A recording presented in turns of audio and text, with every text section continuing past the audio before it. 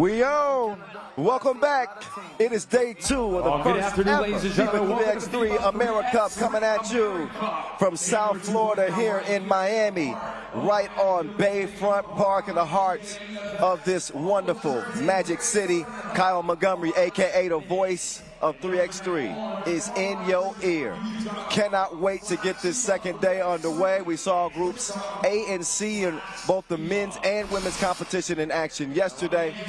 We will get B and D in action today, and by the end of business, we will have our quarterfinal brackets set for the third and final day of the competition coming up tomorrow. Welcome, wherever you may be watching from. Certainly hope you got a chance to watch some of the action yesterday. We had some teams show up and show out, some undefeated squads in the United States American team. We're going to see the United States women in competition today. The weather conditions, as you would imagine. Hey, we in Miami. Bienvenidos a Miami. Beautiful weather. Yesterday, a little bit of an overcast, but today it is absolutely gorgeous here off of Biscayne Bay. More on the weather, more on the games coming up, but we realize some of you are new to 3x3.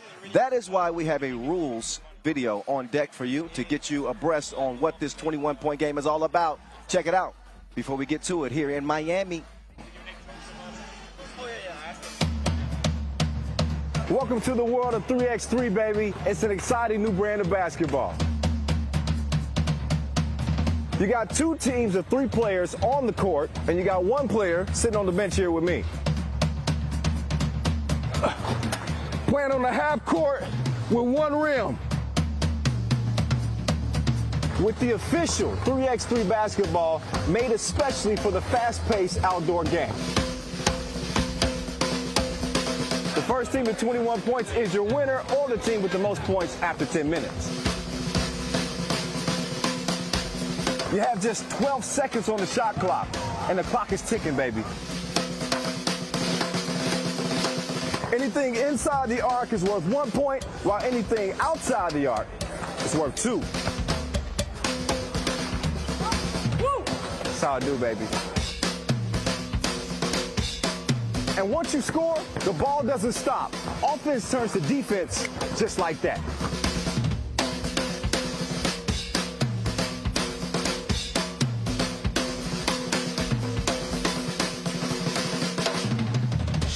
It's a 10-minute sprint.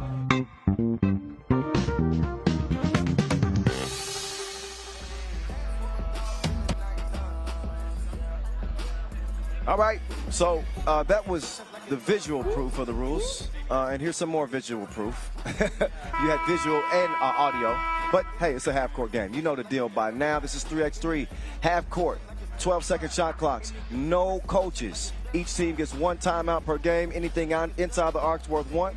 Anything outside the arc is worth 2. It is a 10-minute sprint. It's 2021. It's the year of the 21-point game. As you know, 3x3 made its introduction, first ever entry into the Olympic Games this year in Tokyo. And we are taking off. We're on a rocket ship on the way up. So before we get into the games, pool play action again in B and D. We are going to have the second round of our mixed gender 2-point shootout contest. The final will be going down tomorrow. Top 2 scores from each gender will compete against each other, and we'll hand out some medals. So not only the team competitions, got a nice individual competition. We want to see who the sharpest shooter in Miami is, who's going to bring the heat in MIA. So those players are standing off. We'll get a look at them and see how things pan out. And that'll set the tempo and set the stage for what should be another exciting day of 3x3 hoop. Had 21 games yesterday because we started with a qualifying draw. Today we are going to have 12, so still a full slate. And like I said, this is a game where you can't blink. You might miss something. You know what? It's a 10-minute sprint. Get ready to catch your breath. From Argentina in the house, Argentina. Hey, before we get going as well, please give us a follow if you're not already at FIBA 3x3. Use the hashtag Little bit on Canada. 3x3 AmeriCup. What about Puerto Rico? Puerto Rico in the house. All right. And if you want to follow me, you can do that too. At 3x3, the voice. Yeah. I'm going to save my voice until the games begin. and let y'all enjoy this two-point shootout qualification. And once it is wrapped up, then obviously we'll get to it. 5 balls on each rack, so a total of 10 points available.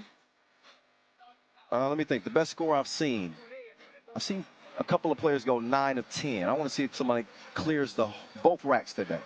We got some guns out here in Miami. Trust and believe. You can see Argentina represented, the United States. You got the Canadian legend Steve Sir making his return with that maple leaf across his chest one more time. Brazil, Dominican Republic, teams from North America, South America, Central America, the Caribbean, all coming here to Miami to showcase their skill sets. Our first shooter is up.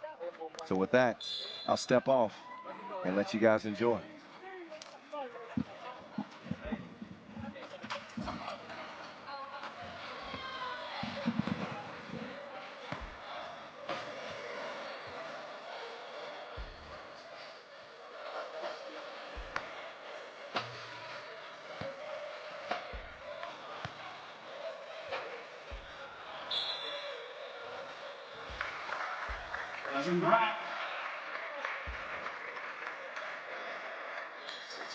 Let's welcome Argentina's Agustina Criminal.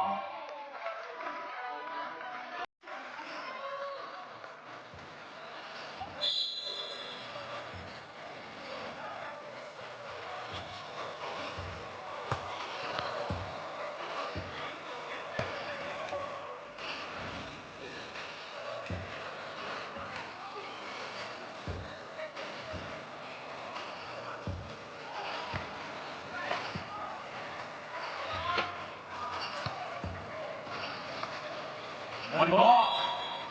Time. Next baller up, Brazil's Victoria Marcelino.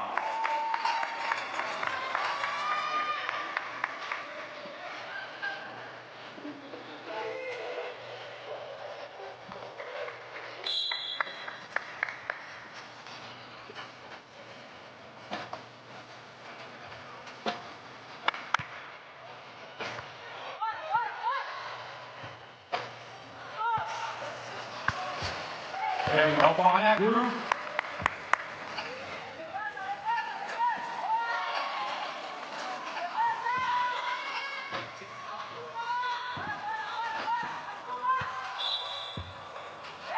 Volleyball, nice.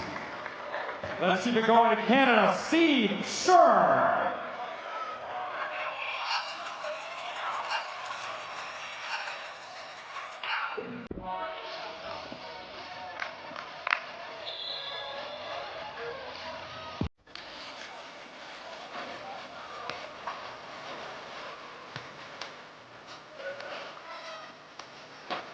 Yeah, volleyball.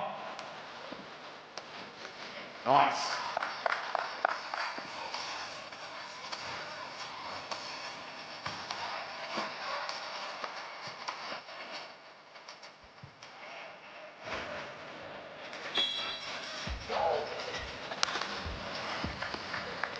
That's a rack. And welcome to Dominican Republic, Diego Moquette.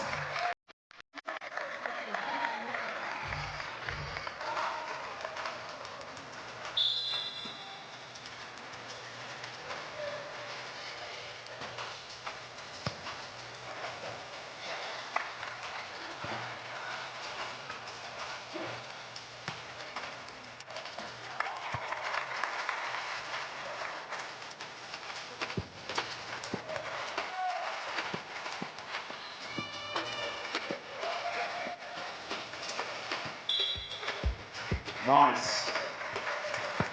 Keeping it going, Dominican Republic, Nestle to the tile.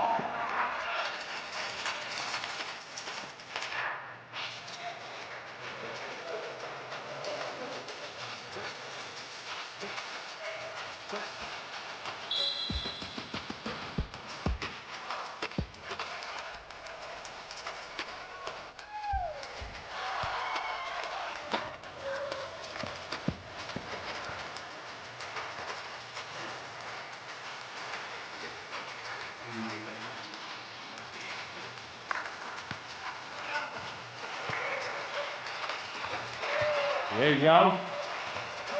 On the ball. Guarding Puerto Rico's own TJ Fernandez.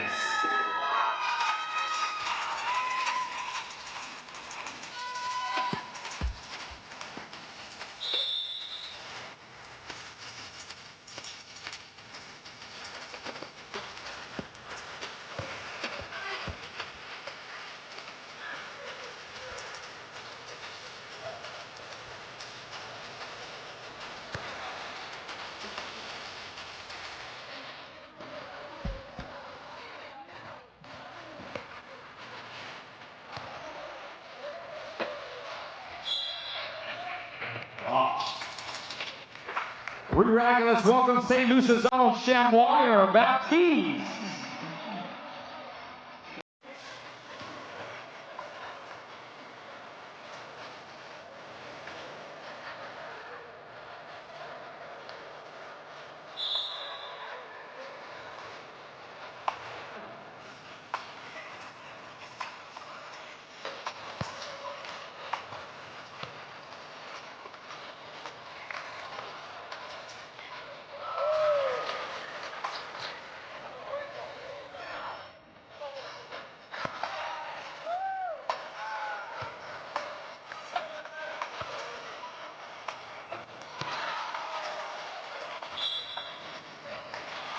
Nice.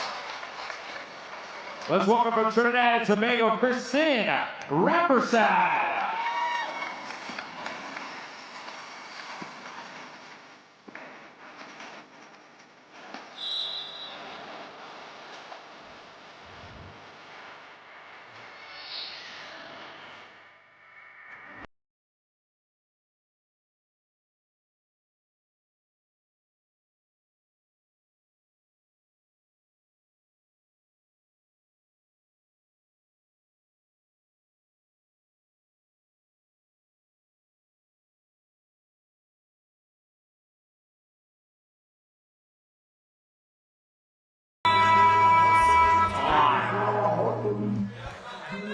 And last baller to join us from USA, Haley Gorecki.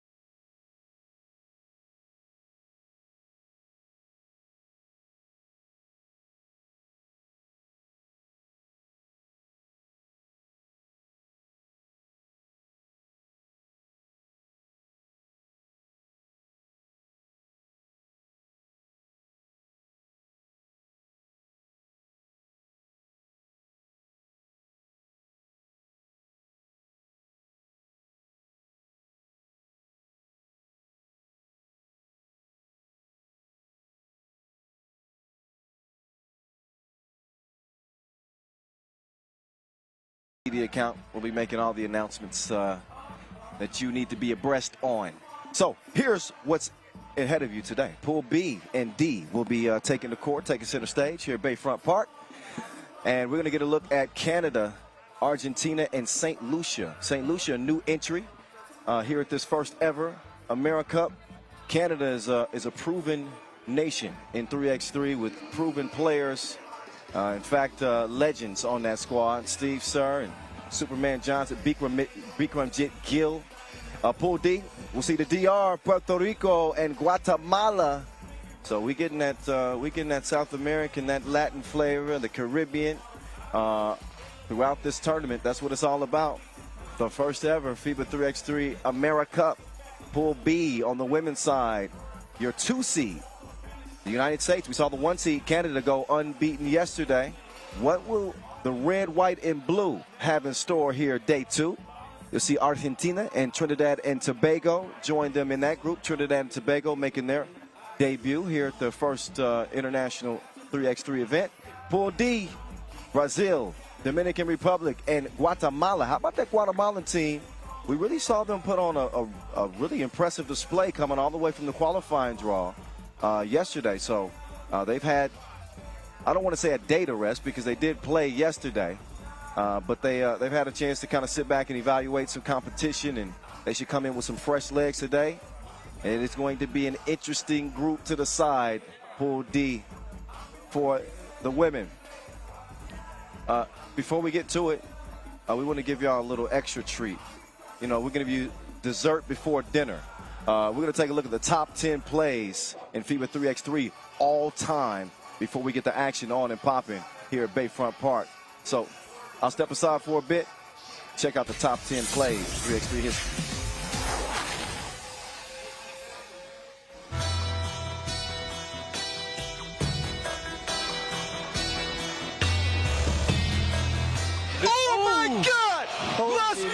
Put him in timeout. That might require some counseling, Zaquila. He put him in the rim. Come on, man.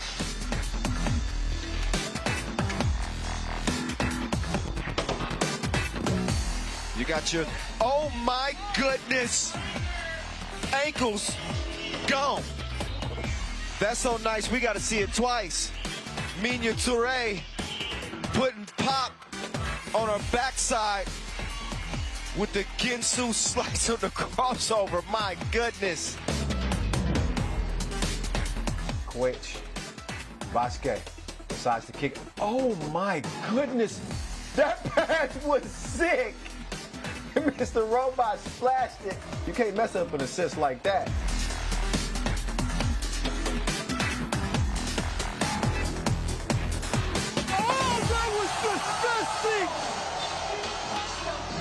Abdullah.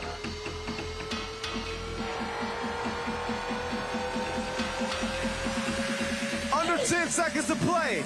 Dragovic, one-on-one with Dusan. Dusan gets a hand on it. Dragovic, oh my God!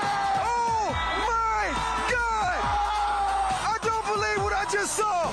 Bogdan Dragovic with the fireball of his life. And he beats Novisada Wanda in an unbelievable comeback here in Beijing to win it.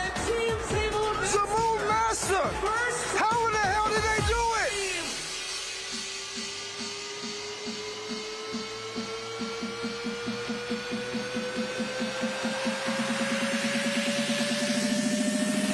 Bulut. Oh my God, what the heck did I just see? Dusan pulling tricks out on him like the court gesture. I think he sent a message on what he out here to do today.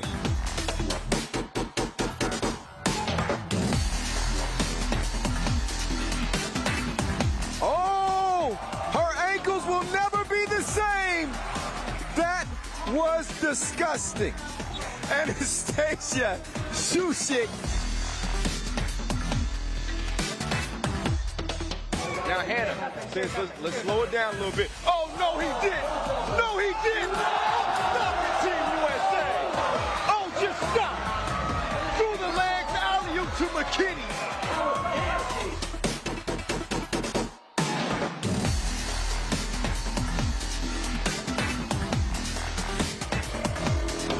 Sir Francis Lisa Berkani. Ooh la la, say oof. Berkani with a pass prettier than your woman crush Wednesday.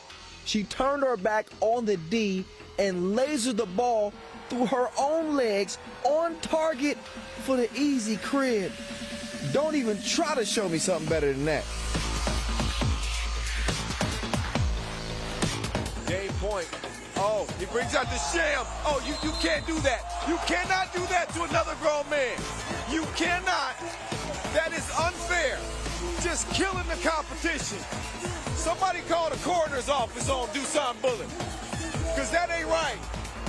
He's done that once before, and nobody in 3x3 pulls that off except the #1 player in the world. Oh my goodness. De La Fuente just got clowned on out here in Amsterdam. How was that?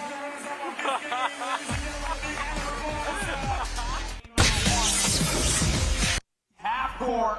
All right, all right, all right. 3 players. Welcome back 1 substitution. to Miami. Absolutely no Man, I know. Fast You guys are anxious for the action to start. I know. Don't worry. We are about to get started in just about a minute. Once again, it's your boy, Kyle Montgomery, a.k.a. the voice of 3x3 in your ear.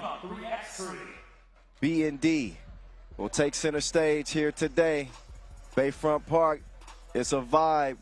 DJ Pee-wee on the 1s and 2s, on the spins. The energy's right. And we know that the play between the lines is going to follow. Big game to start the day. We're going to get our first look at this Canadian men's team. One of the, I guess you could say a favorite. One of our medal favorites here in this first ever AmeriCup. And there's Bikramjit Gill, long time 3x3er. We call him the Bearded King. Beard Gang. New addition on this Canadian men's team. And a not so new addition, Superman. And Steve Sir, the sharpshooter that he has been and pioneer that he's been for Canadian 3x3 hoops. He decided to come out of retirement to show up and represent Canada one more time here at the first ever AmeriCup. It is good to see Steve Sir. Whether or not we say yes in abundance in this contest, we're going to find out. St. Lucia, brand new entry as they'll be hooping in their first ever international FIBA 3x3 event. Got a chance to visit St. Lucia before myself one day. Absolute beautiful place to live. And they come out in the all blue. Troy Loyson, Keegan Prevail, Shamor Baptiste. Saw him getting some shots up pretty consistent from that left wing. See if that's his hot spot in this 10-minute sprint.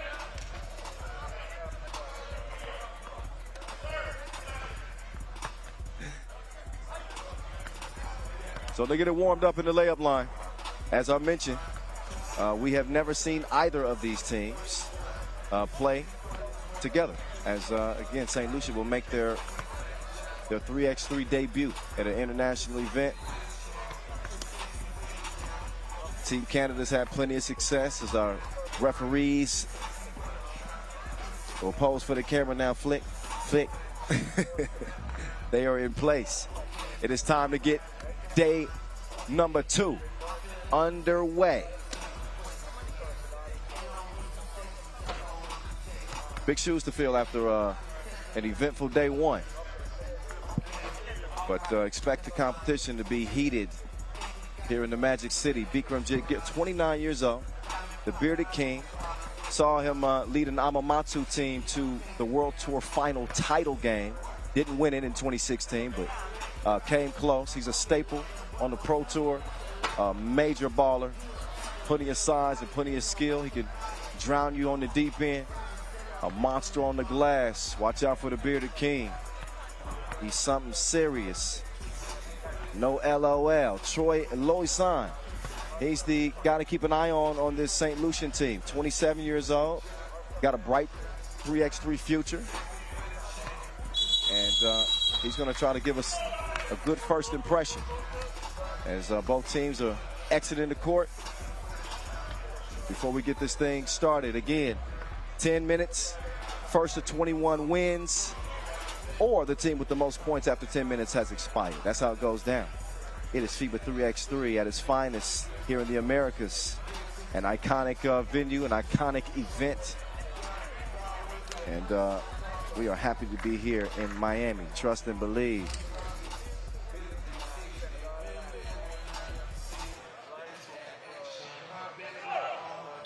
All All right. It's about that time. Here we go. We on and popping. Day number 2. St. Lucia and Canada. Big boy getting tied up. The bearded king, he wasn't having it. Called it wrong. Gets called for the violation. Or so I thought. He was in the paint for a while, but and no violation. Fresh shot clock. And called it wrong. Going back to work. Drops it down low. It's a miss. Superman Johnson. He's going to clear it. Tries to drop it to the bearded king, but the cookie is stolen. Loison too long on the shot attempt. On the drive and the foul. Give me all those. The new addition, Adika Peter McNeely, getting it done. The hoop and the harm. McNeely, 28 years old. Stands 190. Good size on him. Not good touch at the free throw line, but at least he got the layup to go. As Canada draws first blood, Baptiste on the move, drops it off to Calderon, but the lay is a miss. Here comes McNeely over to Steve. Yes, sir. Oh, man. You know how long I've been waiting to say that? Steve, sir, he just came out of retirement so he can just get another tribute ceremony. I'm convinced he just wanted the adulation. I know. I see what you up to, Steve, sir. He's had one in Montreal. He wants another one out here. Oh, Superman trying to get it to the bearded king, but it's snuffed out. Stolen by the St. Lucians. Moving the ball up top to Calderon, but his pocket is picked. Steve, sir, over to Alex Johnson. Superman couldn't get it to land that time. Speaking of Superman Johnson, how good was he on this Canadian team at the Olympic qualifying tournament? Was their leading scorer. I thought, he really elevated his game and gave the Canadians a shot. They did not, obviously, qualify to Tokyo. Yes, sir! Steve with back-to-back two pieces. It's a two-peat, and it's a 5-0 game. Oh, no, that's not going to count. They wanted to end one. They do not get the continuation. First foul on all Canada.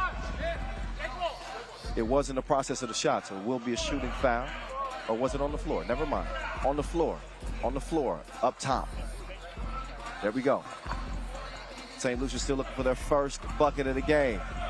Hey, that's a big man. That's a wide load. He misses the jump hook, though. Peter McNeely over to the bearded king. Bikram Jet.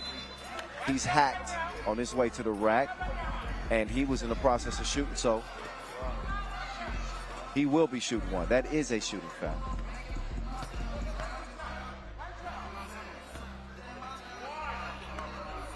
Bikram Jet out here looking like Rick Ross. Every day he hustling. He splashes the free throw. 6-0. Canada's putting it on the newbies. Bearded King defending his territory. He's going to check out. And Steve Sir will check in. The sharpest shooter in college basketball history. Splashes another one, but that was a violation. Shot clock, so no yes sir that time.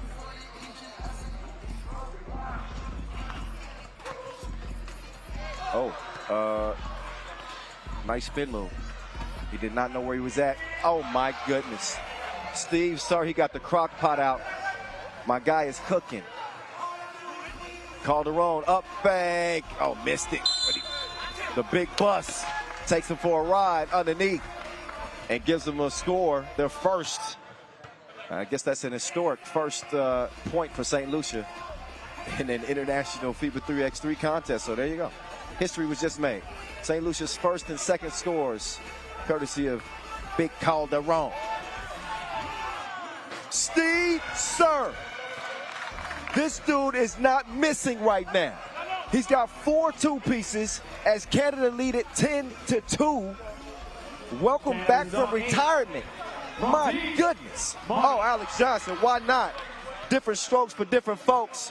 Everybody's stroking on this Canadian team. It's 12-10. as they are putting St. Lucia to bed early in this one. 2.5 minutes in. Why not? Why not? Peter McNeely trying to get in on the act. He does not. Steve Sir is a walking inferno right now. He brought his burner. You gonna get tanned. 14-2.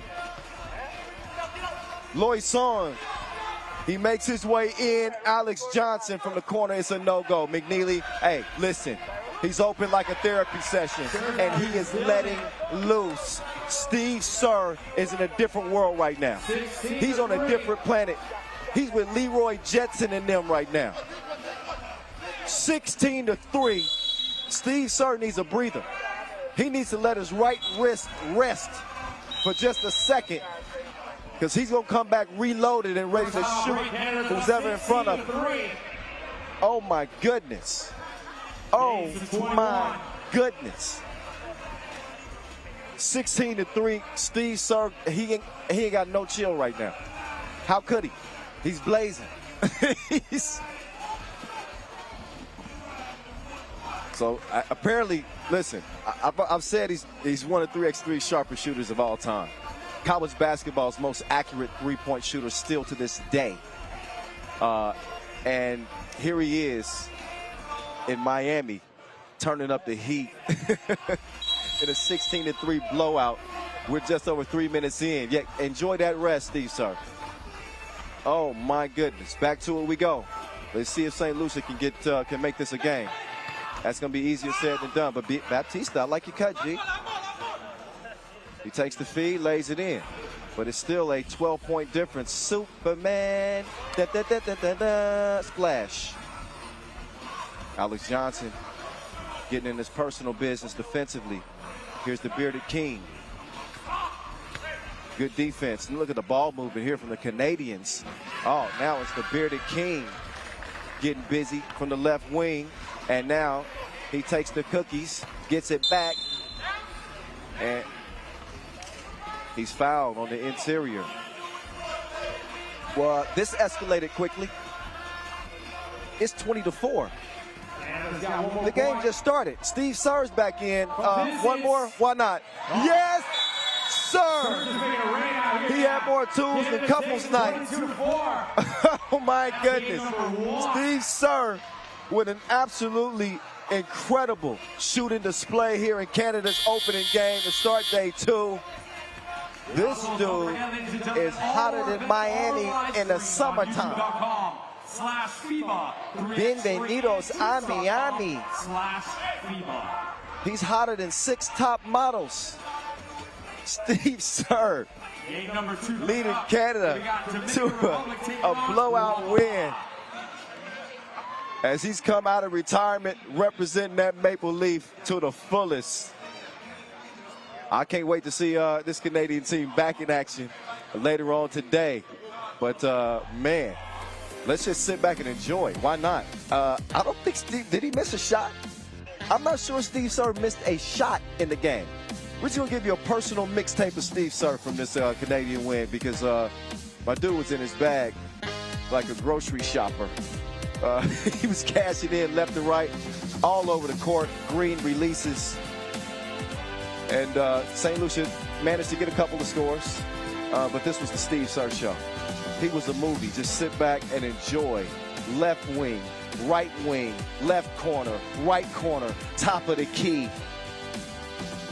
My guy was out here wetter than swim lessons. And he obviously capped the game the right way with one final two-piece. But if my count was right, I'm going to say Steve Sir hit six two-pieces in that game.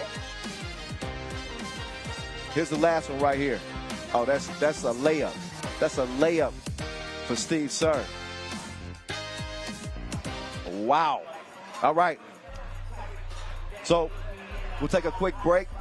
And we're going to break you off with the top 10 dunks of all time. Oh, yeah. And the top 10 women's series plays as well. So enjoy that before we get back to it here from Bayfront Park.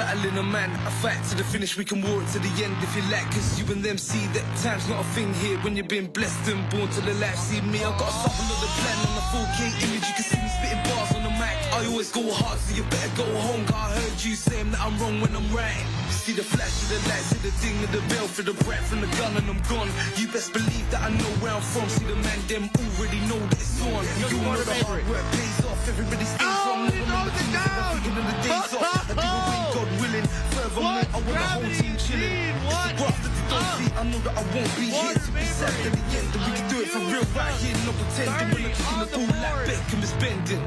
Whatever the weather, I keep it together, I keep getting better, and nobody on the planet can tell me otherwise. Open up your eyes, you better recognize. I'll be set on the stage, ready to go. The way that I know you don't know me, I'm a winner. Expecting the game, calm me, I'm a beginner.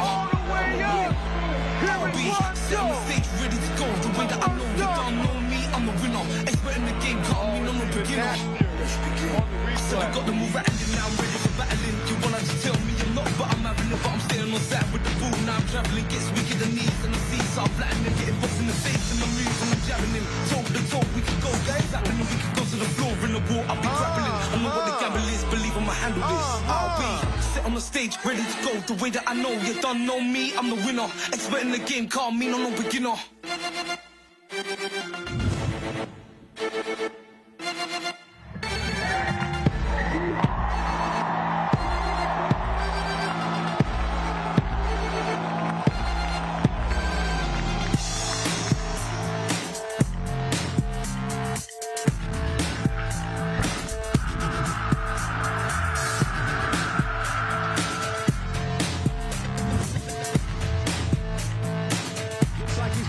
His signature smash, and that's gonna get more views than the rapper from Toronto.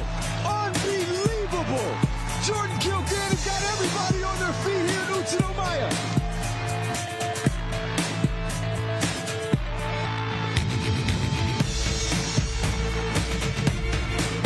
Man, what? I don't even know how you count that. That was a double 360. Oh, my math is off. That dunk was so crazy, I'm confused.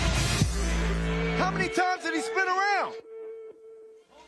I'll be set on the stage, ready to go. The way that I know you don't know me, I'm a winner. Expecting the game, call me, no beginner. I've been there, I'm real. I've been into work when I'm ill.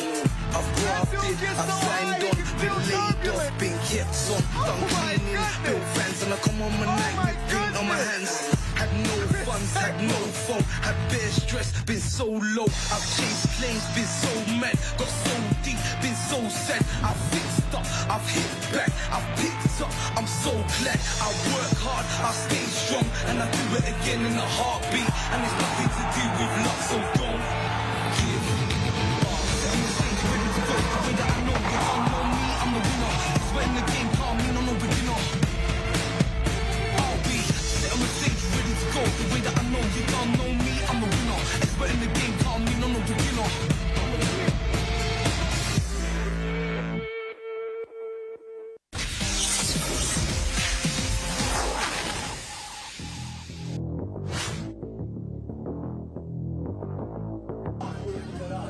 Rodefeld now.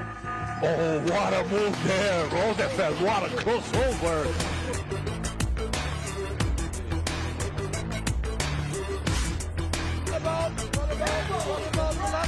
And this is a game ball. This is a game ball. Touré. For the game for the Italians! They win it! The title! What a shot! Garaviti with the steal. Dumps it off to Jimeno. She thought about taking the two. She's gonna step back. Spin move. Woo!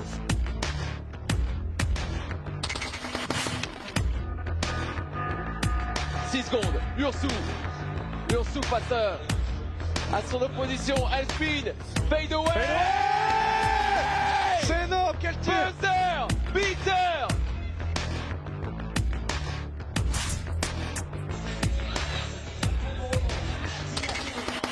Behind the back, driving. Oh, nice move by Touré.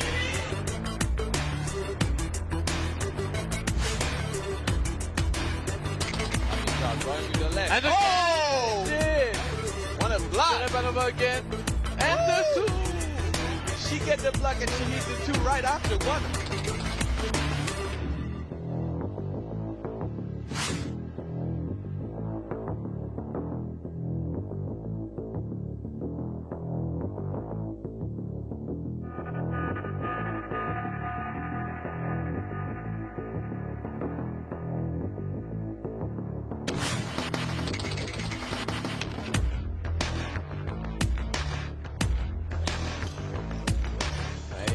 La vitesse et la finition tout en touché.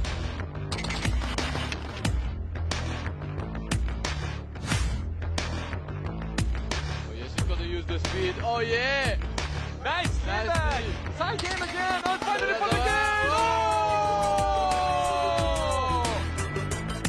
What a shot! What a shot! I told you! Hey.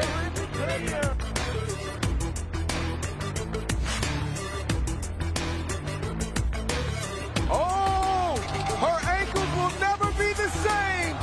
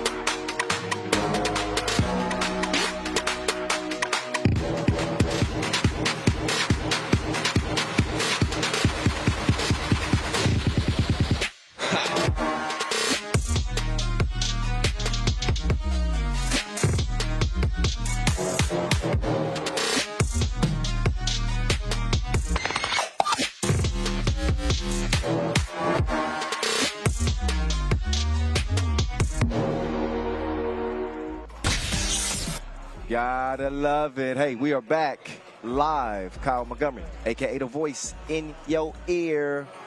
Game number 2 is on deck after we saw Steve Kerr set fire to St. Lucia in game number 1. We're going to get the Dominican Republic, DR, stand up, and Guatemala, who we got to look at in the qualifying draw yesterday. This Guatemalan team, I think they could potentially make some noise. I like the game of Jose Tucson, a.k.a. Curls for the Girls. Just an automatic nickname. He embraced it. He said he wants to hear more of it, so there you go. He's joined by Juanmi Rosales, Mason Guerra, and David Monteroso. Both Guatemalan men's and women's teams qualified to continue to play in the main draw. So they fought to get here. We're going to see if they can fight their way into day number 3. Top 2 from each group advance to tomorrow's quarterfinals. Once we get to tomorrow, those will be our elimination rounds, leading to our medal rounds. Top 3 finishers, gold, silver, and bronze, will get direct tickets to the 2022 World Cup. I believe that's going to be going down in Belgium in 2022. So it's a big deal. It's a big deal. It's a big stage. First ever AmeriCup. We want to see who's going to show up and show out, particularly in the game that's right in front of us. Out comes the Dominican Republic. DR with a solid showing at the Olympic qualifiers. They finished 16th, but they beat a Slovenian team out there, a very experienced Slovenian team. I think they opened some eyes, showed that they can compete amongst the best. So they have Diego Moquet, Rainer Moquet, Saul Mejia, and Shamil Bayas. For Guatemala again, they got David Monteroso, Jose Tucson, Juanmi Rosales, and Mason Guerra. Each one of these Guatemalan players under 27 years old. So they got some youth on this squad. You can say the same of DR. But there's the Guatemalan quartet right there in front of you, ready to roll.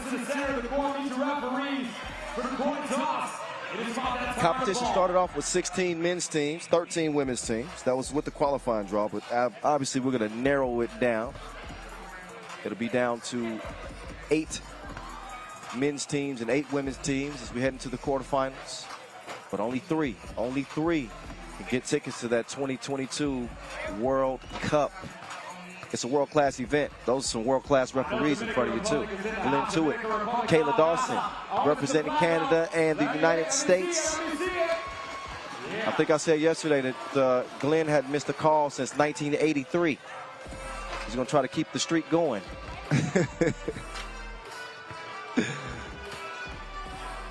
Anyway, we'll get it warmed up in the layup line and get you more familiar with both teams. The Guatemala's 10 seed, as I mentioned, coming from the qualifying draw. Dominican Republic come in as the 4 seed. Both countries with something to prove. There's Diego Moquet, a top gun, or one of the top guns on this DR team. Moquet, 27 years old, rocking number 2. And I think one of the most intriguing dynamics of this tournament is the fact that there's varying degrees in experience, and you just never know what you're going to get with each game. David Monteroso, I know what I'm going to get from him. He's going to play tough on the inside. He's going to defend the rim. He's going to make things difficult on whoever he's standing in front of. But it's the perfect opportunity, perfect stage for stars to be born and new teams to kind of state their claim in the Americas. Again, we got teams from South America and the Caribbean and Central America and North America all competing here at this first ever AmeriCup.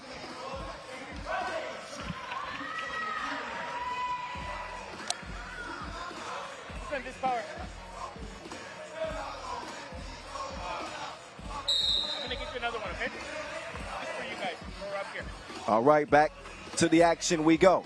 Curls for the girls, gets it down low. Monteroso, no go. Moquet is going to track it down, but it's stolen away. Monteroso will swing it back to the top of the key. Guerra. I got places to go and buckets to get. Vamos. He's out of there. Guatemala strike first. Here come the DR. They chunk the deuces. And ref Glenn puts up the peace sign. That means it's good. Drive and, oh, he thought he was going to kick it, but instead it's a foul that's called. Nice up fake. Quick step. Catch me if you can. Curls for the girls making his move. And he runs into some turbulence on his way up. But he will bounce his way to the top of the key and take over for Guatemala. Oh, quick move. Guerra. Oh, but he didn't finish it. That's okay. Monteroso, he likes leftovers. He gobbles it up. It's 2 up. Moquette moving right. Nice elevation on the pull-up. Oh. I guess the Moquette brothers. I'm going to go out on the limb. They keeping it in the family like Carl Winslow. But the 2 is missed. Oh, and the close range is missed as well. The up fake coming in, drops it off. Cookie in the cup. That's the way the game goes. Sal Mejia is the scorer. Guerra gets it down to Monteroso. He's trying to assert himself on the block, but he's still traveling.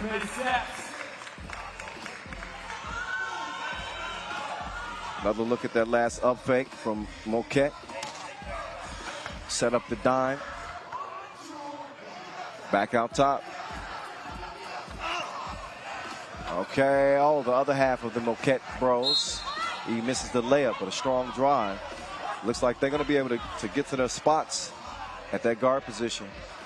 Seeing some quick first steps so far as we're nearly 2 minutes into game numero 2 on day 2 here from Miami. 3-2. Oh, Moquette. Oh, we got to finish those. We've seen a couple of missed layups where both of the Moquettes have gotten to the rim. You got to make those count. It is a sprint to 21. And, you know, if you want to compare it to, say, the 5-on-5 game, there's a sense of urgency with 3x3 from the very beginning. Usually that sense of urgency in a 5-on-5 game, you don't see it really pick up until the 4th quarter. But it's a 10-minute sprint. This is 1 quarter. So you see that intensity from the opening check ball into the final horn. Dominican Republic got the lead, 4-2. 4-2.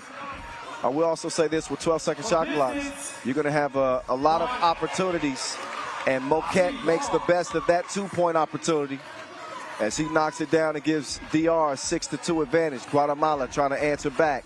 It's going to be tough, though, because this is a game where 2-point shot is at a premium, and, you know, fighting 2s with 1s is like bringing a knife to a gunfight.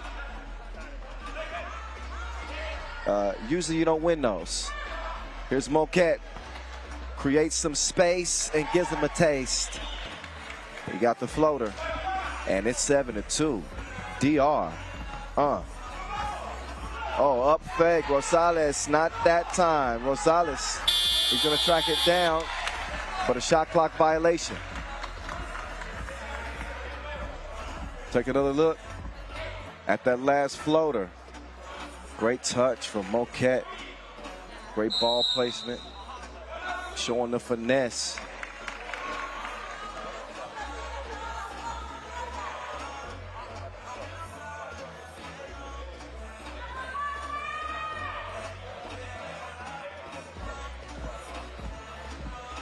So almost 3 minutes in.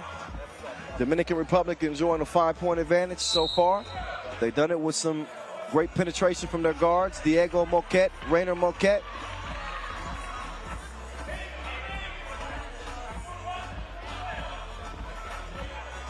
And here's Rainer opening up the possession. Rainer gets it back. Falling away, missed, strong rebound. But the layup is also a miss. So So here's Guetta. Ooh, taking a little contact on the way up. He misses the lefty crib. We let him play in 3x3. You're not going to see any ticky-tack fouls called out here. That foul on the floor on blue. Each team is given 6 fouls. There's no personal fouls. So I'm giving you a little bit of a rule refresher in 3x3. No personal fouls. But if you get beyond 6 team fouls, then that'll put you in a penalty.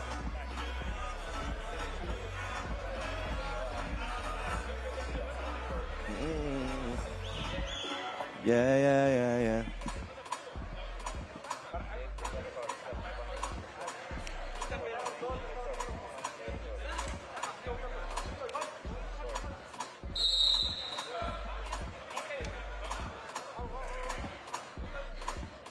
Dominican Republic leads 7-2.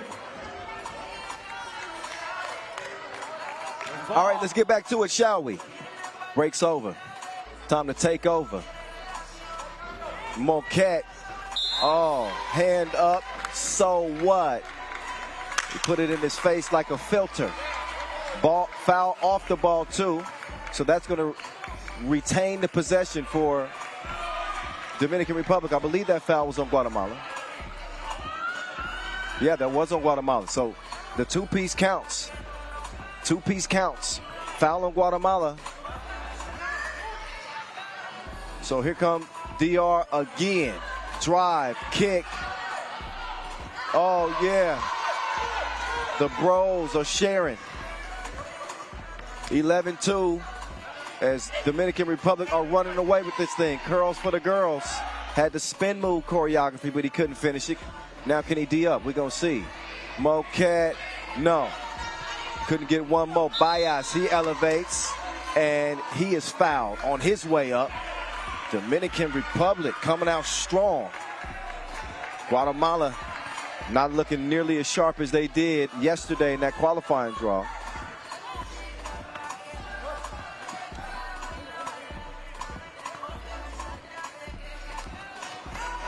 And the free throw is a make.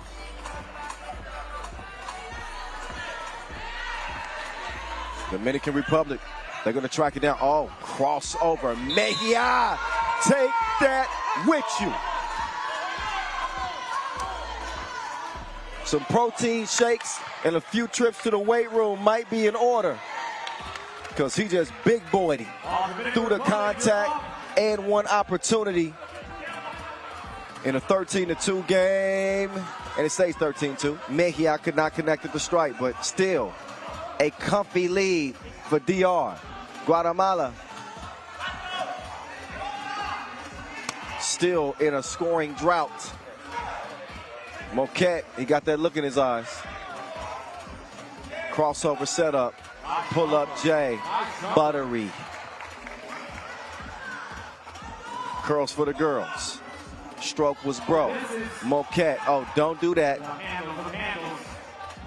Now it's Rayner. You got Diego. Diego, he don't need Dora's map. He knows where he's at in the deep end, splashing. 16-2, 16-3 make that. Oh, Moquette, Diego swings it to Rayner. Sharon is carrying, leads to another double dip. This combo, that's better than ketchup and mustard. Look at the defense as well from Dominican Republic. Man, this DR team is the real deal. I'm not sure I was expecting to see this from the 4 seed. I know the 4 seed, but oh my goodness. Who are these guys? Well, they put their name on the map in a big way. Guetta, he elevates, but it's a brick. Moquette, he's out there at the sport court logo. Oh, he said, you gonna let me shoot it? Someone please call 911. He's shooting them down. Curls for the girls. Finishes. Tough layup. Moquette. Oh, ooh-wee. I saw the idea. He was trying to set up a platter to be devoured, but the defense wasn't having it. They said you ain't get nothing easy. Monteroso, he left something. It's got Wilson on it, and it's blue and yellow. That is going to go over to the DR. So far, they've known what to do with that blue and yellow thing, and that is put it in the rim. Bias. Moquette got some space. Oh, couldn't knock it down that time, but these Moquettes been more wet than anybody else on the court. Thank you. Mejia, he's going to get in on the action as well, and that's it. That is it. That ended with almost 4 minutes left on the game clock. 21-4, Dominican Republic just hand Guatemala a beatdown. That was bullying. We're gonna need to call some authorities in here. They keep doing that. DR, stand up one time. Guatemala, y'all got to get it together. We see both of these squads back in action again as everybody plays everybody in the group. Top 2 move on. 3 teams per group, but I'm telling you right now, if Dominican Republic was not on your radar, you might need to recheck your signal, because DR is in the building in a major way here in Miami. 100 countries, 1 billion views on social media. All events are live streamed on Wowzers. youtube.com/FIBA. So, couple of outstanding shooting displays to start the day. First, we saw the Canadian sniper, Steve Sir. And then we saw the Moquettes. Then we saw the Moquettes getting busy as they set the tempo for this DR team, whether they were wreaking havoc in the paint or they were splashing in the deep end. This is a versatile team, great ball movement, and just knockdown shooting. Unbelievable. We are off to a hell of a start here, day 2. Am I right? Am I right? Well, we're going to see what the ladies are going to bring up next. 2 men's games are what got us started. But we saw 2-piece after 2-piece after 2-piece. And DR run away with it. A few last looks at what they were able to do. That was like varsity against JV. Not a fair fight. All right. We're going to step aside for a quick bit, but we ain't going to leave you empty-handed. We're going to give you a look at Sierra Burdick of Team USA, her run to gold in 2014, and the USA Women's 3x3 Olympic qualifier mixtape. So we'll get more acquainted with the red, white, and blue before we get back to the action. Check it out.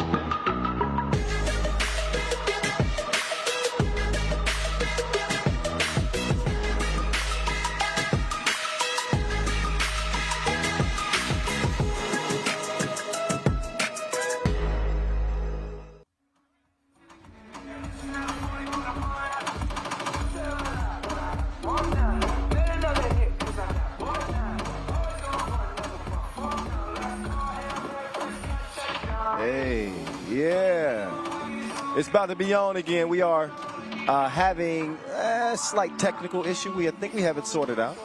And I think it's almost time to get to this next game. USA is on deck. The ladies, after we saw the men's team go 2-0 yesterday with their new addition, Charlie Brown. He came with NBA experience. This is a WNBA-laced United States team with Blake Dietrich, Brianna Jones, Sierra Burdick, and Haley Gorecki. And make no mistake about it, we talk a lot about how huge 3x3 has been in Europe for better than a decade. The United States has really stamped their mark in 3x3 when you look at how they fared in national competitions. Gold medals at the 2012 FIBA 3x3 World Championships, also gold in 2014. Of course, you can't talk about the United States women's 3x3 squad without mentioning the gold medal, historic, as 3x3 made its debut in the Olympic Games just this summer in July. So once again, shout out to that historic, iconic squad that we saw get it done with Stephanie Dolson, Alicia Gray, Kelsey Plum, Jackie Young. Congratulations to them. They are trailblazers in American 3x3 for the ladies side. This is an all-new American representative team. So none of these four represented in the Olympics, but they certainly represent in their pro careers. More on this American team in a bit, but we want to show Trinidad and Tobago some love as well. Of course we do. They got Chevelle Cox and Kylie Connolly, Kristen Rampersad, and Nakia Baptiste. They are making their debut. This is their first ever FIBA 3x3 event. So that's a hell of an assignment. Your first game to be going up against this loaded United States team, which is a 2 seed. Again, we're having some fun with the crowd here. That's what we do. We're just keeping the vibes going here in Miami. But I assure you, game action is well on the way.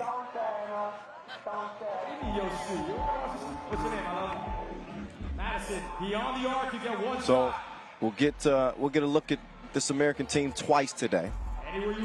First up, obviously, they'll play Trinidad and Tobago. And later on in the afternoon, we'll see Team USA against Argentina. That'll be their second game in group play.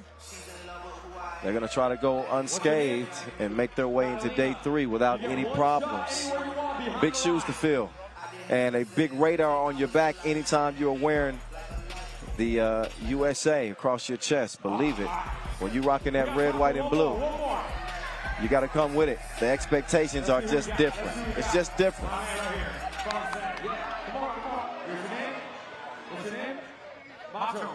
You're the last one. Don't leave my court.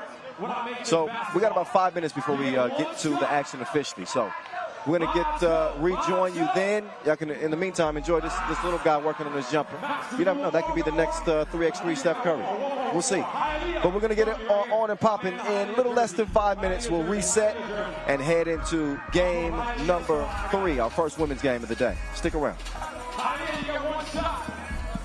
One shot. All right. We'll come back to it. We got USA, Trinidad Tobago on next. Cairo, Lucia, to the basketball.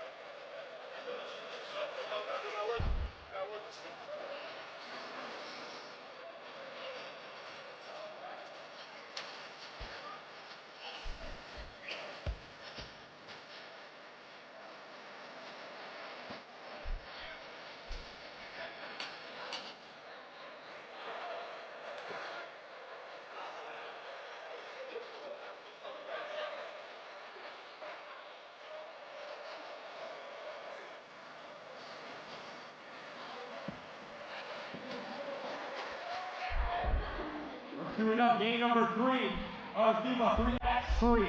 Game número 2.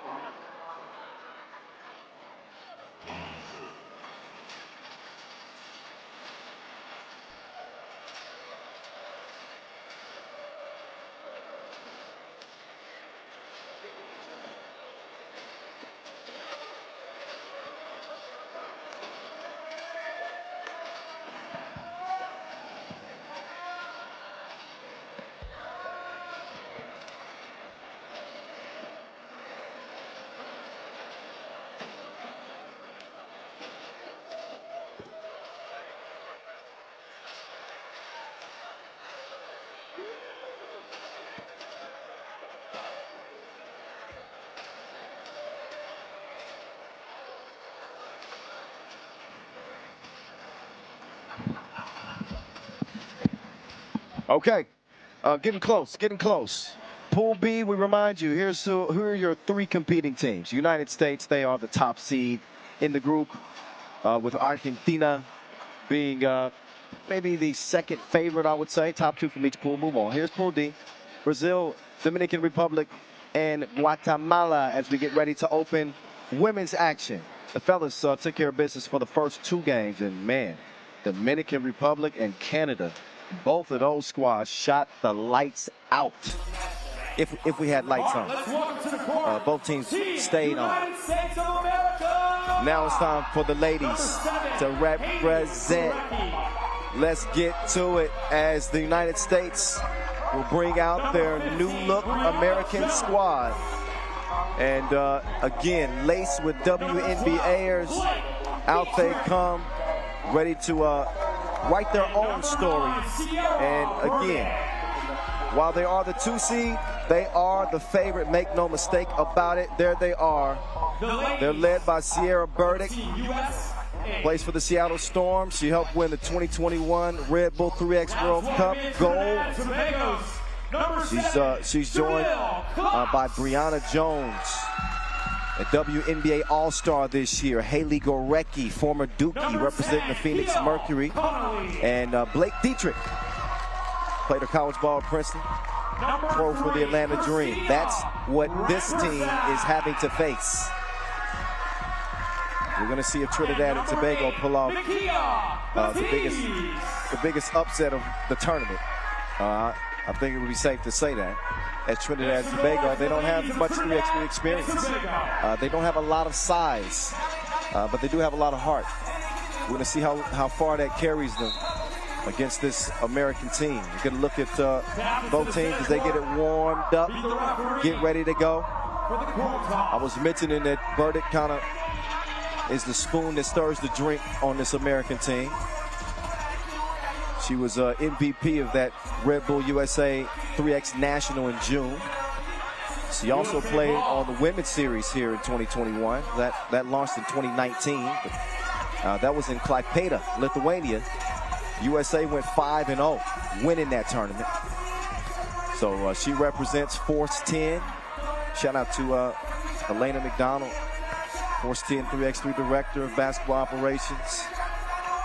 Also with the Seattle Storm. They're doing some really exciting things in the future. I don't want to let the cat out of the bag. I'll let them make the announcement. But thanks again for joining the podcast and giving us some of that breaking news. Sierra Burdick, she's the truth. No lies detected. She's going to get ready to get to work, providing that size and that dynamic skill set. Brianna Jones, oh my goodness. You want to talk about holding the block down. I think she's going to be able to handle those responsibilities. Meantime, Travelle Cox, keep an eye on her. See if she can make things difficult on this United States team.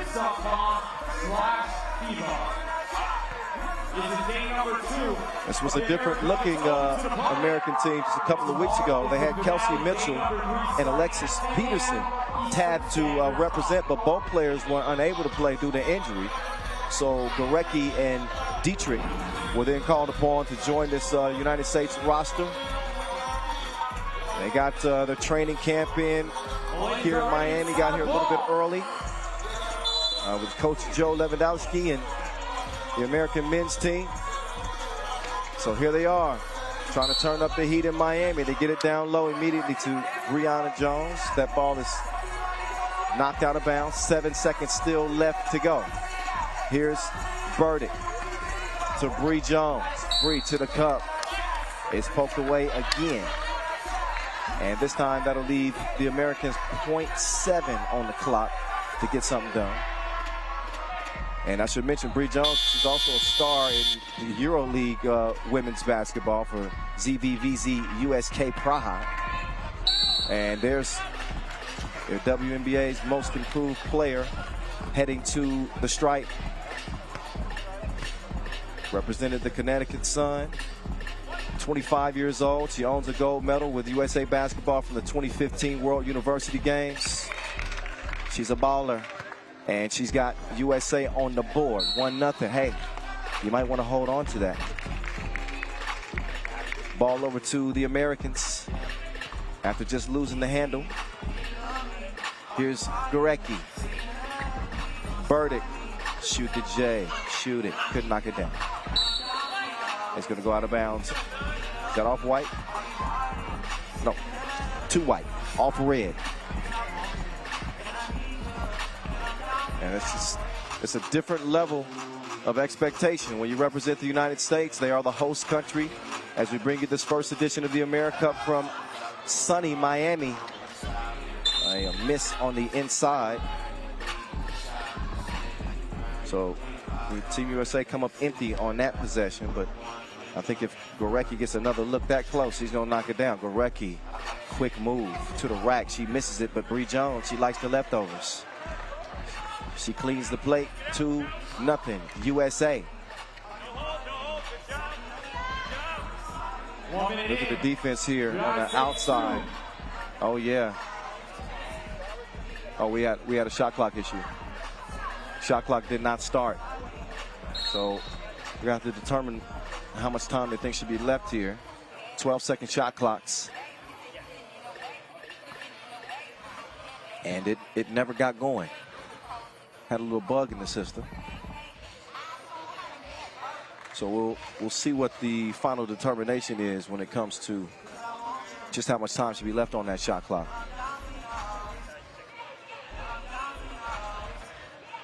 And I'm down for you always.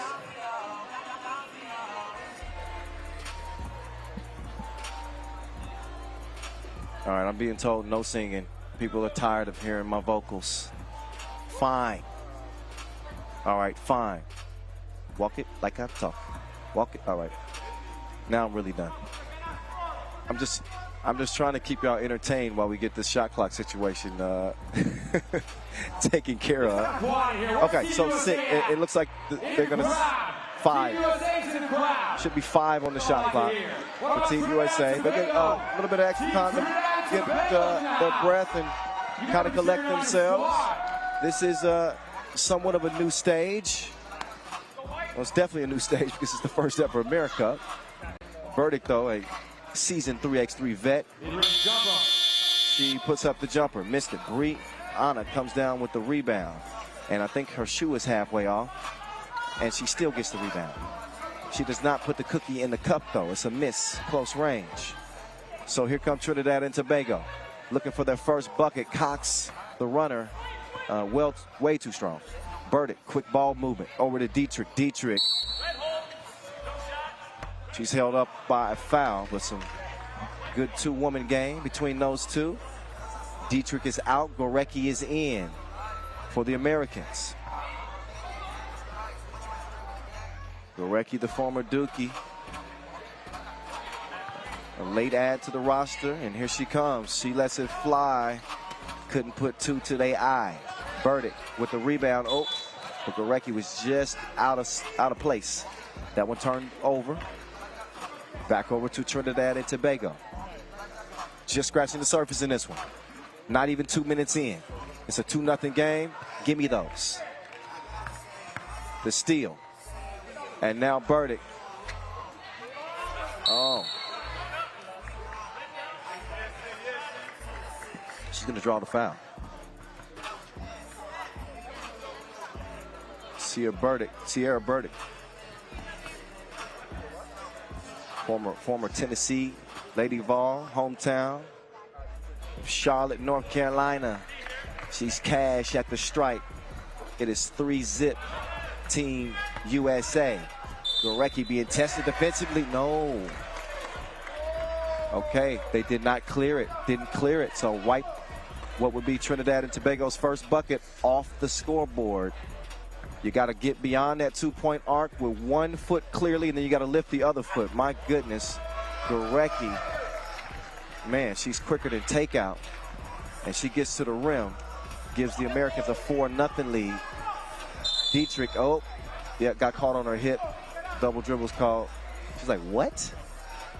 Are you serious? No. I think she recognized it. It did get caught up on the hip, so that's a good whistle right there. Meantime, now Trinidad and Tobago are going to get on the board. Difficult shot there over the defense for number 10, Kylie Connolly. But they leave Dietrich wide open. Now she's got a double date. You can't double dare her. She's going to make it count. 6-1. That one thrown away. Ball back over to White.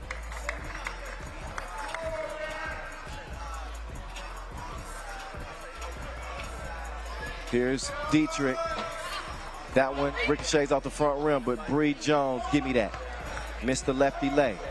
Ball over to Red. Oh, the defense straight lockdown. And the vision is VVS clear. 7-1.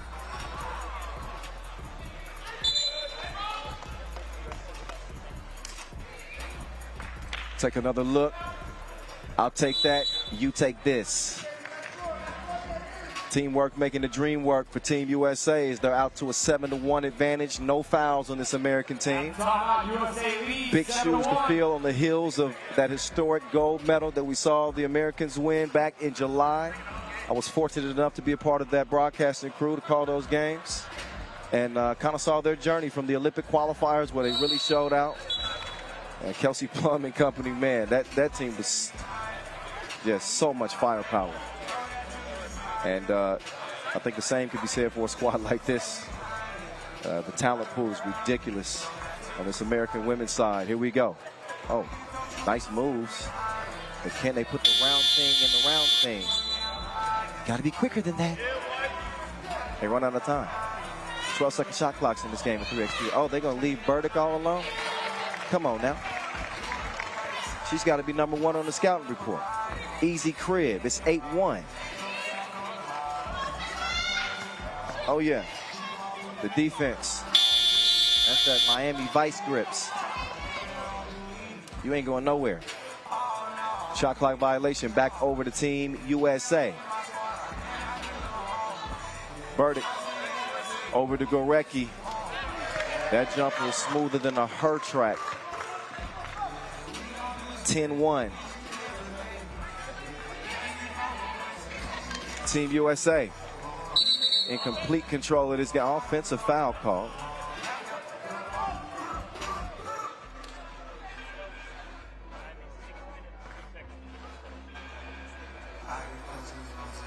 So on come the Americans once again. There's Dietrich. She had Gorecki cutting to the bucket. Instead, they want to feed Bree Jones. Why not? Get big through the contact. She's going to have a chance for an and one. I think every time I've seen Bree Jones, she's smiling. She's very smiley. I was going to say she ain't a killer but no pusher, but she is a killer. Whether you push her or not. It's a monster behind that bright smile, I'm trying to tell you. That's just to lull you to sleep. Meantime, she's going to cash in at the free throw line, and it's 12-1. United States running away with this thing. There's Burdick. Oh, she faked the cut to the baseline. Like the action that we're seeing. And I like that too. Two-piece, no biscuit. Gorecki. 4-1. And the 2 was launched by Trinidad and Tobago, but nothing happening. Good defense, though, to break that backdoor cut up. So still 9 seconds left on the shot clock for Team USA. Men's team watching. Reem Mannix, Canyon Berry, Trey Bardsley, and Charlie Brown. 2-0. Oh, another one. I thought Hot Girl Summer was over.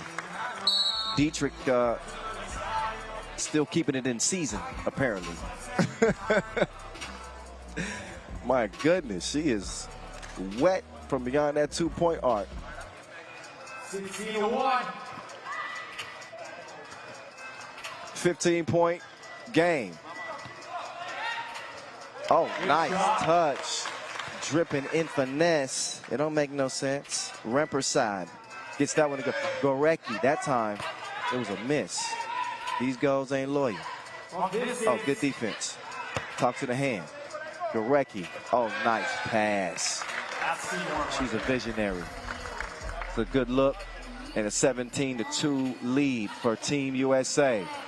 More suffocating defense on the perimeter that Trinidad and Tobago have to deal with. They do manage to get a shot up before the horn sounds, but they end up with the rebound. So showing some nice scrap is this Trinidad and Tobago squad. Oh, but the block, she sent that back to her. We don't want you here, fam. Gorecki, that one off the target. Bree Jones, easy breezy. 18-2. USA closing in on that 21-point mark. And there's some smooth criminals. Another thievery as Dietrich sets the table. That's good eating. Bree Jones with another easy lay. Nowhere to go on quarantine in the corner. So, and Jones gets a hand up, throws the shot off. Dietrich, you know she's got to be thinking about that 2-piece. Oh, instead, she wants to share. She got good home training. She gives it up and gets it back. Oh, and another gangster slap. Bree Jones gets a hand on it. Gorecki, top of the key. Wetter than swim lessons. 22-2. A beatdown for the red, white, and blue with 3:36 still to play. Oh, my goodness. Look out. The Americans are showing up and showing out. Everybody getting in on the act as well. 1 through 4. Welcome to FIBA. And they are going to start their AmeriCup debut in the winner's circle. So, our senior communications manager slash sideline reporter slash social media manager slash wannabe shooter, Julian DeBubbs. He's standing by with Sierra Burdick after the Americans' first win to start their campaign here in MIA. Ju, over to you.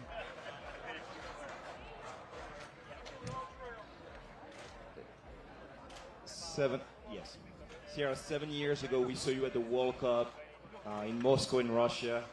You're even dunking in between games. And you're back 7 years later. Tell us about what drove you to come back to 3x3.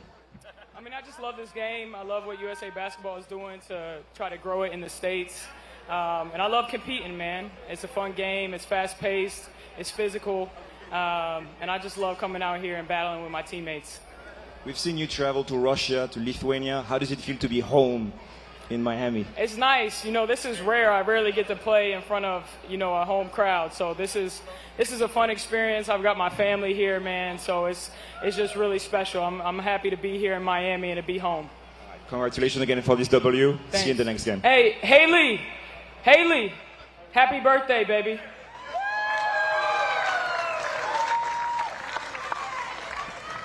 Big shout out to Team USA taking the W. We're queuing up the next game, and we'll do Brazil versus Guatemala. Oh wow, that one got by me. It's Haley Gorecki's birthday. There's the birthday girl right there. That wasn't much of a gift that she gave Trinidad and Tobago. But yeah, happy birthday. I don't know how I missed that. I'm gonna have to make it up with some type of birthday card or something. Let's just say she's gifted. She should come with a card. There is Gorecki showing some of her specialist shooting skills. She and Dietrich, man, they were knocking them down like happy hour. Nice guard combo, and you see the ball movement.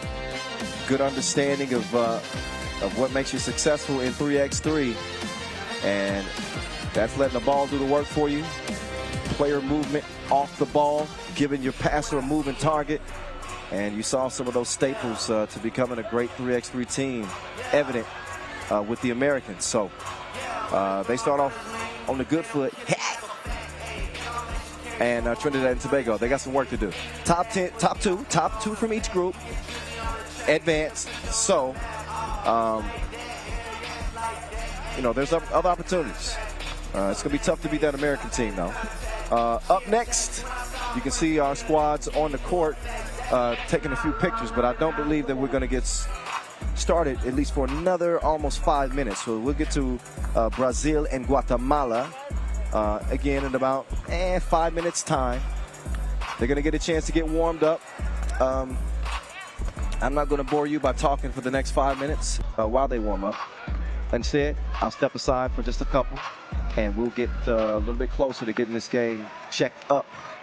And I'll hop back on, give you all the deets. Don't go nowhere. I will find you.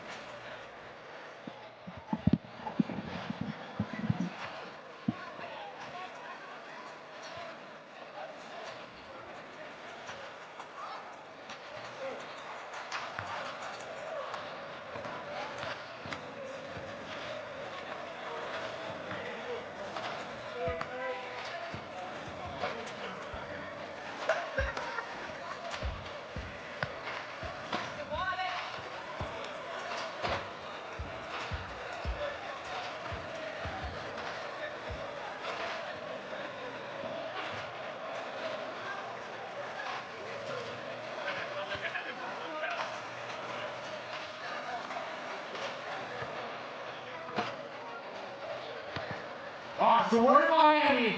We got any Miami Heat fans in the house? We're all Miami Heat fans in the house. Then you definitely know who this guy is right here. Please welcome to the FIBA 3x3, three-time NBA champion, Bernie!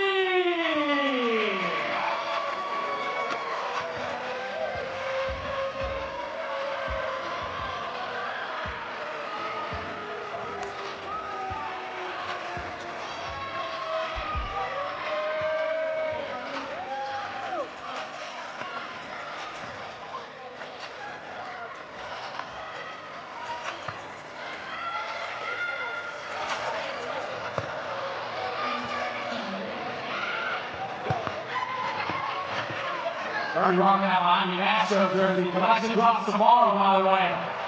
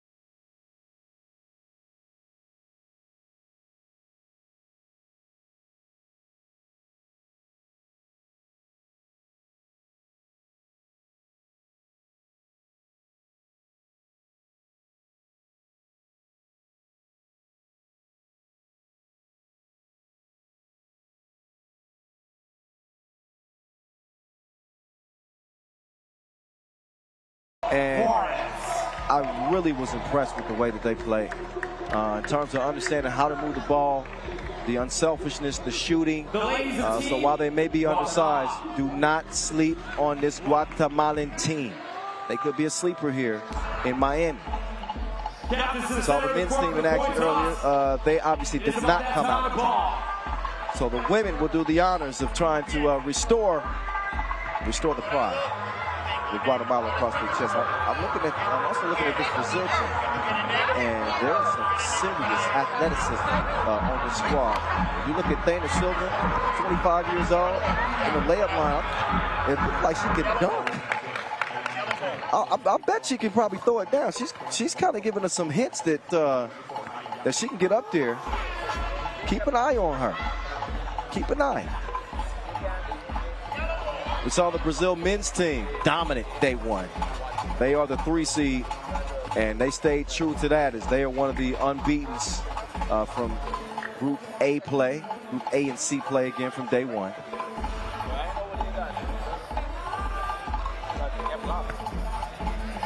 And that Brazil men's team actually in Group C. They handled business against Chile and Jamaica. And there she is. I told you. You see how high she's elevating on those layups? She's touching the rim with you. I need a dunk. She shouldn't have showed me this.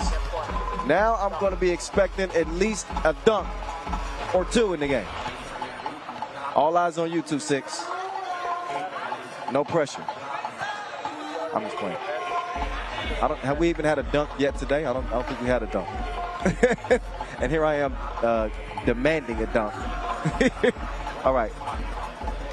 Let me stay in my place. There's Vicky Juarez. Great shooter. A great shooting team. I'll say that. In Guatemala. They'll have their final words before we get this thing checked up and on and popping. Game number 4 of a 12-game slate here, day 2.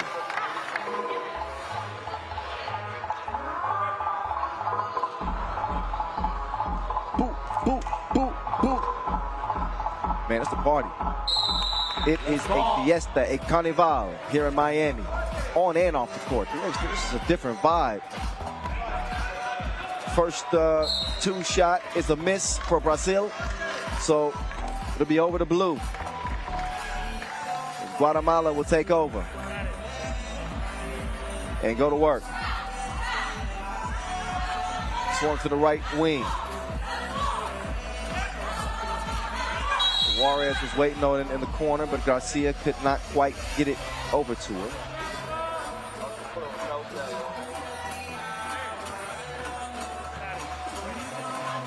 Long ball, too strong. Quick feed down low. And that's going to be made to count. So Sasa getting it going underneath. Sasa, she's going to check out. And Victoria Marcelino will check in. Brazil, they have been featured prominently in international events before, so Brazil not a new representative. But not exactly the standings that they probably hoped for on the women's side. 18th place finish at the 2012 World Championships, a 15th place finish in 2014. And the World Cup in 2019, they finished 21st. So, not exactly a storied history, but they can create their own history right here, right now. Garcia got the quick step, but she had too much on the lay. Quick feed back down to Sasa. Sasa doing the salsa. She's dancing on them down low and putting the cookie in the cup. 2-0. And so far, too much size from this Brazilian team. You knew that it was going to factor in. The Guatemalans, what they do lack in size, they do make up for in speed and passing. But a weakness is a weakness. And if you ain't big enough to battle down there and you got a team that can consistently put the cookie in the cup, you could be in trouble.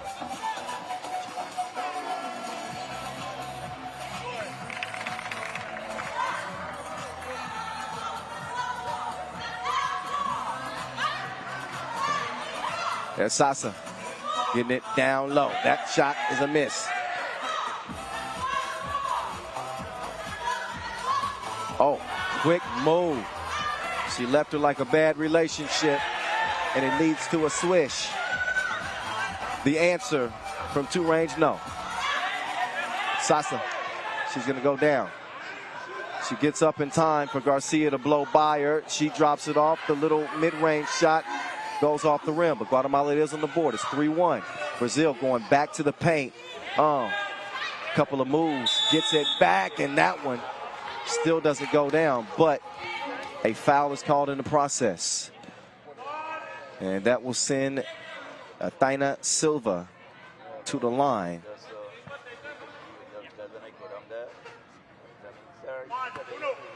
She had more moves than U-Haul.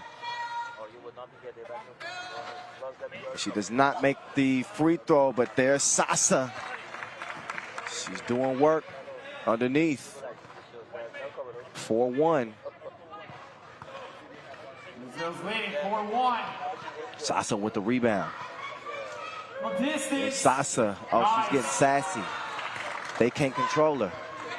She's having a scoring fit right now, and it's 6-1. She's leading the way, but from deep, it's Juarez wet. 6 to make that 7-3. There's another score goes in on the inside. The Brazilians showing some of that versatility. They can do it inside and outside. Juarez that time, it's a no. Going back down to the post office, but Taina is fouled again.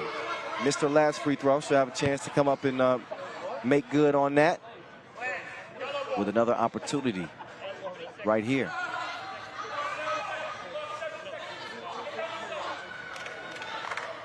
Oh, or maybe not. That was not. I thought that was in the process. That was called on the floor. So they're also going to correct the shot clock. 7 seconds. Should be.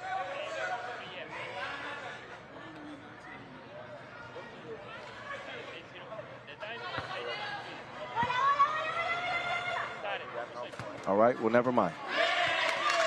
Maybe I don't know. Well, in any case, we play on. Guatemala trailing by 4. They got 3 fouls. Oh, and a missed one. Gotta have those. Guatemala on the attack now. Good ball movement, but I'd say better defense. Yeah, lockdown defense. Forces a turnover, and I think Blue want a timeout. They use the timeout, get 1 per game, and maybe a little bit questionable. I'm not sure what they wanted to sort out, but you got a TV timeout coming, first dead ball after that 7-minute mark. You really got to be smart with your clock management in 3x3. You really got to be smart with your substitutions. And maybe that shows a little bit of the inexperience. You want to save those timeouts for late game situations. And use your TV timeout breaks to get beyond that 7-minute mark, and also another one just beyond the 4-minute mark. But it's water under the bridge now. Timeout has been called. They got the breather that they needed. They've regrouped, and now we get back to it. 7-3 is where it stands. 2 is up, but it is not down. And it ain't that windy.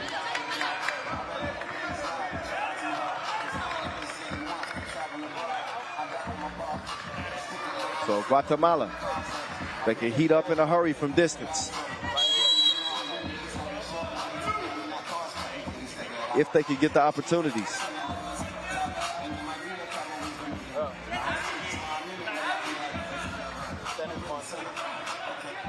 Oh, good defense on the perimeter. Oh, and another shot clock violation. They have got Guatemala on quarantine. They got them on punishment.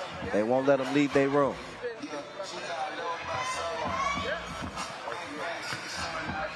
Strong move. Count those. Big bucket from Marcelino.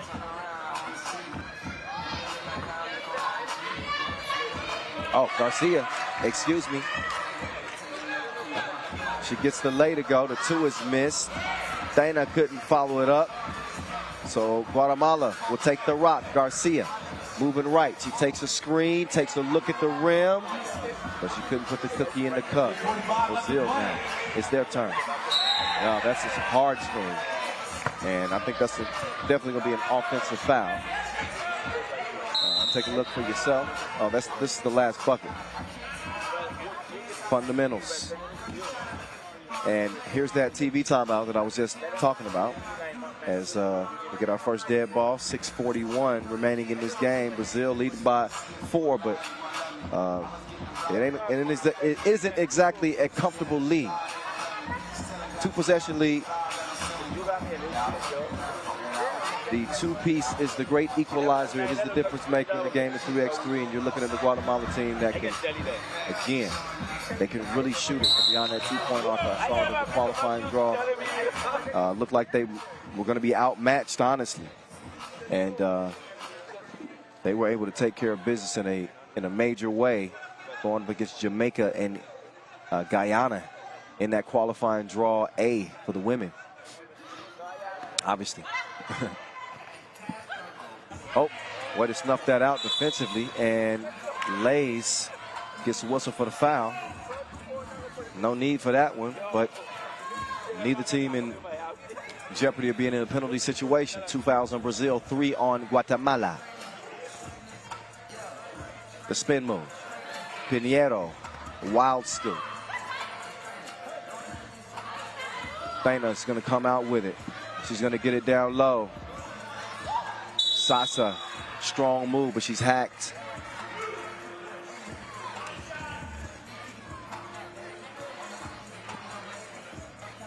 So one shot will follow here for Sasa. You know you got to be cool if you go by one name. Sasa. Sasa with the swish at the line.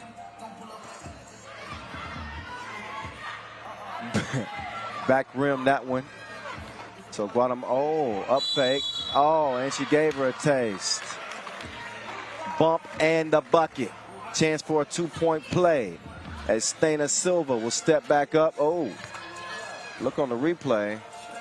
I think she might have got away with one there. Hey, can't see it all right? Didn't see the free throw clearly.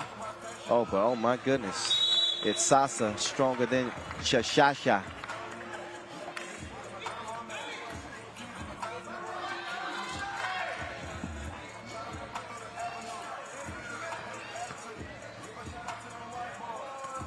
Quick move, kicked out. Oh, the move got to the spot, but that scoop was tough. That's the length of this Brazilian team. And I think Thaina was spent to the ground. She did not get the whistle. Instead, ball out to blue. Driving kick, Valencio. Cash money. Oh, look at the moves. I told you Sasa was stronger than Cachaça. Yeah. I've had a little bit of Brazilian liquor. Dime time. Baseline setup. Oh my goodness. She put her own spin on things. Left the defense dizzy and finished on the other side of the rim. Sasa is in her bag. And she's led Brazil to a 12-8 lead. Still not out of reach for the Guatemalans.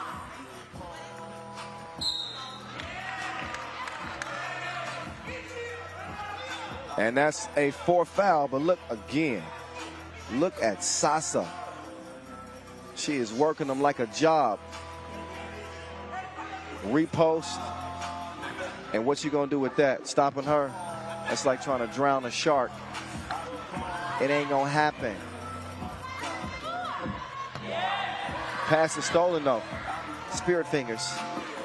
The active hands lead to a good look, but Guatemala have yet to start cooking. You know who is cooking? That is Sasa. She did not get that one to fall from deep, but it was cleaned up on the inside Estana's been all over the glass like Windex. 5-point lead, almost got crossed. Stepping through, Perdóname. Vamos, straight to the rim. As Guatemala ain't going nowhere. Brazil's been punishing them in the post.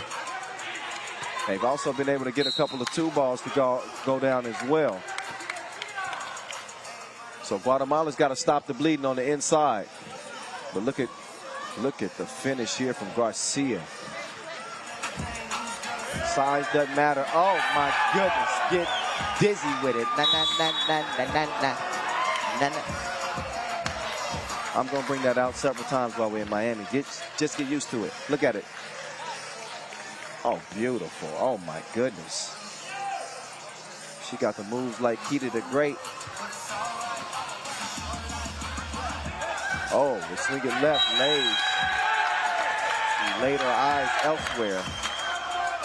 And that ball is out of bounds, back over the blue. And it's only a 3-point game. Pinheiro. Juarez, not that time. Sasa, they double dared her. She misses that 2-piece, but the rebound goes to the Brazilians. Victoria got the handle back on it. She gets it to Thana. Thana, way off in there deep end, like usual. They're wetter than the Amazon. Brazil continuing to splash from deep as it's 15-10, and they keep this Guatemalan team at bay. 3:32 still left in this contest. Yes, timeout. And a final TV timeout as we are under 4 minutes of game time. There's Thana. She calmly gets 2 toes behind the line, and then she shreds the threads. Love the versatility from both of these Brazilian bigs. You look at Thana and you look at Sasa. We've seen them both dominate on the inside, but we've also seen them capable shooters from beyond that 2-point arc. So a lot of credit to Brazil so far in this game. Played a clean game defensively as well, 4 fouls. And while Guatemala, they are a spicy pick to mix things up. They are on the short end of the stick in this one at this point. 3.5 to play. We're going to see how this thing ends up as we get back to it. Thana trying the other side.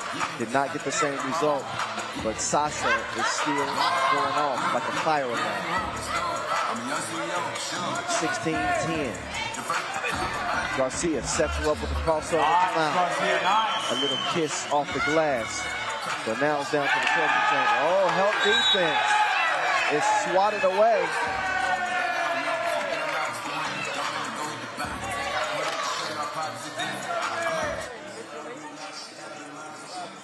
Look again. And Sasa on the glass and putting the cookie in the cup. She's going to get a breather now. And Garcia is going to run out of time. They got to be more aware of that shot clock.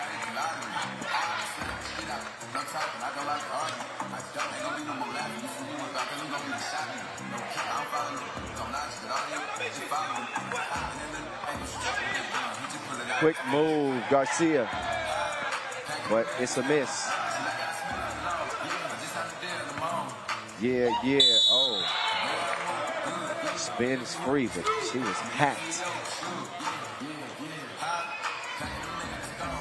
I'm trying to tell you, Sasa is a problem. Sasa is a major problem. So dangerous down on that block. Soft touch at the free throw line. Sasa, who stands 182, 27 years old. She's on go mode. And Brazil driving to their way to what looks to be a win. They lead it by 6 with 2.5 to play. They're 4 points away from putting this one away. 2:26 and counting. And Victoria's long ball is too long. But Sasa is continuing to dominate. Alcatraz couldn't hold her at this point. Oh, Garcia trying to set something up. You're killing me. Another look at Sasa's body of work. She's continuing to put Guatemala in a body bag.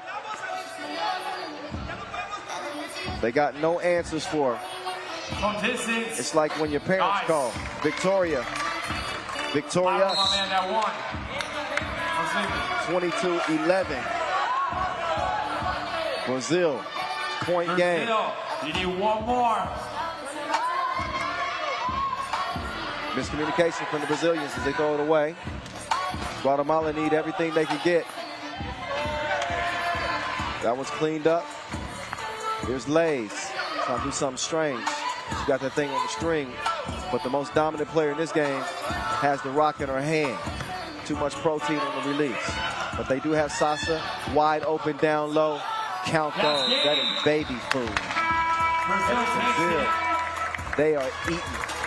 Gomez, 21-12, with a $1:30 still left. And despite a tough effort from Guatemala, just too much firepower on this Brazilian team as they give Guatemala a Brazilian waxing. Big win and a new team to put on your radar. Team Brazil. We'll see them again and action later on today. But their body of work for now is done. Sasa was getting sassy all game long. Interior dominance. Also stroking that 2-ball from the deep end. Guatemala displaying some nice ball movement. But not nearly enough scoring. If you're going to beat a Brazilian team like this, then you really got to be consistent from that 2-point arc. As we saw Juarez get one to fall. But so many more options for Brazil offensively. I mean, pick your poison. How you want it, they can give it to you. Full service.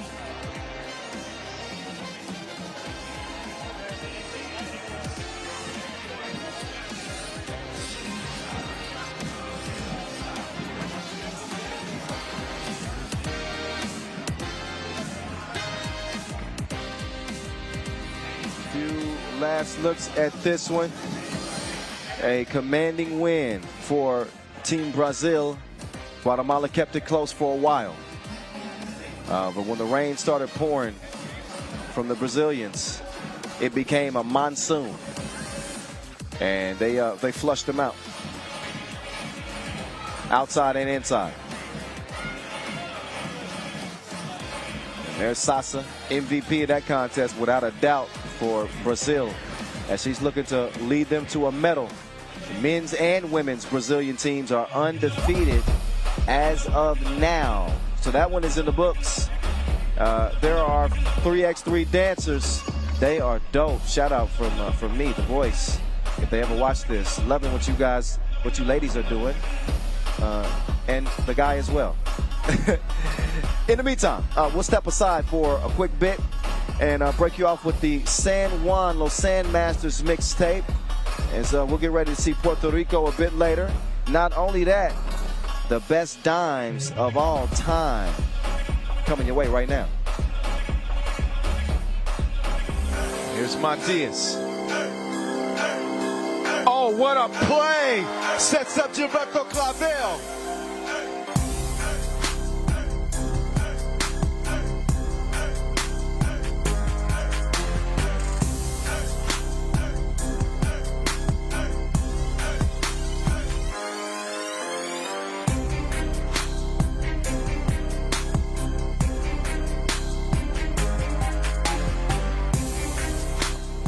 Bang, bang, bang.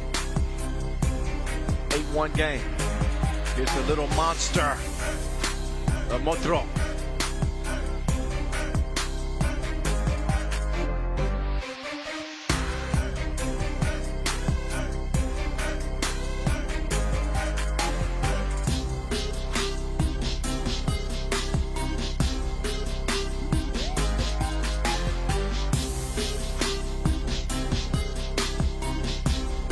Get down to Gilberto Clavel. This is a good matchup between he and Carrington.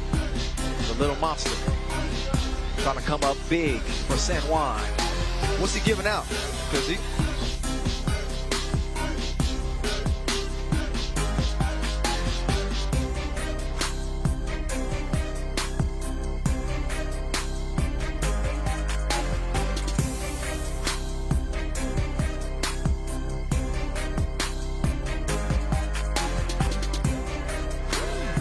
Arazo. Nice move. Oh, yeah. Good bucket.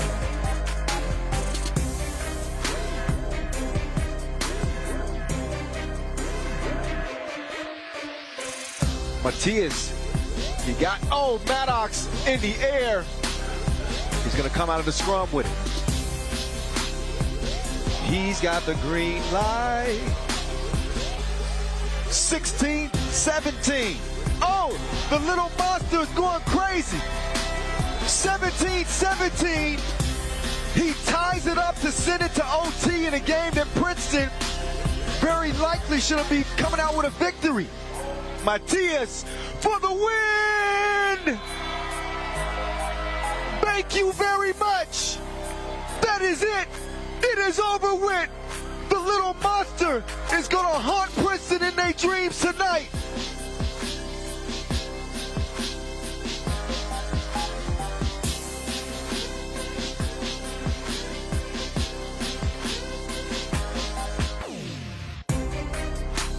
And he's going to start the possession. Arazo clears it. Clavel put another one on the bucket list.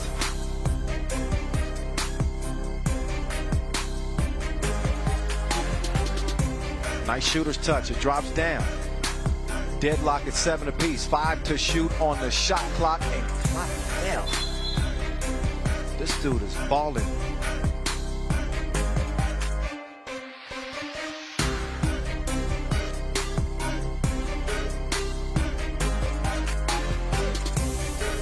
Pequeño Motro. No. Oh, nice pass. Good look from Arazo to the cutting Matias. Matias puts his head down, steps through. Excusez-moi.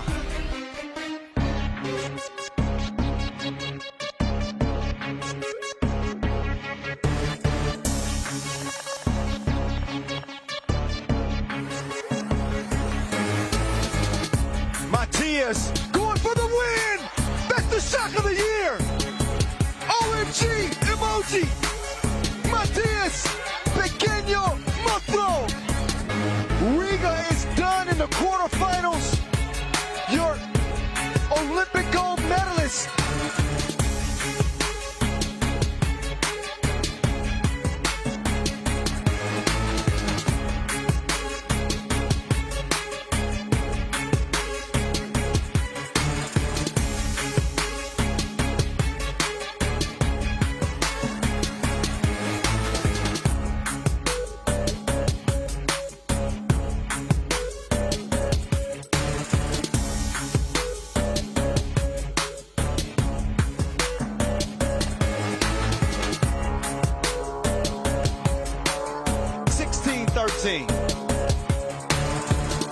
Clavel, tough shot falling away from the bucket.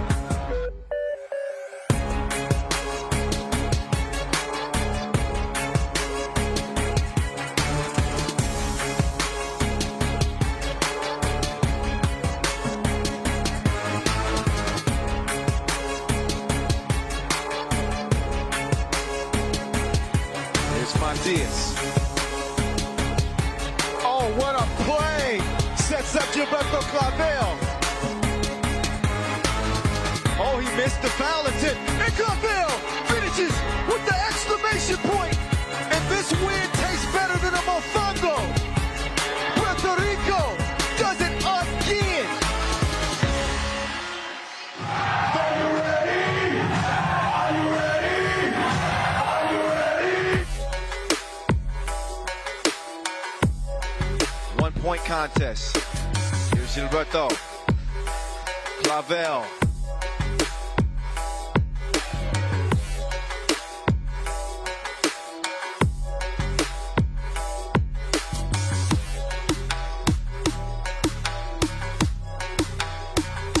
Drive, kick. Gilberto. He drives. He drops it off.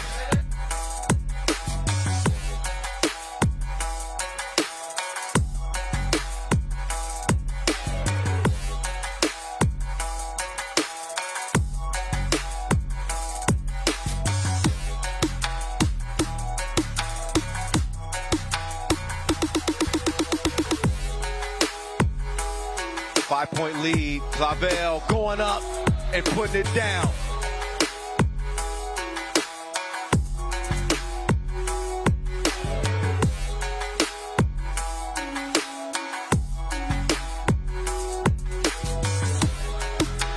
He's gonna get it over to Gilberto Clavel. He's on a kill streak.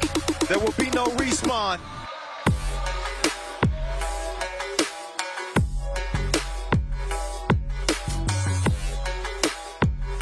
Matias can end it. Rolled out. Arazo, his turn. No.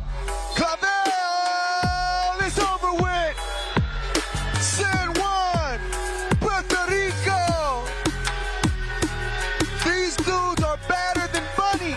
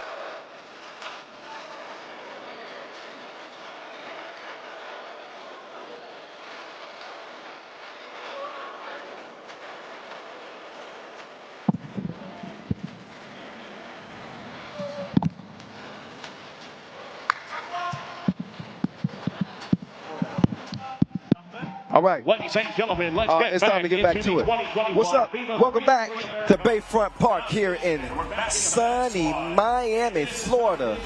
It's a South Florida takeover, 3x3, as we bring you the first edition of the AmeriCup, presented by Vaught's. Kyle Montgomery, a.k.a. the voice of 3x3. I'm in your ear. I'm going to be in your ear all tournament long. As we are just rolling right through day two's action. And we got another couple of squads on the men's side that are taking back over after we got a couple of ladies' games. We are back into group play. Men's pool D action. And number 2, Tomas Lopez. Pool B action, excuse me. Argentina and St. Lucia. Canada, the top seed in the group. These teams trying to make some noise. St. Lucia met up against a Canadian team to start their day. It didn't go very well for them. It didn't go very well at all. We're going to see if Argentina has the same type of success as Canada had against the St. Lucia team. We saw their squad: Joaquin Ortiz, Jorge Quercetti, Thomas Gomez, and Tomas Ricci. That's for Argentina. As for St. Lucia, they come out with Keegan Preville, Marcian Calderon, Charmor Baptiste, and Troy Louison. And number 15, Marcian Calderon. They come out in the blue. Just being honest, they got beat black and blue in that first contest to start the day against the Canadians. St. Lucia's going to need a better showing if they hope to continue to play here day 3 in Miami. Top 2 from each group advance. An 0-2 record spells the end.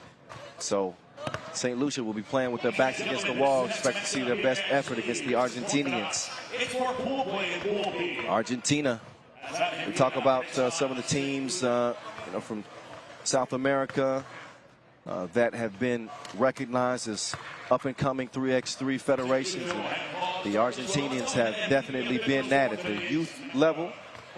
Shout out to Ref Matthew and Ref Kayla, who will be officiating this one. But at the youth level and at the senior level, we've really seen Argentina compete amongst the best. Now as we get our first look at them here in Miami, just on paper, they certainly possess the size. You can see that athleticism as well. Some of that shooting. But the men's teams have not had the type of success that they had hoped for. 18th place finish in the 2014 World Championships and a 12th place finish at the 2012 World Championships. But as far as their U18 bodies of work, U23 as well, they fared much better.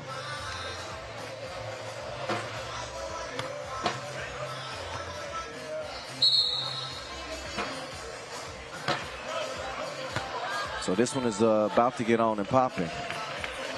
I heard the whistle. So that means this one's about to be officially on. So it's a country, Argentina. It's a country with long and distinguished basketball history. Too much basketball tradition in this country not to turn their PhD program around.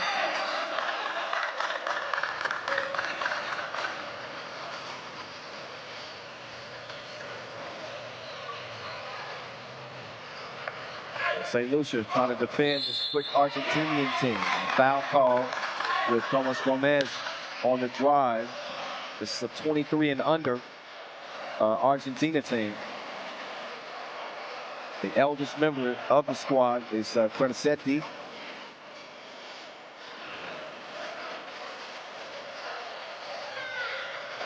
And the free throws are missed. Quercetti couldn't track down the rebound. St. Lucia fight to come away with the rock from the deep end. It is off the glass as he hit that one from Twin Peaks. Quercetti back rimmed it. Not that time. Calderon. He's going to set his sights on the 2-ball. But he was well strong on that one. Oh, Ortiz. He's got the vanilla scoop. 2-1. Up fake. Baptiste attacking the rack. He's going to lay it up. I didn't know how much bounce he had. I guess we found out. Keep it simple and safe.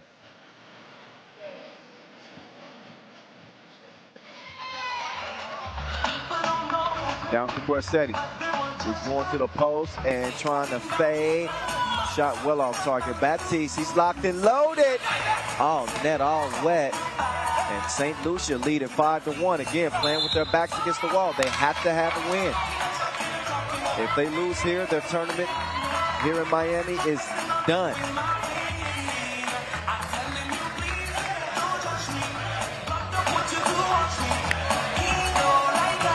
Kyle Montgomery, aka the voice of 3x3 in your ear. At 3x3, the voice. Follow me and follow the action. They follow Ortiz to the rim. Somebody's been eating their meat and potatoes.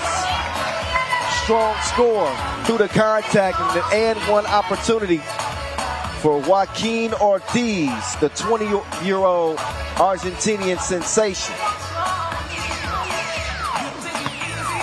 He's going to splash the free throw as well. And Argentina within 2. But St. Lucia, they balling to start this one out. They're definitely playing with that sense of urgency that you would anticipate. They didn't anticipate, somebody didn't anticipate that pass because it was thrown out of bounds. That one left Tyrion Lannister short, well short. Ortiz, it was just right that time. 2 flicks of the wrist. And it's a swish, 4-6 game.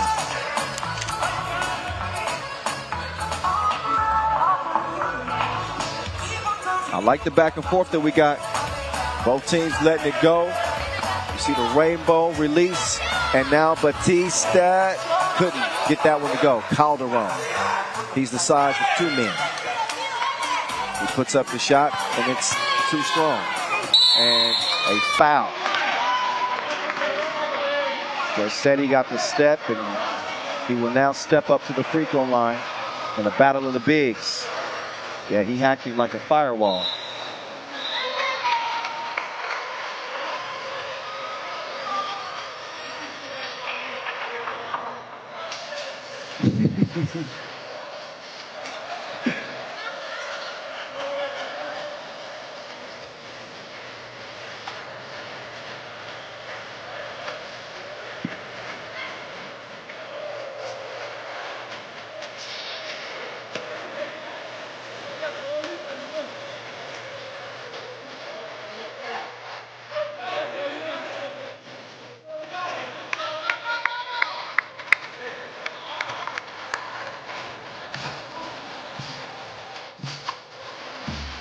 So Garcetti will get set up to shoot a free throw and try to trim into this 2-point advantage for St. Lucia.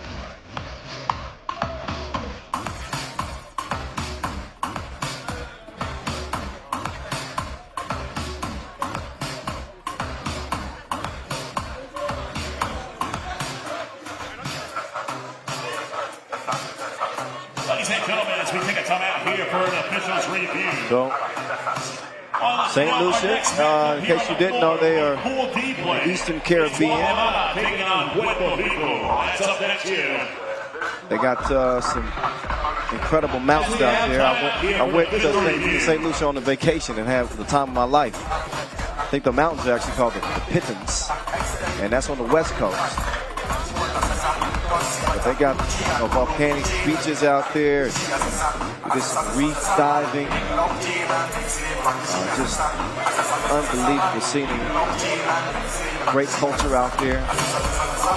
And they represent the Caribbean to the fullest, trying to stay alive here in Miami. So we got the Caribbean, we got South America, Central America, North America here at this first ever FIBA 3x3 AmeriCup presented by Vaunt. And as I mentioned, just a great opportunity for new stars to be born, and new teams to emerge as the Americas are trying to catch up with some of the top-tier teams that we've seen in Europe. So you see a lot of new squads just kind of learning the game of 3x3, and you're going to see some very experienced 3x3 squads right here. But the combination creates for a big question mark. That means a lot of excitement one way or the other. Because even the teams that may not have a firm understanding of the nuances of 3x3, they got great athleticism, great basketball skills. These are players who play at high levels 5-on-5 in their respective countries. So the talent is there. If you're playing here at this level, the talent is there. The understanding of the game, though, is going to be lacking on some teams. They make up for it in effort, though, so still makes for a good show. An extended time out here, as both teams We'll get ready to take the court again, but that just means that it's more time for some discussion.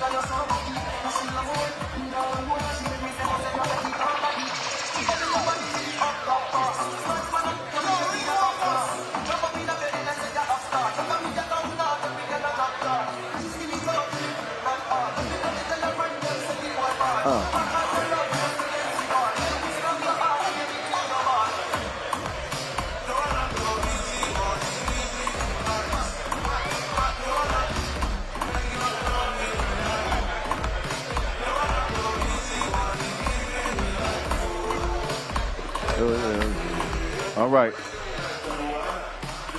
So I'm not privy to exactly what the holdup is at the moment.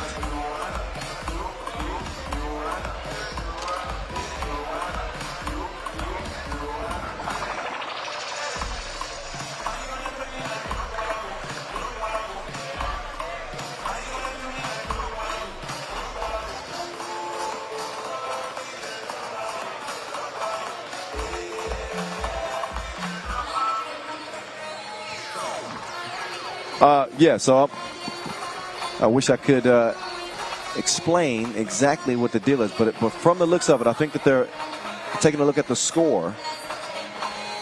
Yeah.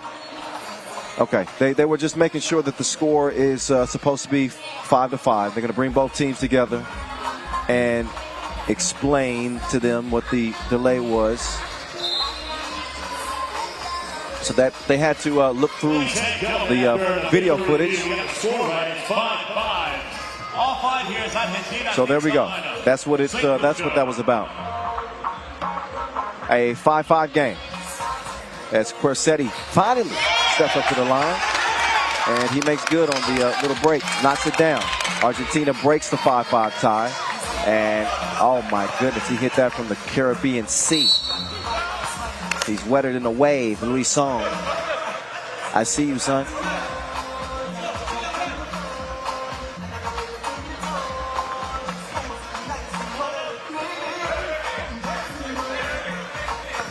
Quick move, but he ran into a brick wall. Calderon held him up with a hip check.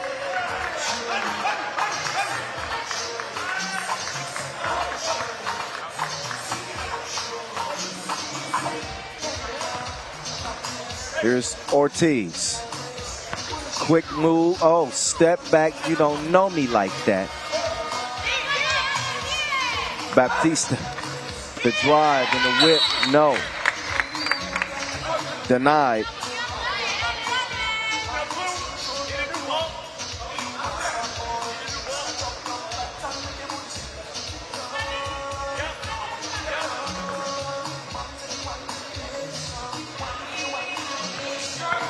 Oh, that's a strong move. Lucia couldn't finish it and also could not come down with the rebound.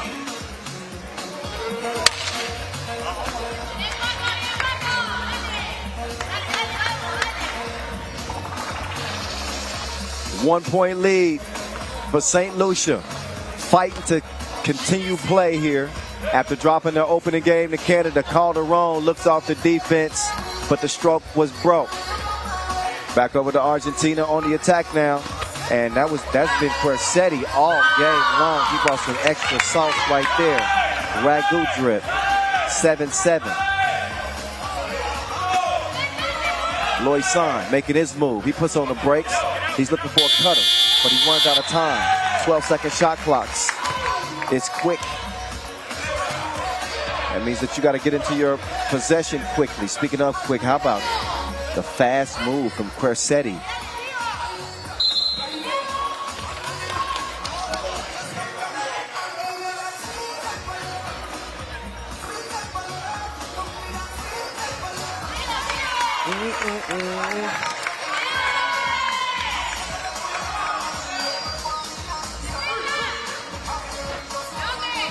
Shot missed. Oh, nice move, but Ortiz couldn't finish under the rim and got some help with a St. Lucia foul.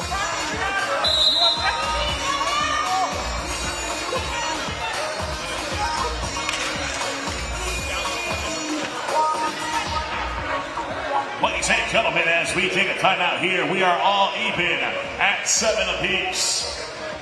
Just a reminder, coming up next, it's Pool D play here in the 2021 FIBA 3x3 AmeriCup. The next matchup, it's Guatemala taking on Puerto Rico.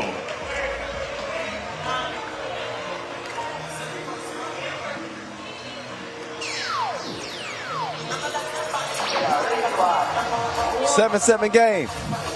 As we look back at how it has transpired to this point, it's been back and forth. It's been swinging like a pendulum. We see some tough buckets on the interior. Ortiz giving St. Lucia some problems. St. Lucia jumped out to an early lead, but there again, it's Ortiz. He came to play. But this Argentinian team ain't no joke.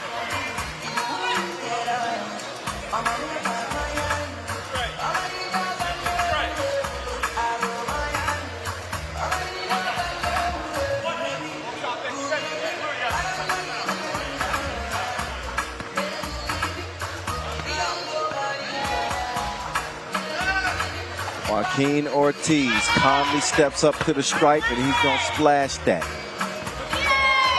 Argentina back in front, but for how long? Ooh, they just dodged 2 bullets there from Lucia. He's saying that's off white. He's making an argument. He wants to know if he can. He's thinking about trying to challenge that call, but he can't. Which he was made aware of. That's a long ball, missed to the left. Lucia moving left. Had a cutter. Instead, he's going to give it up. Here's Preville. Fires up a brick. Ooh, okay. Garcia making the moves, but not making the shot. Gomez, excuse me. Baptiste. Oh, my goodness. He almost hit that. But almost doesn't count. It was close. Close game. We're 4 minutes in. And neither team has been able to separate. But that would have been your HORSANE had he hit it. He did not. So let's just see if he can hit the free throw. Slightly less dramatic, and still the same result. Another miss. Good effort from Lucia to try to save it. He didn't get there in enough time. Ball over to White. Richie on the left. Quercetti swinging it to the right to start the possession. He's going to dip down to the block, and he's going to go to work. He's sent away. Can't punch the clock yet. Good idea on the ball movement. Now it's Lucia elevating, and he gets it packed like a Lunchable again. Quercetti wasn't having it. No new friends. Meantime, I'll take that, and you're going to take this. Bucket. Lucia cannot get a bucket himself as he misses from deep. Richie. Oh, he is wet. Aquafina. 2-piece plus the foul.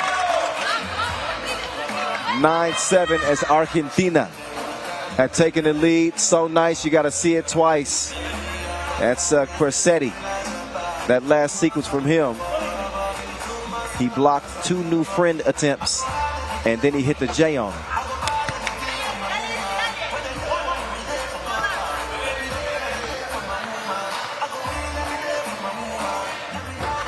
Free throw, count those. 12-7, Argentina with some breathing room, and they get another thievery. It's stolen by Ortiz. Ortiz, oh. He tricked him, but he couldn't finish with the tree. Long ball. Comes up Kevin Hart. Short. 12-7. Down to the corner. What's he going to do with it?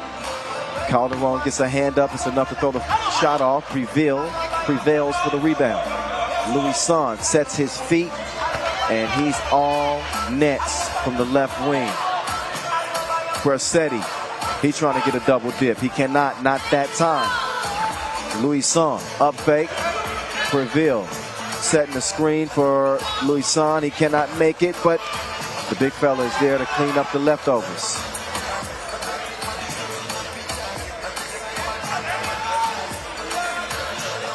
Two-piece. Missed. Richie took his eye off of it. Not my Richie. Who knows what movie that line comes from? Sad movie.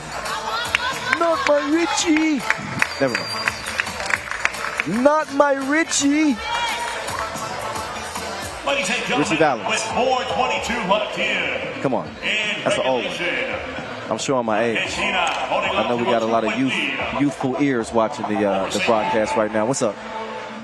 How y'all feeling? And don't forget, the next matchup right after this one. There you go. That is. Pool D play. Broke down Alexa. He got it right. He said La Mamba. It's really La Bamba. La Bamba. Okay. Back to serious business now. I digress. 4:22 to play in a 12-10 game. This is serious business between the lines. St. Lucia trying to continue playing here tomorrow. They want a medal at this event and earn a spot in 2022 World Cup. Argentina, they want it just as bad. And Argentina have not seen Canada yet.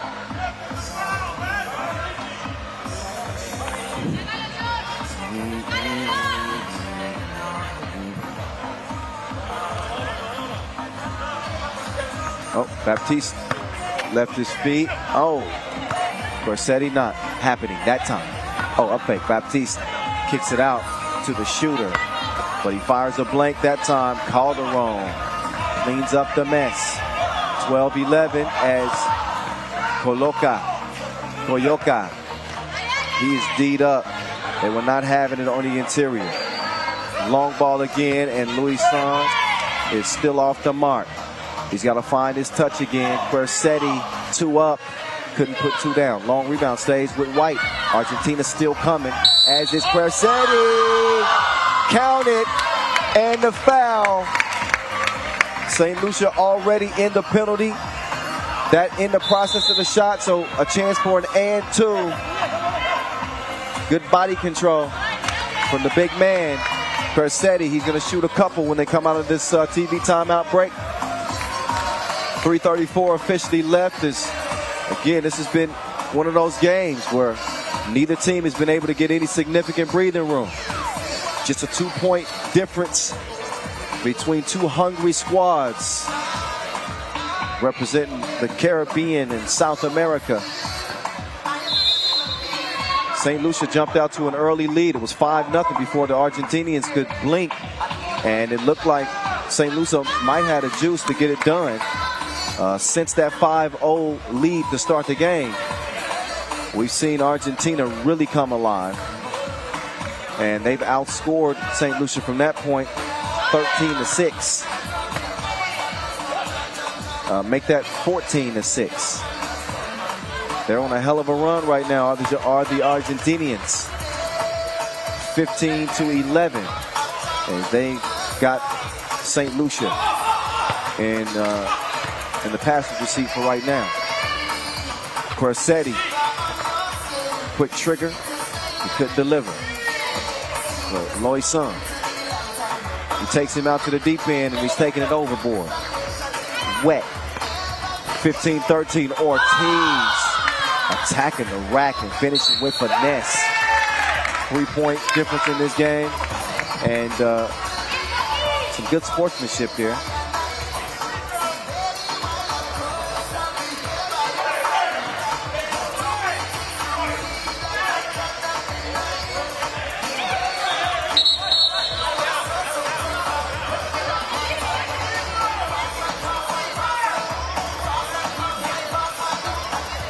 There we go. Coyoca, short on the shot.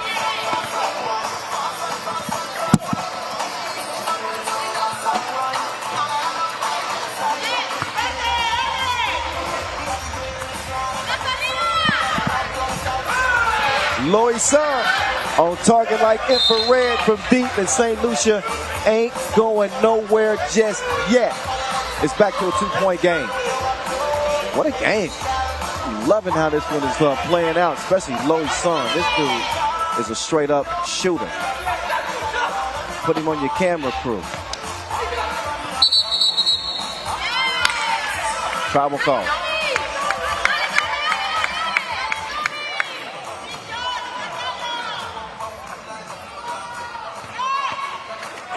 Oh, there's Corsetti.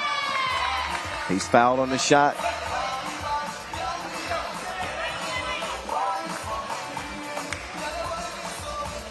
So, oh, deep. And it wasn't a foul on the shot. It was a foul on the floor. Loisan open all day like 7-11. But he doesn't make the shot. Can Calderon? It's a no. As well for him. Ortiz will quick kick it across court to Dr. J. He couldn't stroke the J. I call Dr. J Jorge Corsetti. He's in his 5th year studying medicine. Bet you didn't know that. That's because I didn't tell you. Well, now you know.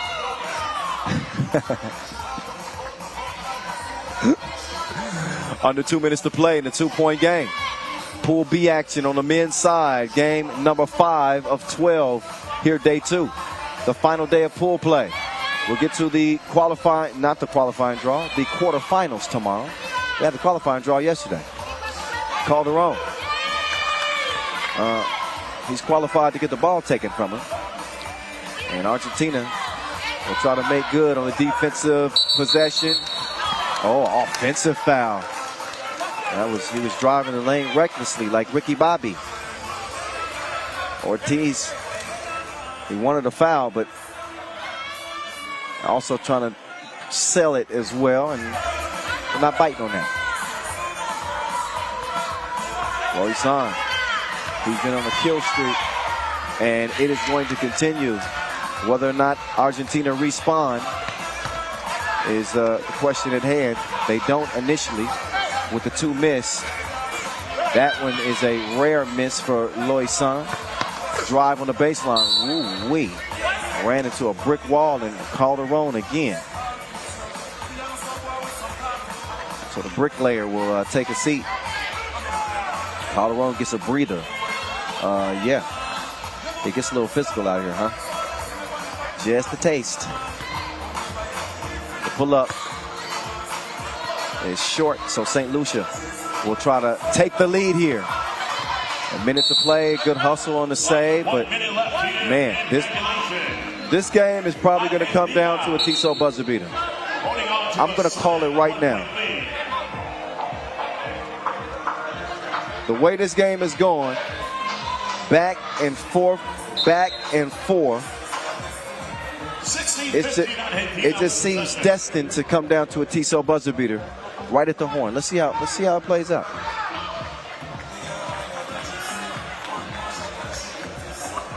Richie. Oh, not my Richie. It's a miss.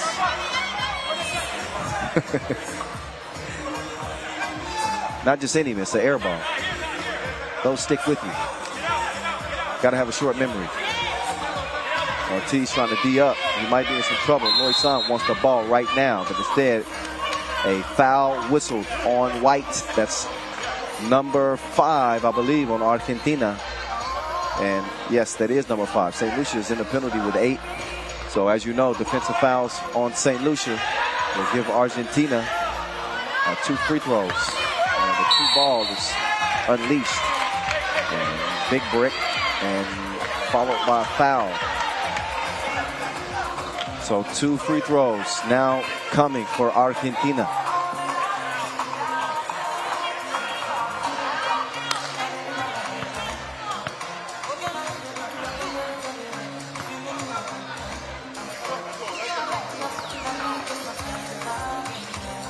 .46 to go. Big free throws right here. But the first of 2 is missed. So Thomas Gomez shoots another one. Coyoca gets it back and makes good on the layup attempt. 2-point game is Baptiste. No, he's denied at the door. He's a big bouncer. Corsetti. I thought he's going to be a doctor. Either way, he wants to be personal security at a club or on the court. The rim is secured when Corsetti is defending down there. 17-15.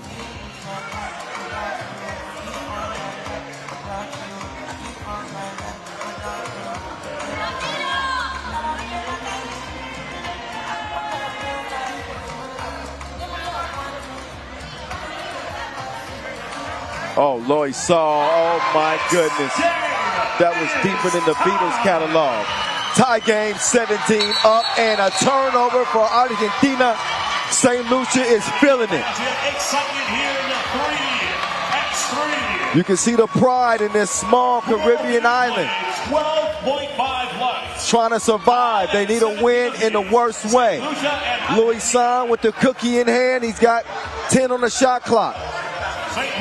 Lucia clearing out away to the rack. He lays it in just before the horn, and we got a foul. Whoa, wait a minute. We've got a foul right before the final second ticked off the clock. So we may not have a TSO buzzer beater after all, or maybe it comes at the free throw line. Whoa. As you know, St. Lucia in the penalty. So another foul obviously will award Argentina 2 free throws here. And we're going to see just how clutch they are with the game on the line. Gomez with ice water running through his veins. He's going to step up and see if he can calmly knock down. He's going to get 2 free throws again. Yeah. 1 would tie, 2 to win. 0.1 left on the game clock. Wow. Foul has been committed. Argentina trying to knock this one down and tie it up with a miss. All right. St. Lucia advances. Thomas. Oh, he misses the first. They put some juju on him. A second miss will preserve a win for St. Lucia. Coyoka at the line. All the pressure on his shoulders. And he misses them both. Ladies and gentlemen, there the bucket stands for Lucia, who gets the driving score that puts St. Lucia in front. And it looks like the St. Lucians are going to hold on. 0.1 on the clock. They get possession as well. Desperation heave. And that is it. That is all. What a gutsy win for the St. Lucians over Argentina, who blow it at the free throw line. It is St. Lucia holding on. And a hell of a game, a hell of a performance from Lucia, who carried the weight for his team like a cargo ship. He put him on his back and lifted him to victory. What a game. Troy Lucia leading the way for St. Lucia. Here is the bucket that put them in front for good. And the subsequent foul after. Doesn't matter now. It's water under the bridge. A big win for St. Lucia to stay alive. And we get it to Julian DeBuff, who's with St. Lucia's big man, Marcian Calderon, standing by after a huge win for St. Lucia. Ju, take it over. Marcian, congratulations. This is crazy. First of all, talk about the last second. The foul and the free throws, how nervous you were on the bench. Oh yes, for a second we were a little bit nervous because, you know, we tried to give it our all, and at the end of the game we managed to get a foul, and we were hoping that he missed that shot. So eventually we came out with a win. This is historic, you know, St. Lucia beating Argentina. This, I'm not sure if it ever happened in basketball. History in the making. But this is historic today. Yes, it is. Right, from a small island of St. Lucia, we know we're going to come up here to Miami and represent. All right, and that's what we did. Congratulations again. Yeah, Good luck for the second game. Yes. St. Lucia, stand up. Their team is representing. And day 3 is looking pretty good for them. We're going to see what happens between Argentina and Canada. So they still have to play before the end of the day, Argentina and Canada.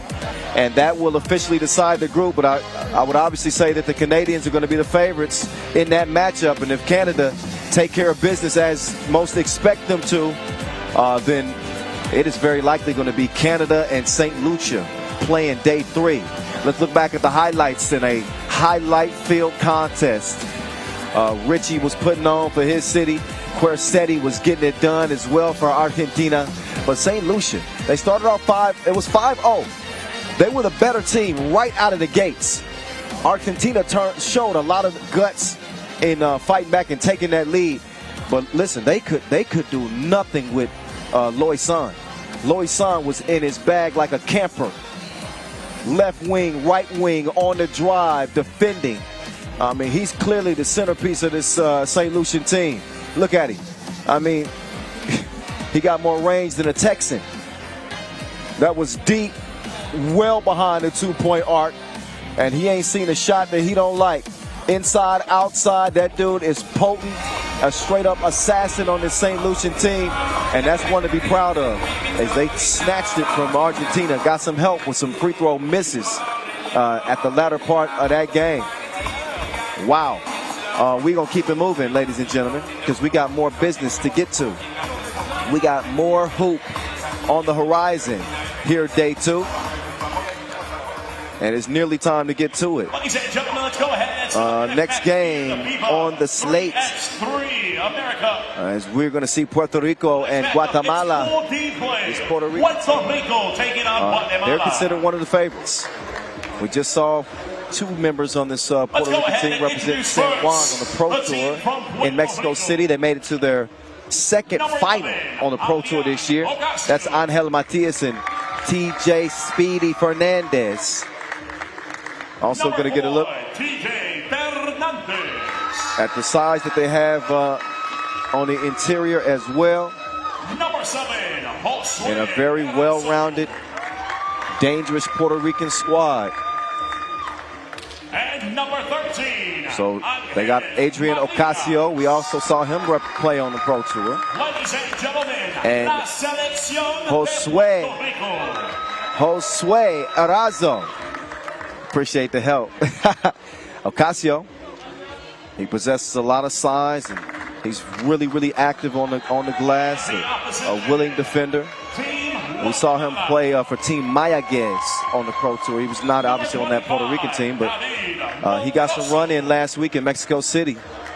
I'll tell you, this is a well-coached Puerto Rican team. We see them on the rise. And I think people tend to sleep on Puerto Rico. They won the first ever edition of the World Tour back in 2012 here in Miami. This is FIBA's return after a 9-year drought. We hadn't been back to MIA since then. So I guess some familiar surroundings for the Puerto Ricans.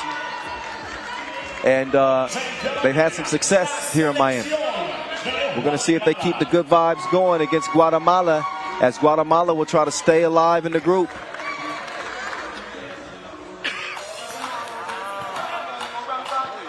Guatemala with an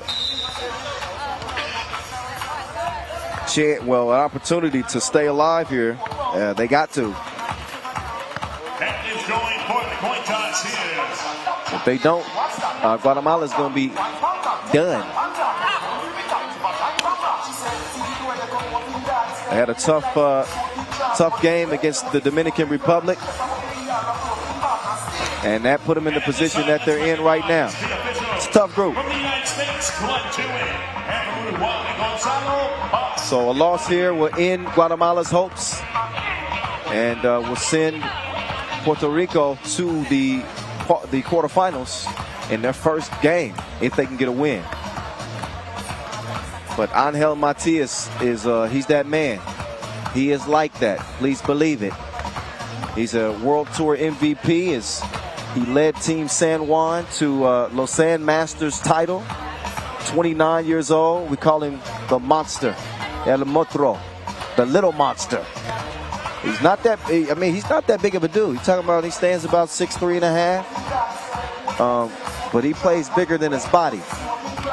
If you understand what I mean, just all heart all the time. Don't sleep on his 2-point shot. He's the real deal, believe it. There's David Monteroso, 27 years old. His nickname is Davidson. That's new. Maybe there's a story behind that. They're going to try to ride him like a Harley to a victory. The FIBA 3x3 AmeriCup. Both teams stepped off the court after the warm-ups, and it is officially time to get to business.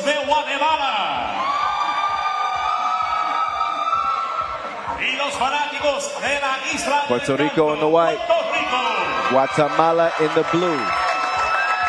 So the Guatemalan women's team came up short as well today.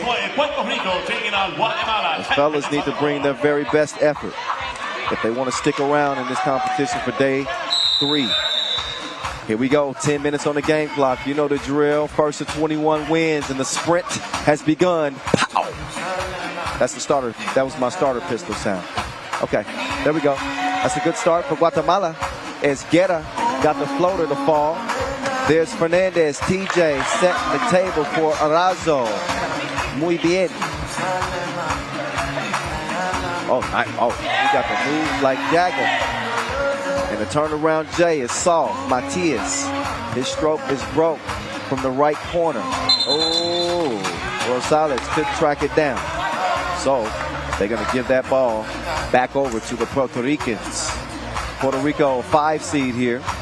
But if you listen to my podcast, the Voice on 3x3 podcast, found on all of your major podcast platforms with me and Dave Barr, you would have heard us both say that we expect Puerto Rico to finish as a medalist here in Miami. So make sure y'all check out that latest episode. And give me a follow at 3x3 The Voice. Links in the bio. 2-2 game.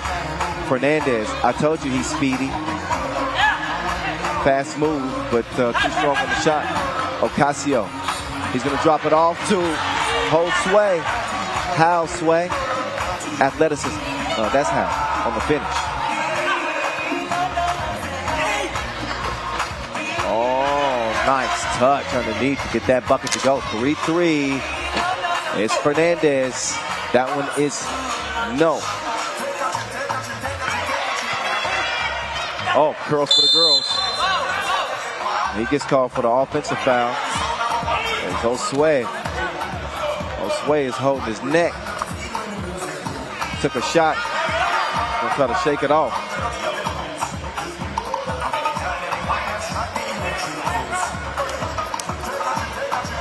So we got an all-hair matchup at the top of the key for the check. Plenty of curls for the girls. But not enough on the shot. It's short. Rosales, no. Right back to him. He's going to fake the pass. Up fake on the shot. Drops the shoulder. Kisses it off the glass, but no catch. Matias directing traffic. Look how calm and cool he is. Angel, no. He's going to get it back. It's still a no. Couple of short-range misses. We've seen a lot of stars being made on this Puerto Rican team over the years. You think of Gilberto Clavel, who's healing up, got some surgery done on his knee. Meantime, Puerto Rico doing surgery on Guatemala, picking them apart. Get well soon, Gilberto. And also, the legend himself, Luis Pelacoco Hernandez, who helped lead him to a second-place finish in Mexico City just last week. He made his return for 3x3. Oh, Matias, he lost him with the behind-the-back move, but he couldn't finish it off. Here come Guatemala. Guerra. Oh, yeah. Double dribble. Or travel, whatever violation you want to pick. The ball's going back over to White. Matias wanted to check it out. But he's going to let Arazo do the honors. He wants to go down to the post office. He's got a delivery for you. Ding dong. Oh, not yet. Arazo, man, he is cleaning up the glass. He's like the handyman.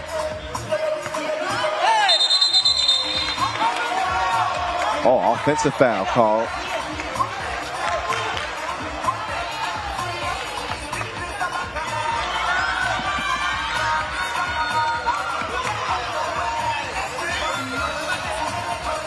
There's Matias, mid-range, not that time.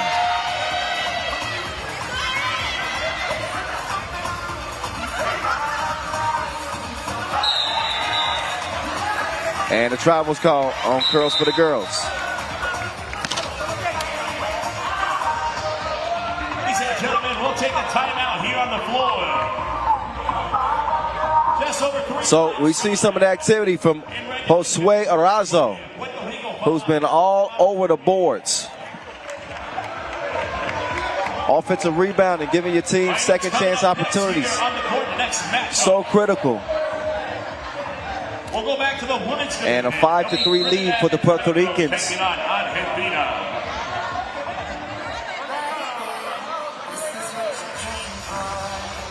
We're just over 3 minutes in, so after the TV timeout, we get back to it. Josue over to Speedy. Look at it, he was a blur. Followed it like a stalker and cleaned up the miss. Rosales going to the spin move. Drop step. Arazo sticking to him like a spray paint. He's a whole different complexion now. It's 6-3. Puerto Rico take back oath.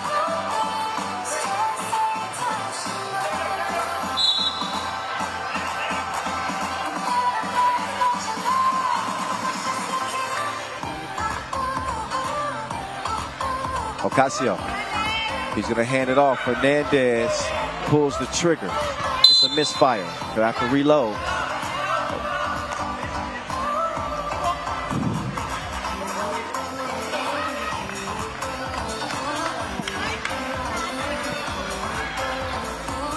Oh my goodness, long ball. Wet business. 6-5. They go down to Matias. And he's in savage mode right now. Through the bump. He gets the bucket to go. Can he make the 2-point play? Converted, he can. Oh, Matias taking cookies. Oh, Alonso has it poked away. That's some good defense underneath.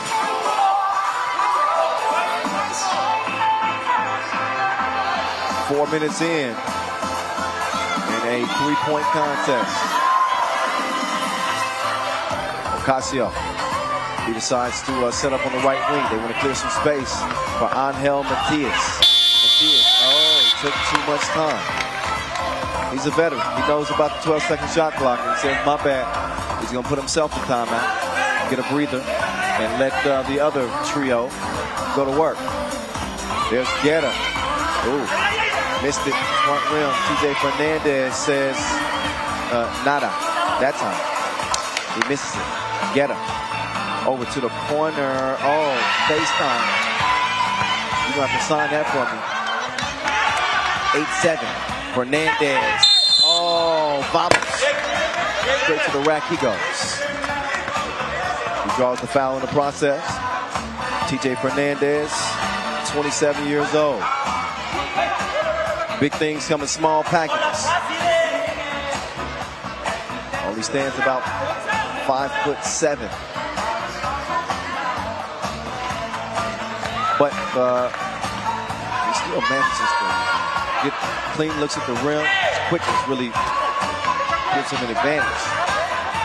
Puerto Rico with a 2-point advantage as we speak with 5:14 and count left in this one. And again, you didn't know that Guatemala, they need a win if they hope to stay alive. Puerto Rico secures a spot in the quarterfinals if they get a win in their first action here, day 2. Ocasio couldn't get the rebound. Rosales. Wow, I didn't get that up through 2 defenders. 2 looks at it. 2 misses. Ocasio, he wants to give it up, down low. Angel Matias. Oh. Got the ball back. After some strong initial defense, they get it to the corner. Rosales working it on the baseline. Downtown.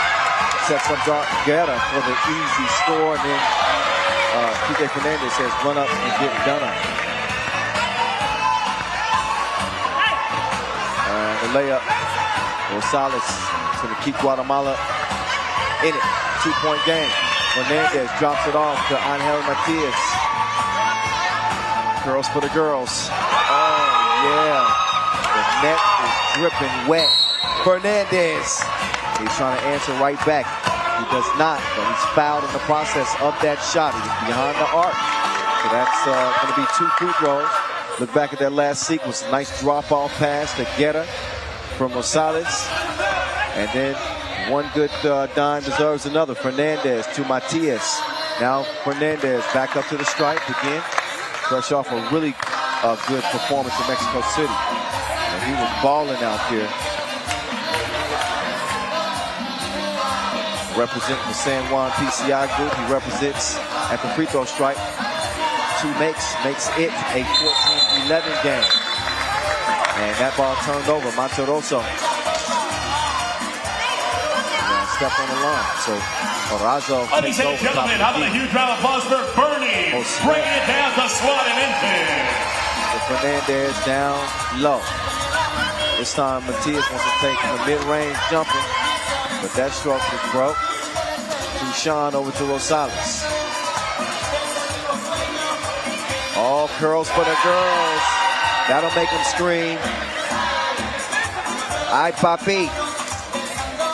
14-13.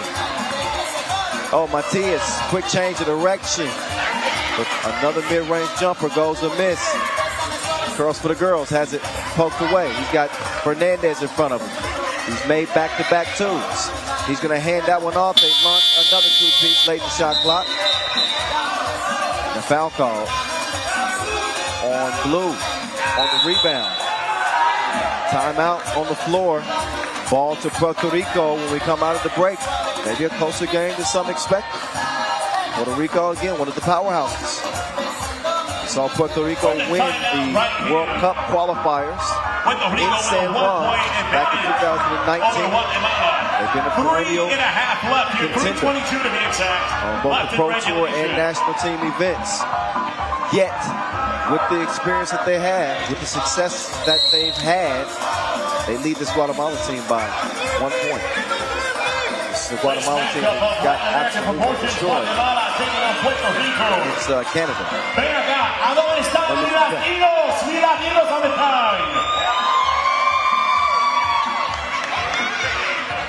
Actually, that one's up.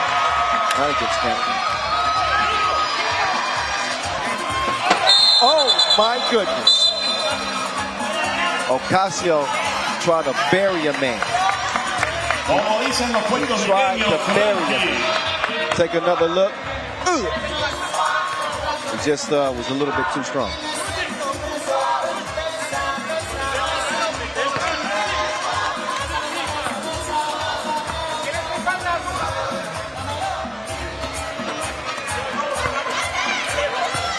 Yeah, that Guatemala loss earlier was to the Dominican Republic. Spoke here, but you get the picture. Nonetheless, it was still a loss. A loss that puts their backs against the wall. So Guatemala in the penalty, 7 fouls. Puerto Rico with yet another bucket. Their lead is now up to 5. They've gone on a 4-0 run. This was a 14-13 game. They scored 4 straight, and they just picked up only their 2nd foul of the game. Puerto Rico is looking quite comfy. They are in sync like a boy band. Ocasio, oh, he was prepared for takeoff. Now he's just standing over his victim. TJ Fernandez, jumping like a jelly bean. Fernandez. The miss, but the ball likes him. It comes right back to him. Puerto Rico 1 point away. So it is point game for Puerto Rico as Guatemala's hopes of playing on day 3 are fading. They are now gone. Lights out. TJ Fernandez put him to bed. Your final score. 22-14, Puerto Rico. They will be playing day 3, whether or not they go into day 3 undefeated or not. We will find out as they will look. Circle this one on your schedule. Dominican Republic and Puerto Rico coming up later on this afternoon. Ooh-wee. That has the makings of what could be maybe the game of the day. So that's what's left on Puerto Rico's slate is a battle for the top seed out of Pool D with the Dominican Republic, who also gave it to this Guatemala team. Here's a look at how things went down. Angel Matias showing the mid-range stroke. How about Josue Arazo? The activity he displayed on the offensive glass, just constantly a terror on the interior for this Guatemalan team. We did see curls for the girls get it going. He had the twos falling left and right. Speaking of twos, there's a nice two-piece. Saw Monteroso doing his thing, and also Guerra making things interesting as well. But this Puerto Rican team, they never panic. They've been battle-tested, so to speak. So even though Guatemala was hanging in there, made it a one-point game, and looked like things could be interesting down the stretch, TJ Fernandez says, yeah, we hear you, but we ain't listening.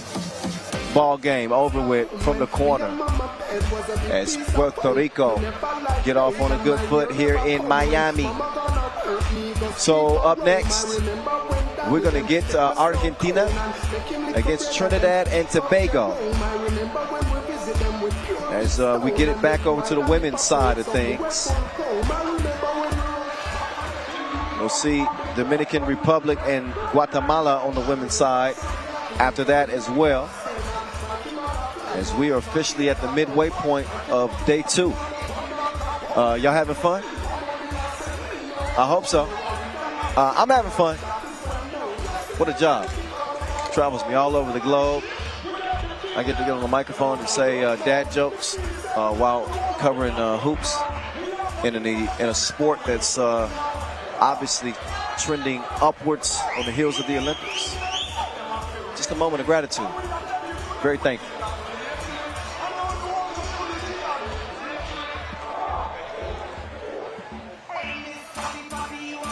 So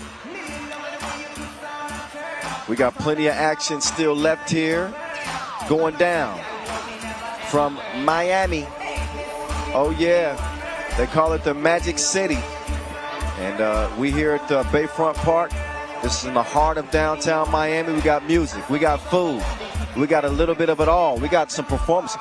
The Baby is performing tonight after the games wrap up, right here at Center Court here at Bayfront Park. I told you it was lit. Our next Our matchup in the partners women's fun. division. They know how to put on an event. Trust and believe. FIBA Americas really putting together a top-level event with some of the best talent from South America, and North America, Central America, and the Caribbean. Number 3, Candela. Shinsea also performing at here this weekend on Bayfront Park. Number 4, Lucia. So a lot to look forward to. Not just 3x3. We are the main draw, of Number course. 1, But Candela Foresto.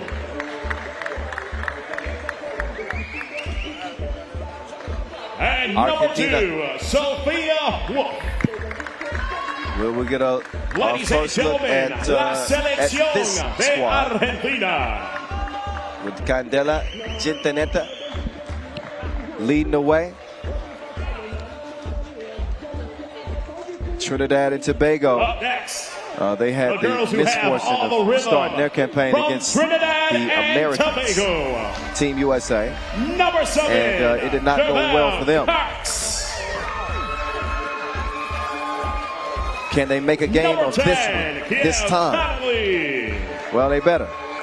Because if they don't, then they too will see their tournament come to Number an end. 3, Kristen Remperson. And number 8, Nikia Baptiste.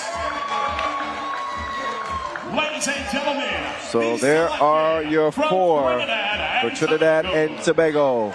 Kelly Connolly, Chevelle Cox, Kristen Rampersad, and Nikia.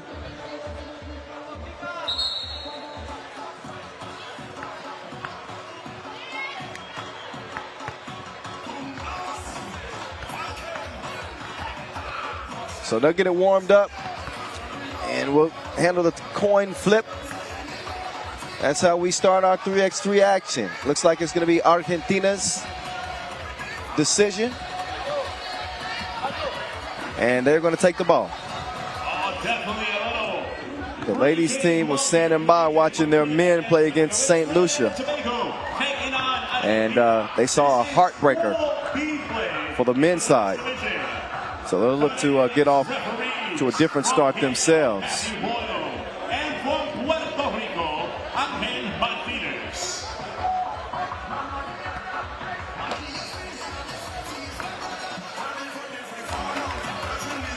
So Ref Matthew, Ref Angel, they'll officiate this one. That is Sophia Wolf on this Argentinian team. Will come in as a 7 seed. Wolf is 21 years old. She's making her 3x3 international debut. Chevelle Cox of Trinidad and Tobago at 29 years old. She also has no international caps. She's playing a FIBA 3x3 event for the very first time. Ever? Yeah, ever. A lot of newbies out here. So we're gonna see. We got some new stars being born on the big stage here in Miami.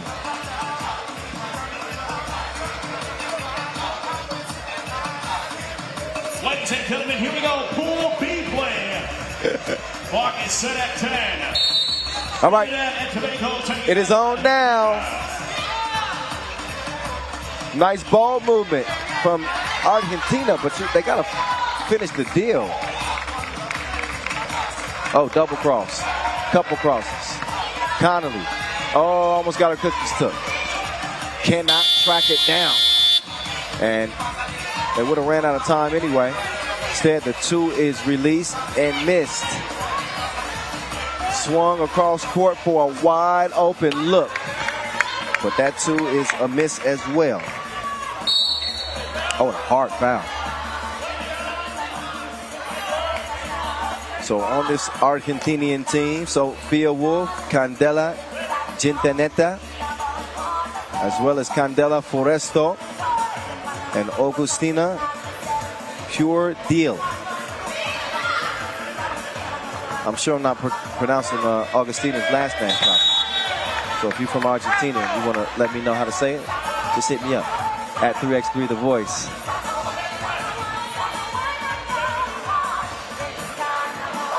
Yeah, my on-hand help isn't anywhere to be found right now, so I got to rely on my viewership, my fans, the fans of 3x3. Foresto. Oh, wow attempt, but she was fouled.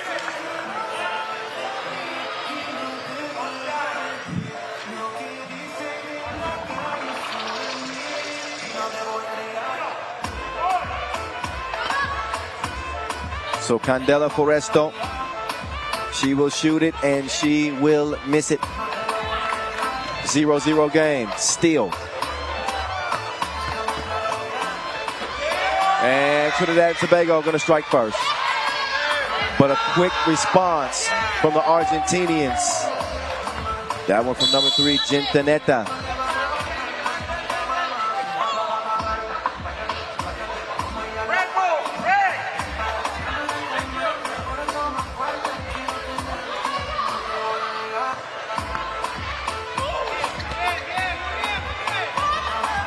Here's Foresto.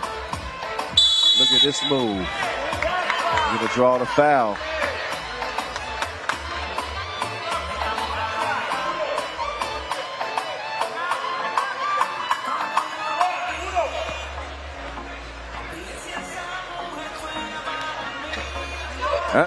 Free throw still not working out. 1-1 is going to stay. Trinidad and Tobago on the attack.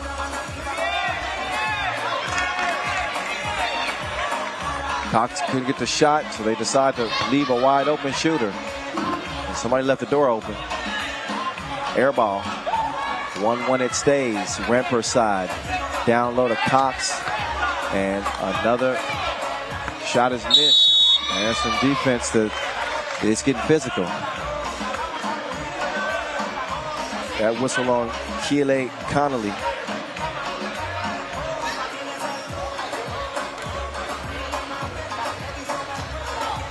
Three fouls on Trinidad and Tobago. One on Argentina. Wolf. Little stop and go. Red light, green light.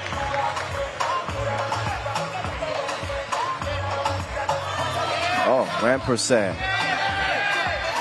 Almost had it stolen away. Now Cox will go off the bank.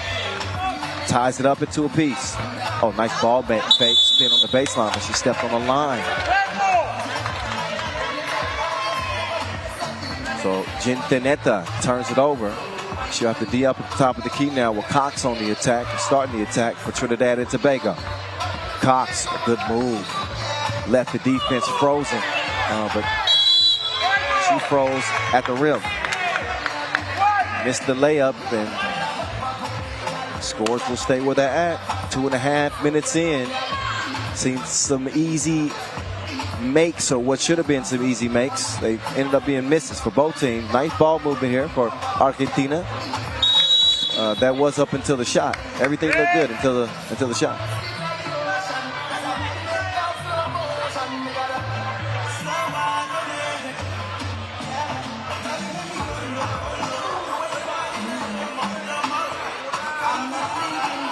Oh, Rampersad going to a spin move. But she ran into a dead end. Got tied up, and that's as good as a steal. So here come Argentina. They take over the possession. Oh, nice dime, drop ball. Quick move from Augustina. And Cookies. Swiper, no swiping.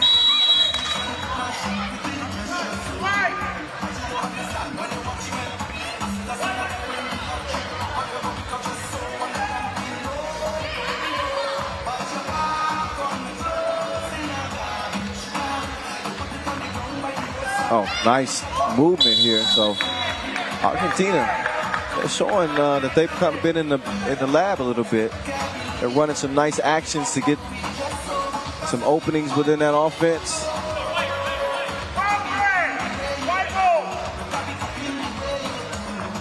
Trinidad and Tobago trying to put this collection of talent together and I guess put the ball in the bucket a little bit more. The buckets have been slow coming. Baptista, she puts up a wild shot, playing some aggressive defense, reaching in the cookie jar, and I believe she's gonna get. Did she get whistle for the foul? That's on the far side of the court. I believe so. Fourth foul on Trinidad and Tobago, and a TV timeout as we are under 7 minutes to go. 1 point lead for Argentina. It's Argentina 3, Trinidad and Tobago 2. At this time, we're looking for the fans of Trinidad and Tobago to make some noise. ¿Y a dónde están los fanáticos de Argentina? All right, let's get back to it, shall we? Just a reminder, up next in the women's division, 3-2 game. Taking on quick move from Wolf. It was quick like a fox, but she couldn't finish it at the rim. A lot of missed layups.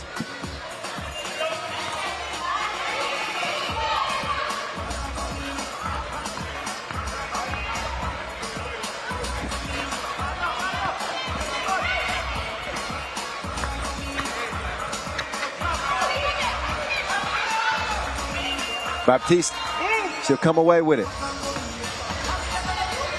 Oh, strong drive, but also a strong shot. See if Argentina can find the touch. Nope. A battle for the rebound. Stays with White. And there's Wolf. 4-2.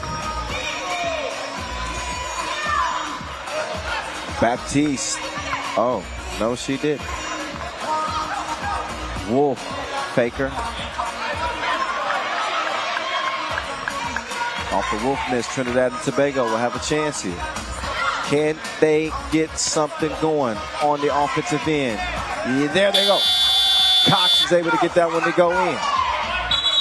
Neither team lighten it up offensively here. So that means that this is really going to be anybody's game. Almost halfway through this one. And we got 7 points combined.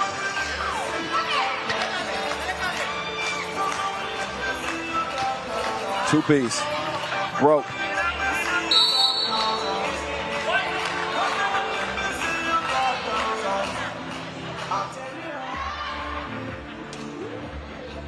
Ball over to White.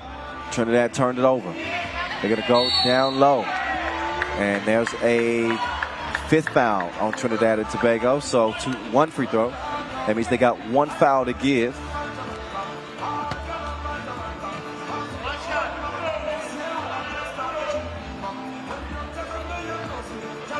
Argentina, the 7th seed. They've had some success. They've had some solid showings in national competitions. They finished 8th at the 2016 World Championships. 10th in 2014 as the running hook is missed. Played at the World Cup in 2017 and 18, but an 11th place finish and a 16th place finish is what they had to settle for. Baptiste, oh, finds her touch. It is soft like terry cloth. Oh my goodness, that was not soft. It went in there like a battering ram and just ran all over the defense. Offensive foul call. That's an easy call for Ref Martinez.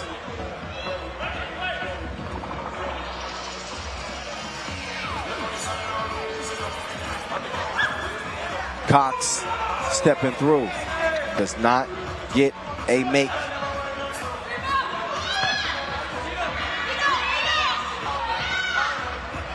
Oh, okay. I thought she was out of bounds. Still didn't make the shot.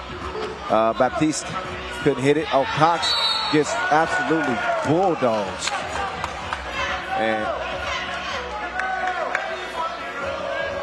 they're getting some oohs and ahs from the crowd.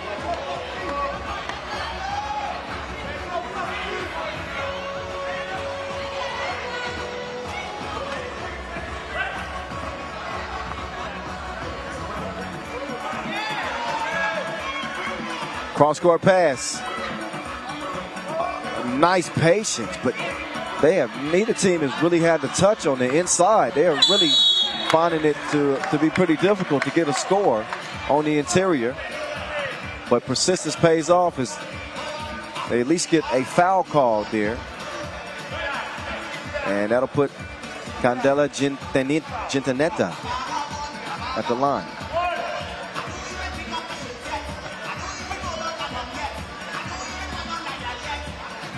And Gintaneta, all netas.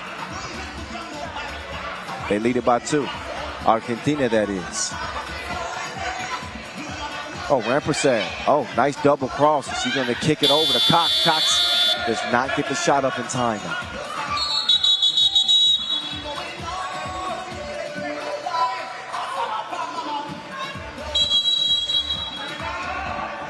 Another TV timeout. With under 4 to play, 3:56 exactly, and Argentina just barely in front of Trinidad and Tobago. 6-4, the lead. Also 6-4 is where the foul stand as well. Trinidad and Tobago with no more to give. We give you another look At that nice baseline splash. And some of the grit that we've seen on the interior. Trinidad and Tobago doing what they can to stick around in this one. But again, for both teams, that offense is it has been slow coming.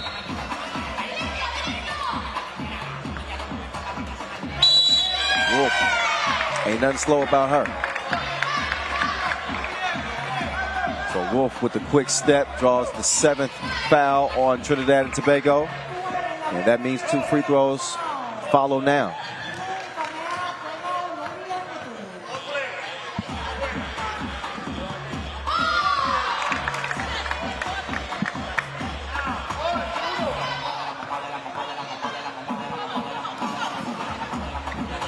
Three x 3 action coming at you. Right off of Biscayne Bay here in Miami. She hit that one from the Bay. Wet from the right wing, and Trinidad and Tobago are going to have to find an answer quickly because that lead is starting to grow. 5-point advantage for the Argentinians. Crossover, step through. Wolf can't track it down. She won't have to. But they also won't have very much time left to get a shot up. Only 2.5 seconds left for Argentina. As Puerto, long ball. Almost hit that thing, but she did not. Ramper sag. She couldn't hit it either. Nice ball movement. That's going to lead to a good look from the right wing, but she couldn't make it sing. Ramper sag. Over to Cox. Cox, you know what she wants to do. She is going to attack the rack. The lay is another miss though. So that will lead to another 2-ball from Argentina. And Forresto just a little bit strong on that one.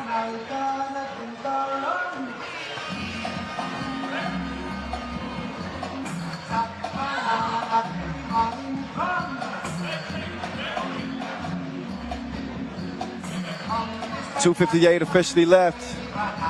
Pool B action, Trinidad and Tobago.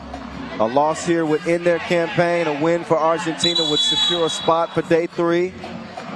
That all made possible by the United States opening win against Trinidad and Tobago.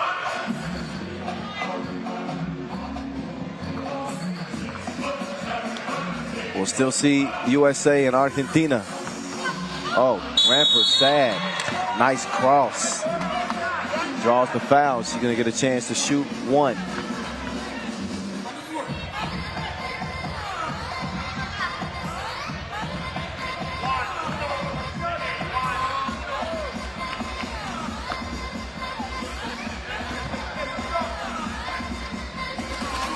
Oh, free throw. Buttery. Only a 2-possession game. Forresto attacking the defense. Nice pocket pass. Way to keep the ball alive. Forresto! Bottoms. 10-5. Oh, she was so open. She was surprised. Oh, my goodness. We're going to say that one slipped for Wolf. Yeah, that's what happened. Wolf reaching in. Gets called for the foul. That's number 7 on Argentina.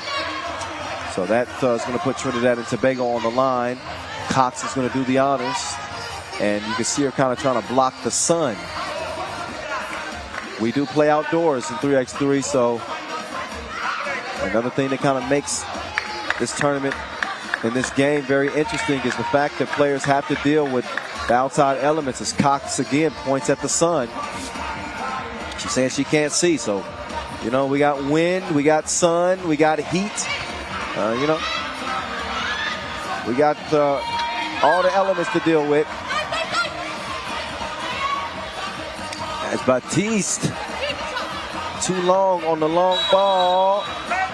Rebound to Argentina, but red ball. Stepped on the line. And just 2 minutes left. Trinidad and Tobago, they need to get something going in a hurry. Rampersad, I love her handle on the ball. She manages to get that ball over to Baptiste. Baptiste.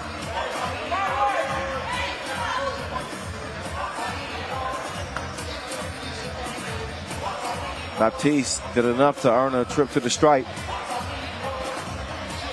Both teams in the penalty, and this is a good opportunity for Trinidad and Tobago to climb back in this contest. The clock is stopped on these defensive fouls, so that's one thing that they absolutely need, trailing by 5. They want that clock to stop, but they also want to be able to capitalize and get points in those stoppages. They do not.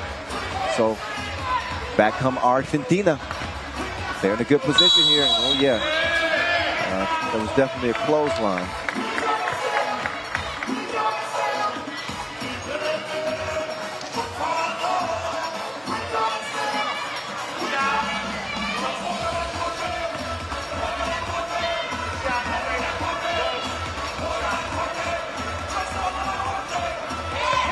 Soft touch at the stripe. Chintaneta. No problemo.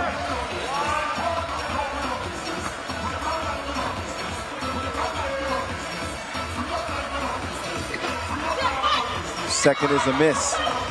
But a 12-6 game. Trinidad and Tobago are stuck in park. There's Cox on the drive. But yet and still, no score.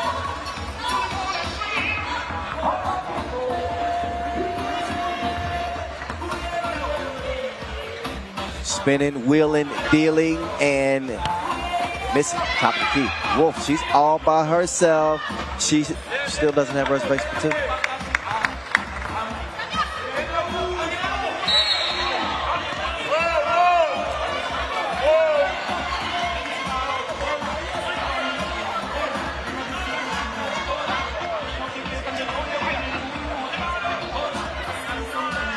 (12-6).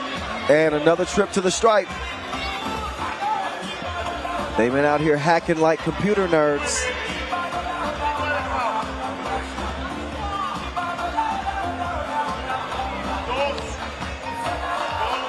Another 2 free throws. Cox still cannot see. She's complaining about the sun, but I don't think we have anybody on the staff that can do anything about it. She's like, can somebody please move the sun so I can see and shoot these free throws? It's part of the game. They just got to deal with it. It is too hot out here. Can somebody turn on the air, please? They might want to turn on the defense. It is 13-6. The kick out. Ramper sad. Absolutely not.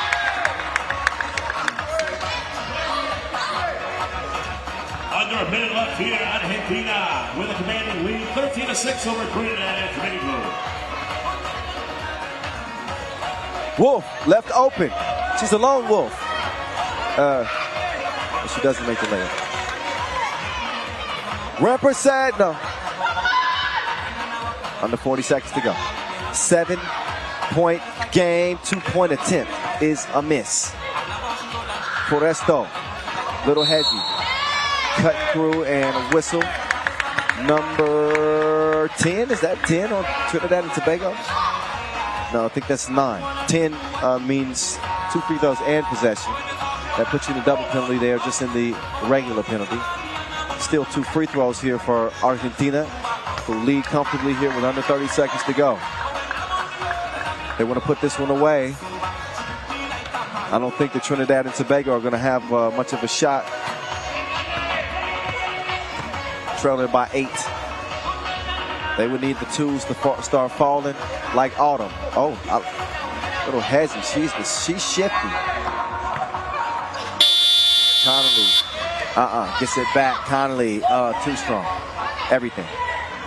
Argentina will clear. It's a clear lane to the bucket, and that one is going to be the icing on the cake as Trinidad and Tobago's first appearance at a FIBA 3x3 international event. It is over with. But congratulations. Certainly want to see more from Trinidad and Tobago in the future as they continue to kind of grow the game there. But as of now, Argentina get it done, 15-6. They will be playing on day 3. They will also be playing one more game here, day 2, against the mighty USA. We'll see how that pans out once they get there. But right now, they're going to enjoy this win. They'll be facing a really tough test against the red, white, and blue. Speaking of red, white, and blue, the Dominican Republic. are taking the court as they get set for our next game. Look back at the highlights really quickly. It'll be Dominican Republic and Guatemala up next, by the way. But as I mentioned, this wasn't the prettiest game. A lot of fouls, a lot of missed layups. But Argentina was able to capitalize more than Trinidad and Tobago were.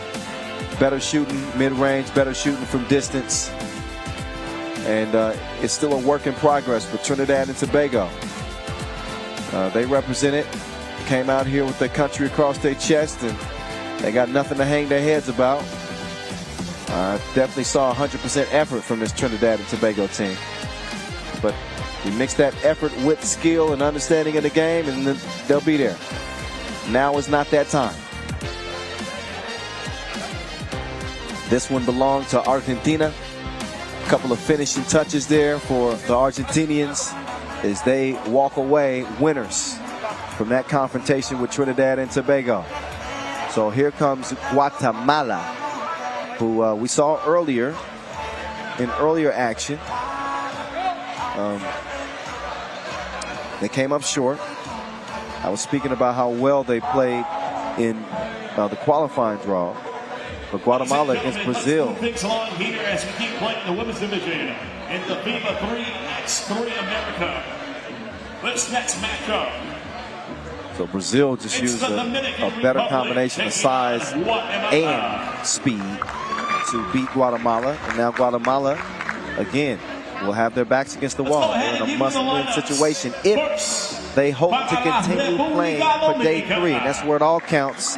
Day 3 again, that's where our 8 women's teams will, our 8 women's teams still standing after the pool play action will compete in the quarterfinals. We will then get to our medal rounds. Number 5, our gold, silver, and bronze medalists will qualify directly to the 2022 World Cup. All right. So we keep it moving. How about this Dominican Republic team? Here they are. Nelsie Centil. Oh, she's quick. Johan Morton, Sergi Monsac, and Goy Celis trying to go ham in this one. Team Guatemala. Team Guatemala. They will retake the floor. And they will try to apply the lessons learned from their earlier loss. The time is now. Number 11, Gabriela Beatzendo. It's a team full of shooters, like Team Deathmatch. Vicky Juarez, the last of the 4.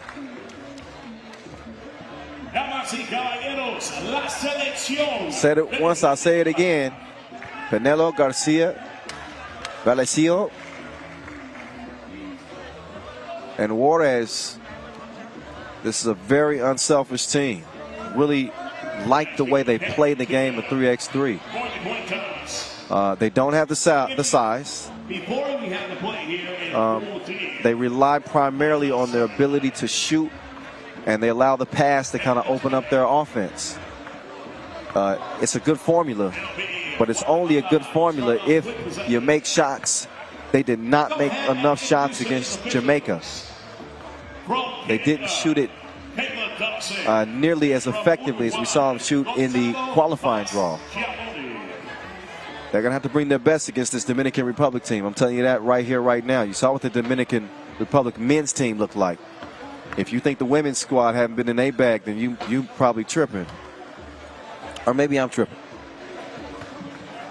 Either way, we're going to find out who's tripping between us. Have we even established if y'all tripping or not? I mean, I am talking to myself after all. Well, I'm talking to y'all, but these conversations are going on with just me here. Anyway, how you doing, Vicky? I'm doing pretty good. We need a win here, and we want to play tomorrow.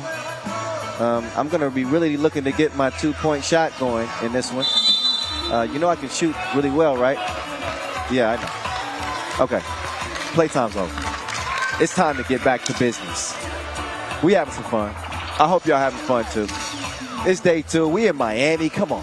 We at Bayfront Park. This is the first edition of this iconic new edition with the FIBA 3x3 AmeriCup presented by Vaunt. I mean, it's a lot of reasons to be happy out here. We're seeing the best of the Americas lace them up and go toe-to-toe, trying to earn a spot to the World Cup, head off to Belgium next year. Back door cut. That's that passing I was telling you about. But got to finish it off with a shot. Centil kicks it to the top of the key.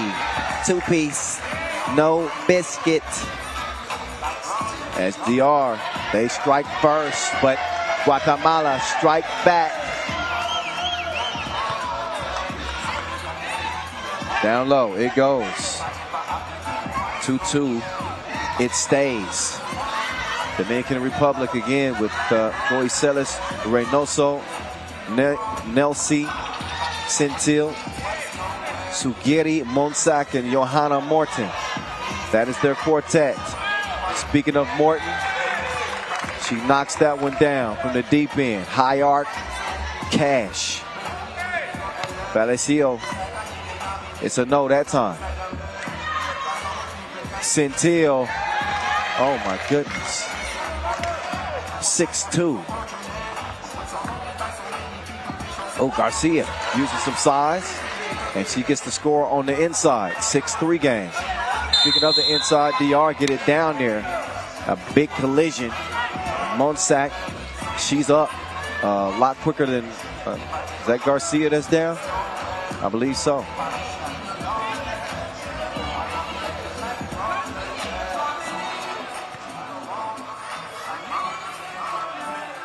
Take another look.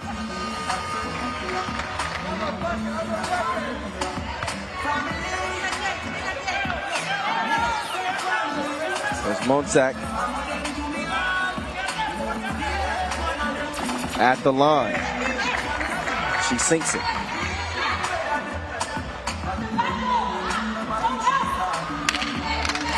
Morton comes away with it. Tough defense on the perimeter is Monsac. Thought about the 2 instead. She's going to put her head down and causes Guatemala to foul her. She's proven to be quite the assignment so far. We're only a minute and a half in, and DR already have 7 points. That's a pretty good pace to start off offensively. Free throw is a miss, though. So a 4-point advantage, but they still going to work. And you see Reynoso saying, put it up. Throw that up high.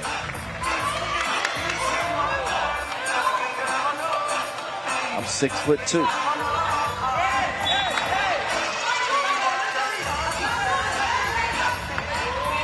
Oh, nice move. But Juarez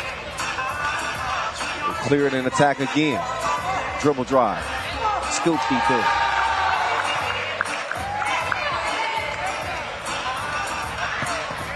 Oh, long ball is launched but missed to the right. Rebounded by Guatemala. Always looking to make the pass. Juarez. She's going to kick it to Pinheiro. Good defense here. Reynoso over to Morton.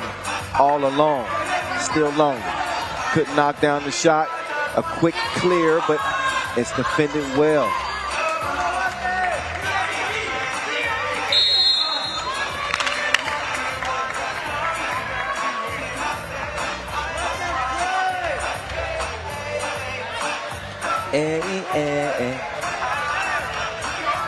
DJ Pee-wee. She got me over here moving.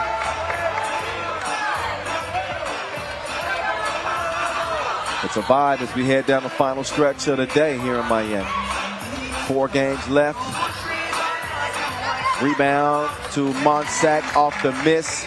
She cleans up the mess like the cleaning lady. It's cleaning men too, okay? Don't nobody get mad at me. All right? It goes both ways.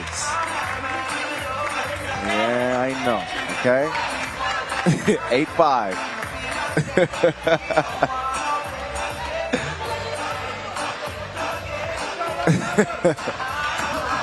Anyway. 8-5.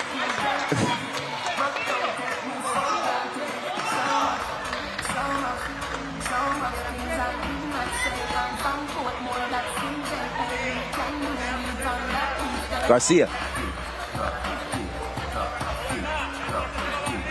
Guatemala needing to cut into this lead, needing a win. Monsat feeds it down low. That pass just long. You see, Puerto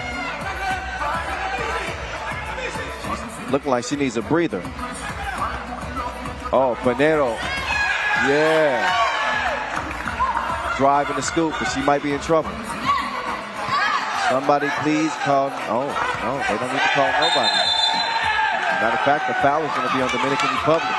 This is a pesky Guatemalan team. They just, you can't get rid of them. They're flying around the court. They're all up in your face. They got hands moving all in your eyes. Range of vision. They're shooting twos on you.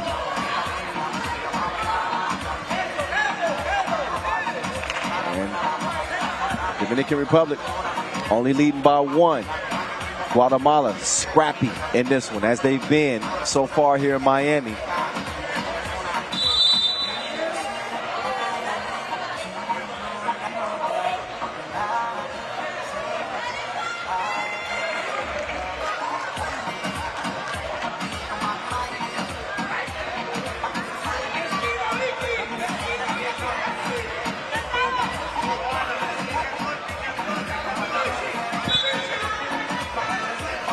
Back to it we go.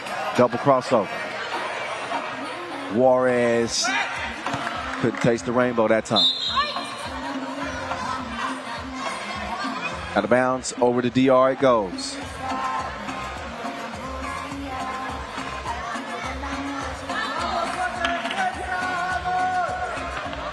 Patiently kind of getting into this offensive possession. Starting from that left elbow. Oh, look at the follow. Sticking with it and sticking the layup with the contact. So Johanna Morton, she gets a trip to the free throw line.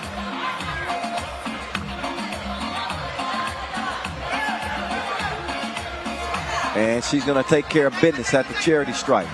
3-point advantage. DR still keeping this Guatemalan team at bay. Oh, Pinero took it a spin class but couldn't finish with the fillet. Long ball from Centil just off target. Mortno is there to snatch the rebound. She's trying to get some space, and she gives them a taste. Fading, fading, fading. 11-7. Guatemala's hopes fading. With every DR score that continues to create some distance. It's a 4-point game. Garcia cross, but no sauce. Nice move. Oh, Pinero. Nobody was home. Turnover. Dominican Republic trying to duplicate the efforts of what we saw from the men's team earlier in the day. Oh, long ball. Count those. Dos bien. Garcia kicks it. The runner, oh, too strong. Valesio.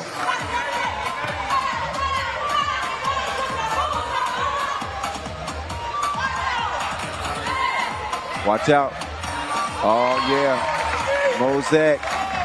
She is W-E-T. Wet with it. Garcia getting to the baseline, but the reverse won't happen.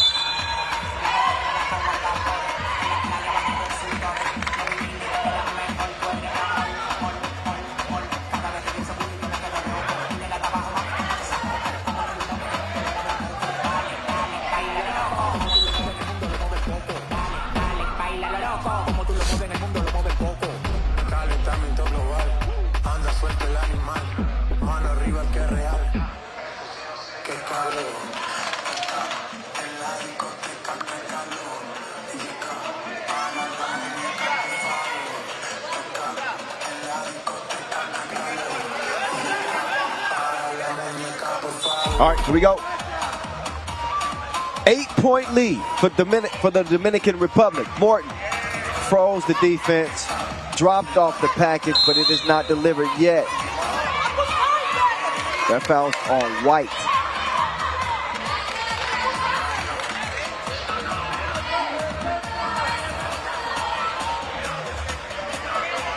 They got an 8-point lead, 5 minutes to play. And much like we saw this Guatemala team struggle against the size of Jamaica, the size of this Dominican team is also giving them problems.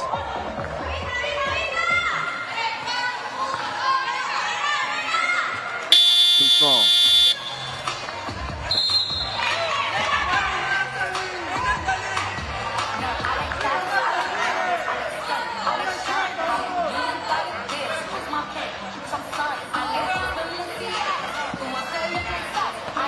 Pinero, another strong drive, but missed. So difficult to get those shots up over Mosek. Right on cue, uses that wide frame, long arms to get the bucket on the interior. Monsac has been a one-woman wrecking crew on the inside for this DR team.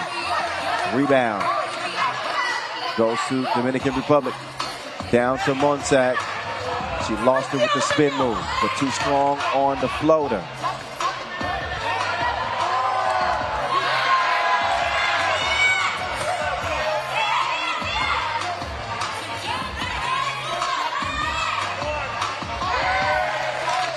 (17-7).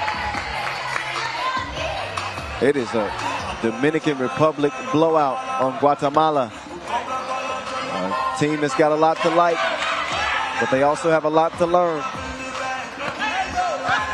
Monsac causing some pressure on the interior, but that's an offensive foul. Too much pressure. I think she threw that off arm, and that's what drew the whistle. Ladies and gentlemen, as we take a timeout here, your score, La República 17, Guatemala 8. 3.5 left in regulation. Just a reminder, coming up next, we'll dive back into the men's division. It's Canada taking all right, so Argentina. Our last TV timeout. Dominican Republic are closing in on a win that will secure their spot in the quarterfinals tomorrow.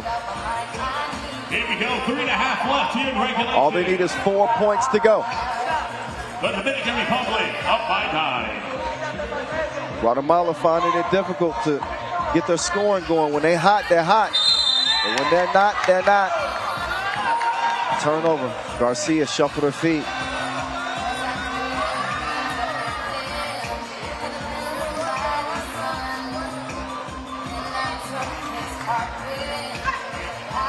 Monsac, she is an absolute bucket. Man down.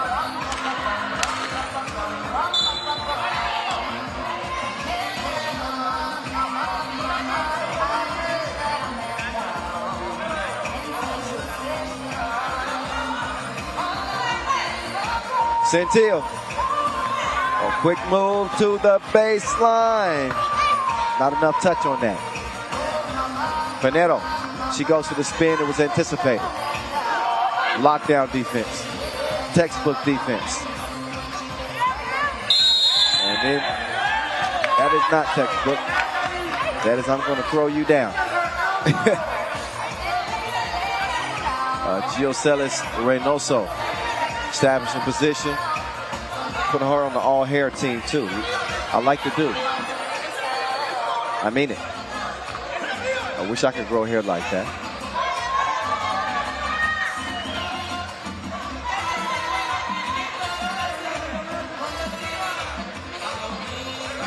Oh, face time.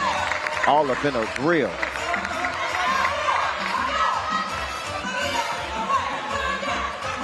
Game point for DR. Juarez with some final shots.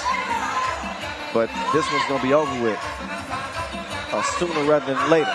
2:20 and counting left in this game. But Guatemala have not been able to stop DR to this point. Juarez to Garcia. Garcia still wants to drive. If Guatemala need anything, they need twos. Not that they're going to be able to come back and win this one, but this is desperation time. It was desperation time. That was history. This is history. Guatemala's now history here in Miami, but commend them on a valiant effort. They definitely came out and showed some real skill.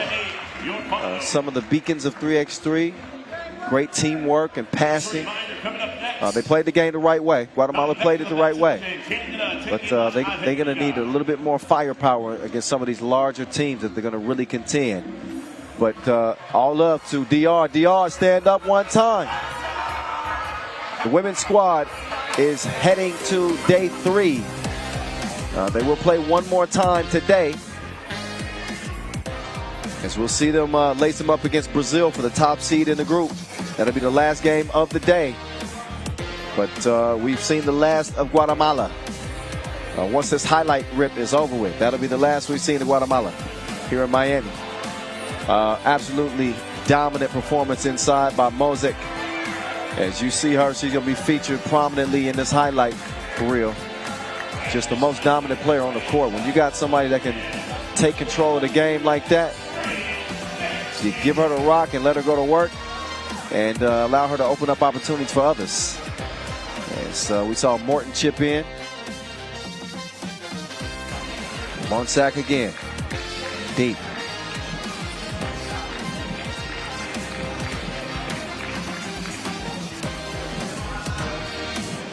And a few last looks. Oh, no look. I didn't even know she did that. Oh, you fancy, huh? Wowzers. Hey, the 3x3 dance team is back. My favorite dance team.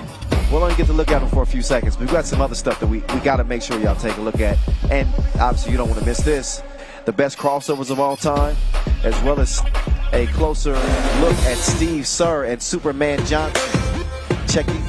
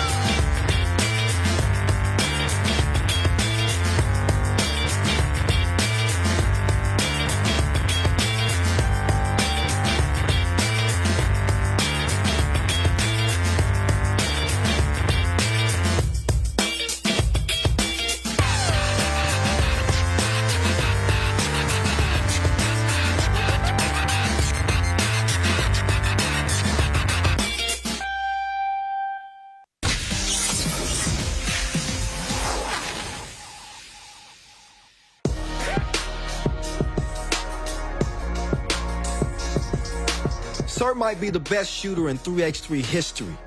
My guy knocks down shots like it's happy hour. Sir's so good that he holds the all-time shootout record with 17 at the Chengdu Masters back in 2019. He's got 15, it's tied, it's beat, it's history. He's got 5 G's in his pocket. The shootout competition ends in a thriller with a new record. That record's gonna take some time to beat, but all good things come to an end, and the Edmonton Star bid an emotional farewell to the World Tour in Montreal. Steve, couldn't be prouder, couldn't be happier. It's been a phenomenal career, and it's only the start of greater things in your life. And as a father, love you and all the best.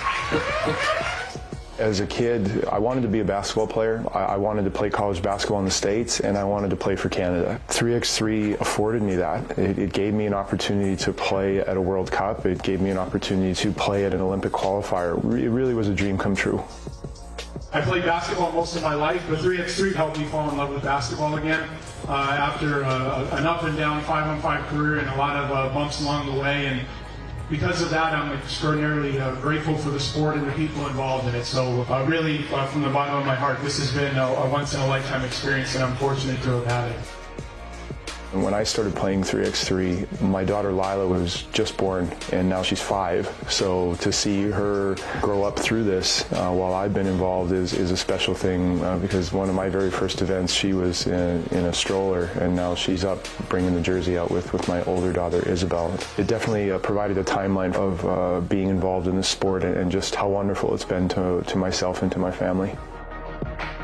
In retirement, the Nanjing Masters 2019 MVP will happily remember all the beautiful places he's traveled to on the pro circuit alongside his beloved teammates.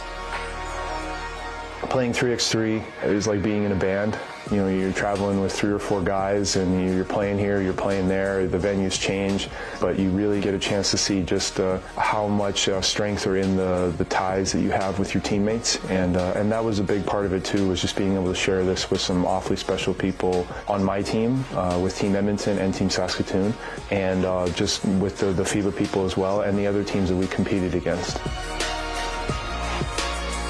Being a part of 3x3's growth into a global phenomenon, Sir wants to stay involved in the 21-point game he loves so much.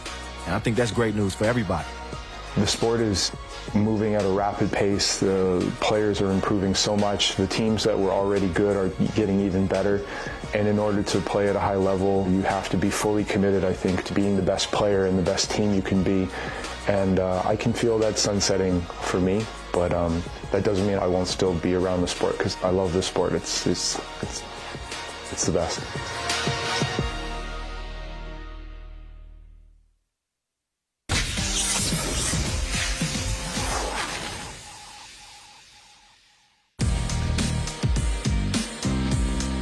After a season with Team Montreal, Alex Johnson switched to Toronto Hyundai G and continues to be hyped about playing 3x3 as the Tokyo Olympics quickly approach.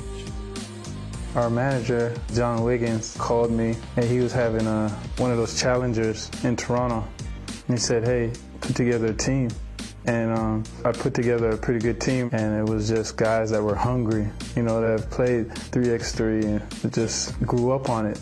It's just crazy to think about it, that a game like this, something that, you know, you grew up just playing on the street in your backyard or, you know, at the court, is going to be on the Olympic stage. That's insane when you think about it. It's like, what?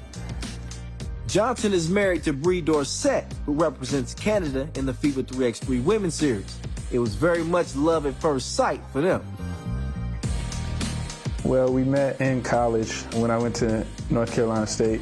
She seen me at a pro-am. She was just looking at me. You know when someone's looking at you, you're like, man, who is that? So then after the game, my teammate's like, I'm like, yo, this girl's been looking at me the whole time. Watch this. I'm gonna wave to her, and she's gonna wave back. He's like, man, what are you talking about? No, she's not. I'm like, watch. So I go, I give her a wave like this, and she's like, hey. It was kind of cool. With Dorsett involved in the very first women's series, Johnson has helped prepare her for the intense competition. before she went to Prague, we played one-on-one. I just wanted to get her ready, and I felt so bad because I was just talking so much junk to her. Like, you can't guard me, you can't shoot. Just seeing her face, I was like, I felt so bad, but I knew she needed it. If she can handle this, when she gets over there, it's going to be a breeze. You talk about a 3x3 love story. Alex Johnson and Bree Johnson. I'm glad that we were able to give you guys a look at, just that beautiful love story. They just welcomed a brand new baby Genesis to the world. So congratulations to the lovely couple.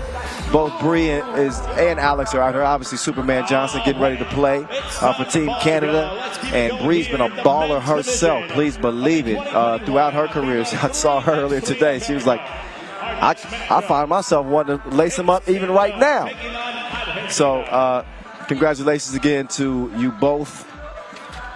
And wishing you the best of luck in the future, not only in your relationship, but in your careers. We're going to see what's next on the slate for Superman Johnson as he steps out here representing Team Canada with Big Bumjet Gill, the Bearded King, and of course Steve Yezer, the Canadian sharpshooter. He hit 6 two-pieces, and he has come out of retirement in a major way. And number 14, Steve Sir. There he is. The man, the myth, the legend, Steve Sir. He might still be hot from game 1. I like the new addition as well. Adika has really made his presence felt on this team in terms of getting to the glass, wreaking havoc defensively.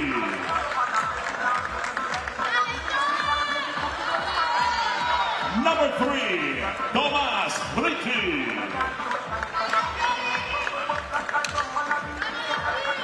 And one last opportunity, meantime, for the Argentinian team. If they want to play on, they are going to have to win right here and right now. Damas y caballeros, la selección de Argentina. And here they are, Joaquin Ortiz, Richie, Persetti, and Gomez. Tough loss for them to St. Lucia.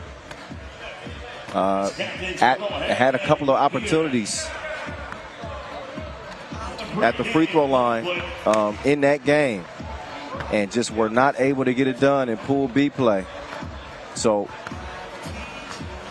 they got to get it done. Otherwise, they are done.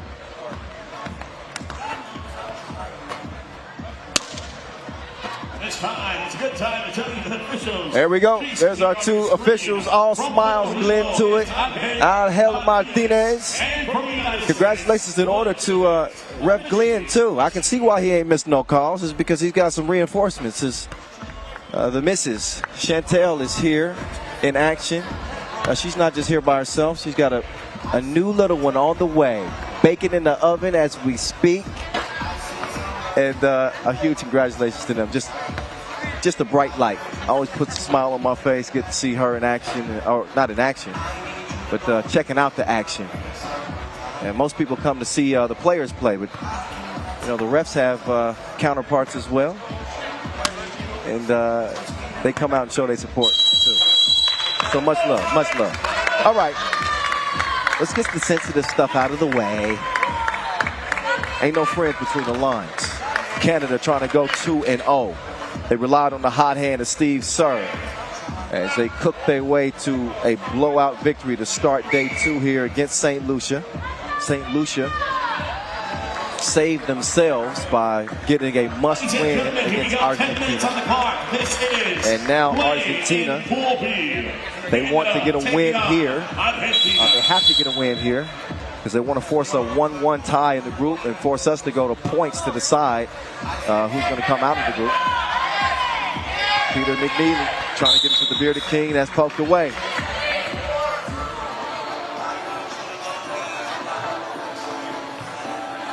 Superman.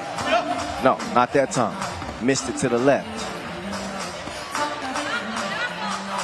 Johnson trying to defend underneath. Good drive, but maybe not so good because they stepped on the line.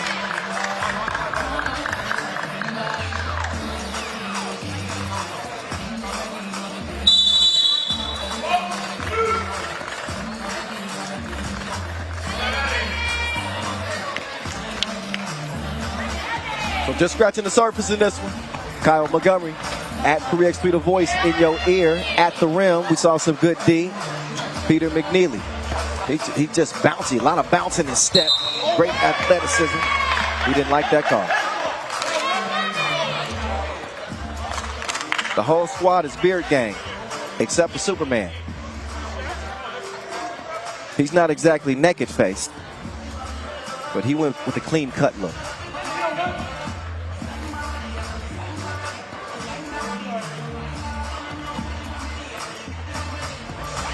Meantime, at the strike, Boyoka gets it to go down, but now he's flying through the air. Superman's going to drop it off. 1-1. Canada on the board. Dr. J turns around. He's too strong on it. Superman comes down with the rebound.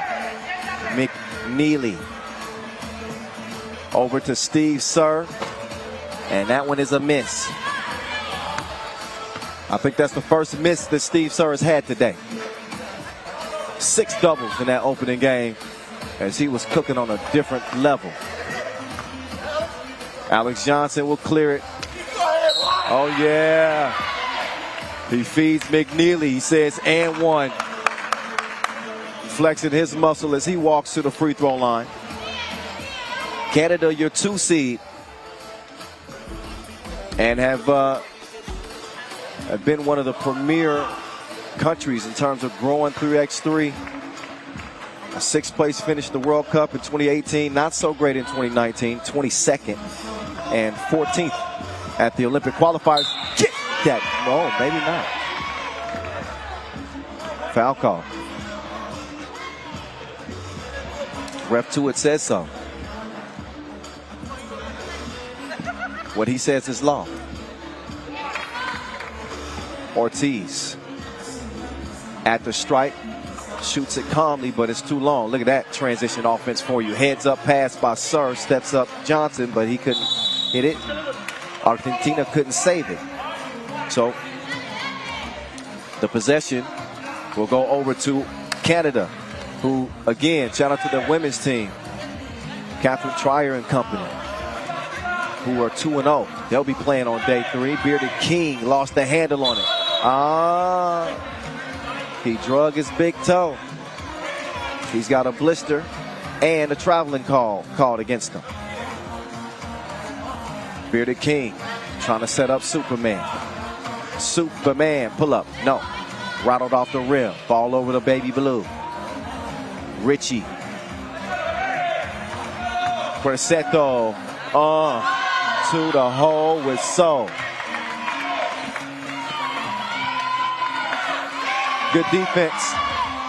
That deflection will give Argentina the rock again. Ortiz hits the deck and he's wishing for a foul. He's not going to get it. He's playing against a 3x3 vet.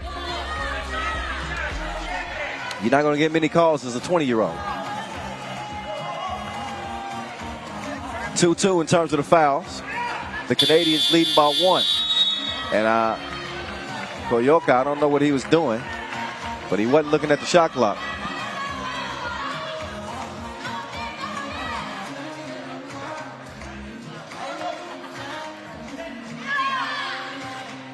Peter McNeely touching net like Peter Parker.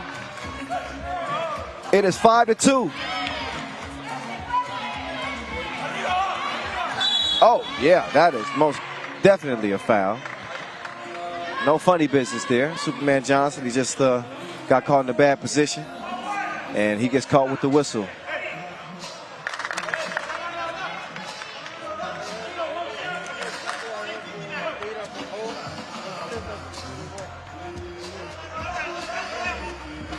And Richie is able to connect at the free throw line.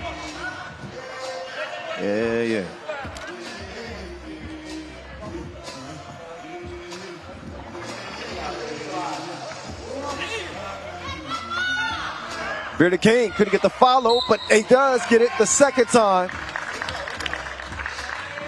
If you don't succeed, try again. And the Bearded King, man, great patience on the rebound and great strength to put that one up and in. His shoe game is nice too.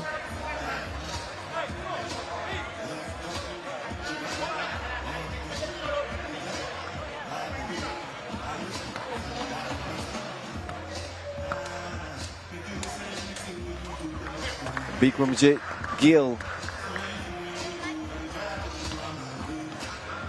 Koyoka, no. Ortiz also couldn't track it down. Superman Johnson. Comes up Kevin Hart, short. So, a 7-3 game as we will get our first TV timeout of the game. 6:53 officially left. Canada looking pretty strong. Hard to duplicate that shooting performance that we saw in game 1. But then again, who knows? It's plenty of time left in this one. They can start cooking in a hurry in this contest as well, as could Argentina. Don't think that I'm counting Argentina out. They got, I say it a lot, they got the ingredients. Teams that have, on paper, you look at Coming up next, you look at them on the surface. They got some good size. They got some pretty good shooters, skilled players. But chemistry matters. Experience matters in this game. Koyoka, step back. He couldn't hit it. So they're going to let that one bounce right out of bounds.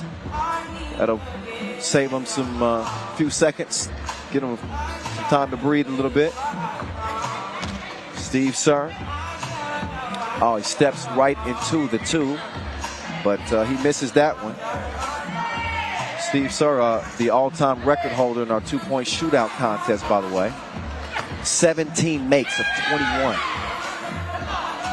I think that'll be standing for a while. He and Edgar's Crewmans. That's on the Pro Tour.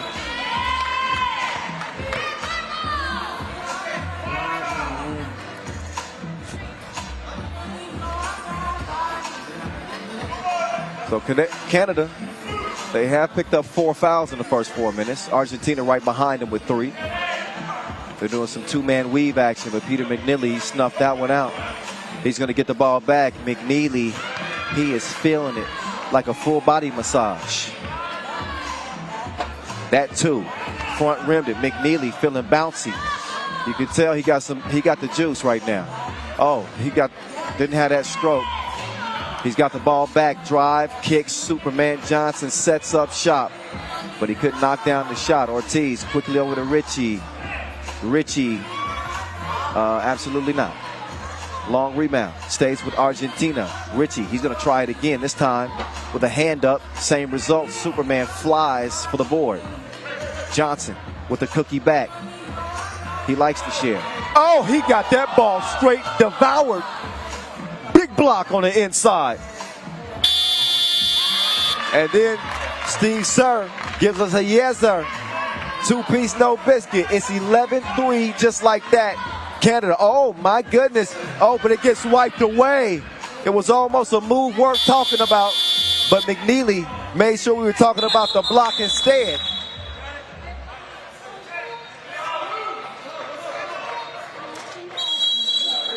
So an 8-point lead for Canada.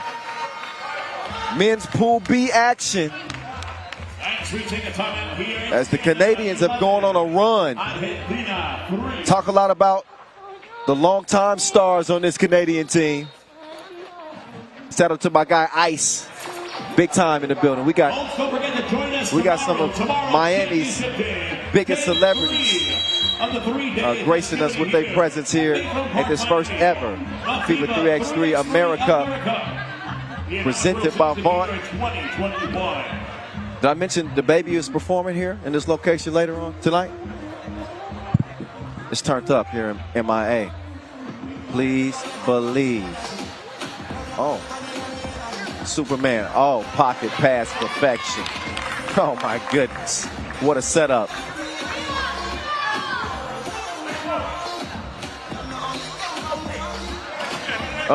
Tough shot. Rebound to Canada. Superman.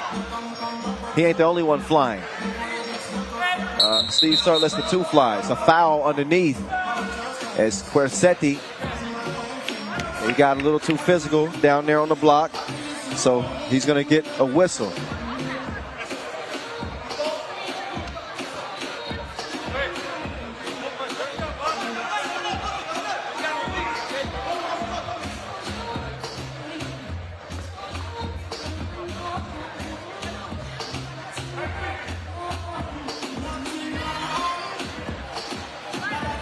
Richie, pull up.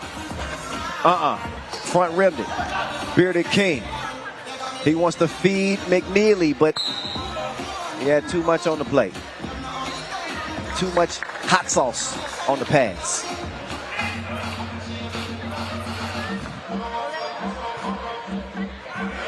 Okay, three-man weave trying to create a mismatch, and that they do. A wide open lane for Ortiz. He takes advantage, but that's only the 4th point for Argentina. They've been missing like the side of a milk carton.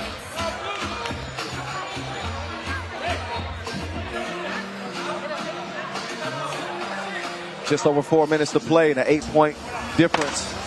Canada looking to go 2-0. North America against South America. Oh. Good idea on the pass. And Argentina is going to track it down. Ortiz making his move. We got a foul away from the ball. And I think that foul is actually called on Gomez. It is 7th foul on Argentina. So 2 free throws coming for the Canadians after this TV timeout. So they'll get their last break, or at least until they decide to call a timeout. And don't forget, coming up next, our final game. But it just goes to show you.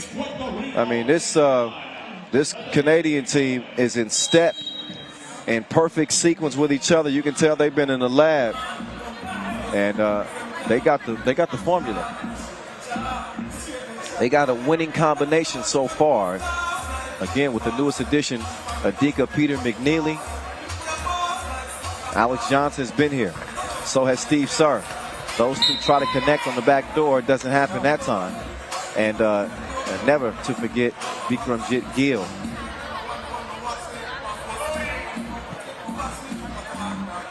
Steve Sir.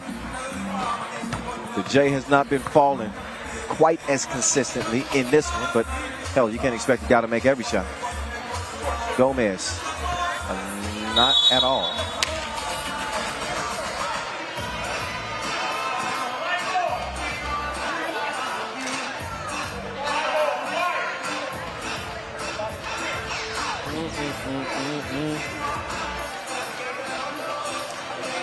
The bearded king to Superman Johnson. Superman Johnson. Down to Vikramjit. That one rattles off the rim.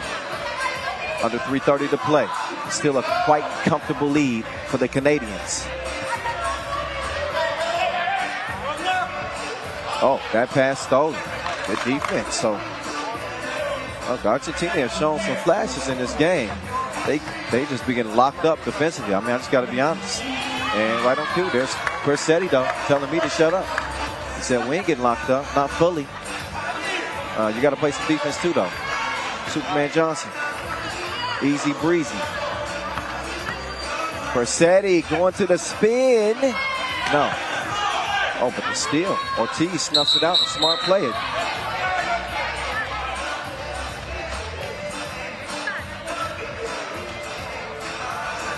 Got a technical foul called on Blue. And that was for the funny business. I believe over in the right corner. So one free throw. As Ref Glenn and Ref Angel discuss. One shot.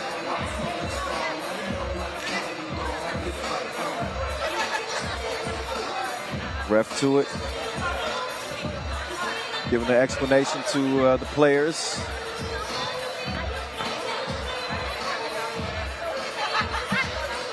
And of course, it's a yes, sir.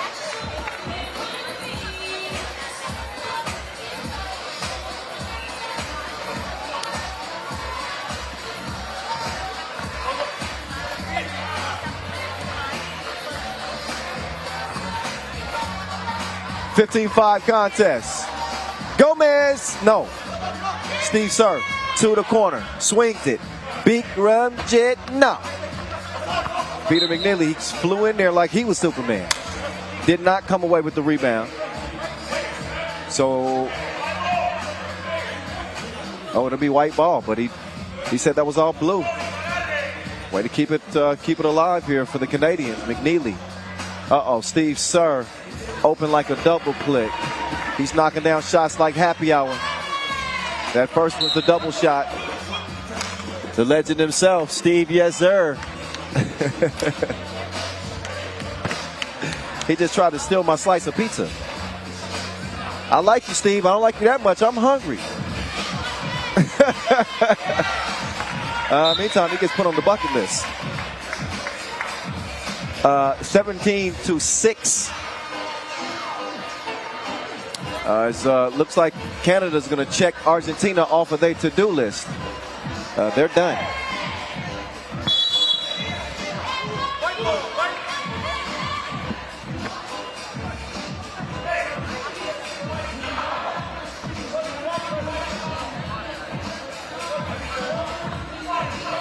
Peter McNeely. Adika. Up top, Bearded King. Okay. See, 3 years ago, Bearded King would have punched that with ferocity, but now he just takes the easy score. I'm not mad at that. Oh, man. Argentina's shot meter is way off. Jumpers are lagging.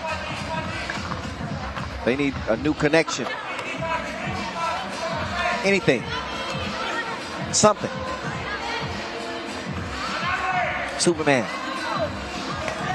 Beaker and Jet. Oh, patience. You see him just press the pause button slightly. Pause, then play. 19-16. 19-6. Argentina wishes there was 16. Superman. No.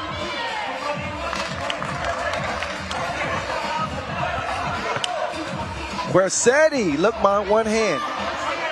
The follow. Richie gets it to go on Superman. To miss that time. And a hack on Bikram Jet. Number 9, 2 free throws to follow. So Gil could put this one away at the free throw line if he knocks them both down. Got an injury here on the Argentinian team. As Gomez, he's going to leave the court. And a timeout for Canada. Another dominating performance from the Canadians. And a more balanced effort, I guess you could say. It was all Steve Sir, game 1. And make no mistake about it, he's had his fingerprints all over this one as well. As well as the Wilson. But we've seen Peter McNeely's activity make a huge difference in this game. Bikram Jit Gill, he's in his bag as well. Superman Johnson's long ball, not so consistent in this game, but he's always contributing on the defensive end and even rebounding the ball as well. No rebound necessary right there. No rim necessary either. Bikram Jit Gill, all cash. And one more, and that's going to put it away. Man, easy work. Easy work for the Canadians. The 2 seed is too much for Argentina and St. Lucia. They run away with the group. Argentina is done. St. Lucia is secured to play on day 3, 21-7. Steve, yes sir, and his Canadian Patriots are in the winner's circle yet again, 2-0, heading into day 3, our quarterfinals and our medal games. Will they medal here in Miami? We will see. But right now, let's get it over to Julien Debove, who's with Steve Sir right now. Steve, 2 games, 2 wins today. You got the job done. Yeah, I mean, we're so excited to be here representing our country, playing alongside our women's team, and being a part of this first inaugural event. So this is really special for us, and luckily we got 2 wins today. So we're excited for day 3. We need to talk about the first game. 7 out of 7 from outside the arc. Yeah. How does it feel to be in a heat check like this? Well, it feels pretty good, especially when you just built a house in the shootout contest. So it was nice to have a little bit of a swing back, but you know what? Like, that's why you put the time in. I play with 3 great guys here that found me when I was open, and it was just it was one of those special games where you felt like the basket was this big. So it's a good one. Congrats again. See you in the quarterfinals. You betcha. Hi, Izzy, Lila.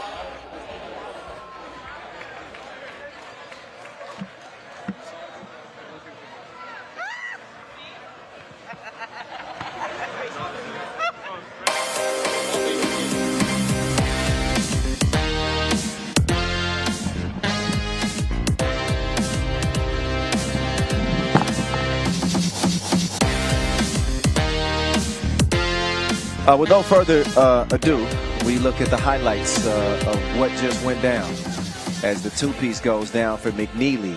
Man, this Canadian team, they're really in a good place right now. You can see that chemistry without looking through a microscope. It is evident in this squad, even with a new addition, and obviously Steve Surf coming out of retirement. He has been a godsend on this Canadian team. An absolute certified bucket getter. He is official. He don't need no whistle. And Argentina, while they do possess some physical skills and some potential to be really good in this game, this Canadian team was on a totally different level. And that was proven between the lines as they win that 10-minute sprint with ease, 2-0. We will see them again tomorrow. Again, when we will start the quarterfinals here right off Biscayne Bay, here in the heart of downtown Miami. So we are moving into the evening hours as the sun makes its descent here in South Florida, and still some unfinished business. Dominican Republic and Puerto Rico. I told you to circle this game earlier today, because I think it's got a potential to be a blockbuster, believe me. 2 teams that are going to be fighting for the #1 seed in that group. And 2 very talented teams. Ladies and gentlemen, up next, maybe developing a little bit of a rivalry here. But as talented as they are not nearly as proven as Puerto Rico is. This is the final game in the men's competition. Puerto Rico, Boricua, the Boricuas in an all red. Out they come. Dominican Republic first. Hey, who would win in a dance-off? The Puerto Ricans or the Dominicanas? The Boricuas or the Dominicanas? Y'all tell me right now. number 2, Diego Morete. And number 12, Reiner Morete. Okay. Both teams are out. Diego Moquete, Reiner Moquete, Sao Mejia, and Shamil Bayas represent this Dominican Republic team. As for who represents this Puerto Rican team, Let's get the Puerto Ricans out here. they are about to come out right now. I can tell you in advance if you want. Adrian Ocasio, Josue Arazo, TJ Fernandez, and Angel Matias.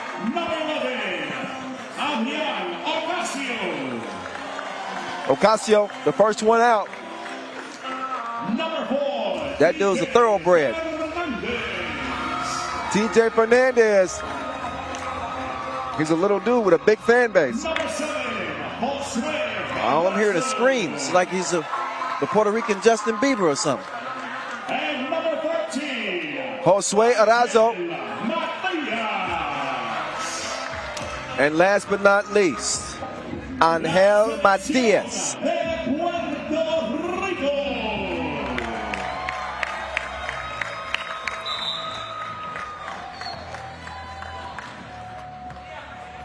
Okay, so now it's warm-up time.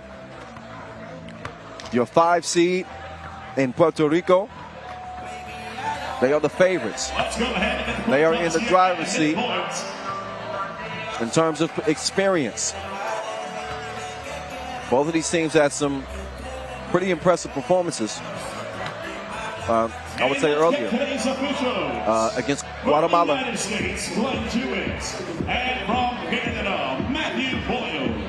Relatively dominating wins. Ref Matthew, Ref Glenn, back with the whistles around their neck. This game is in good hands. Dominicanas in the white. The Boricuas in the red. The ladies will take over the show after this one is done. 2 more contests to wrap up day 2, which will then solidify our quarterfinal bracket. First ever AmeriCup from Miami. And the picture is starting to become a little bit clearer as to who's going to be competing for those 3 medals tomorrow.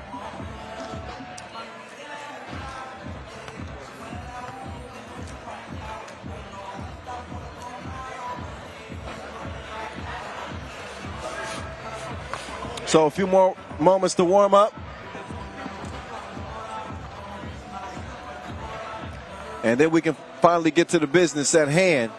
And hopefully they can, they'll make me look good, because I talked this game up earlier. If it ends up being a dud, then just forget I ever mentioned it, all right? We'll keep that between me and y'all. However many thousands or millions might be watching right now.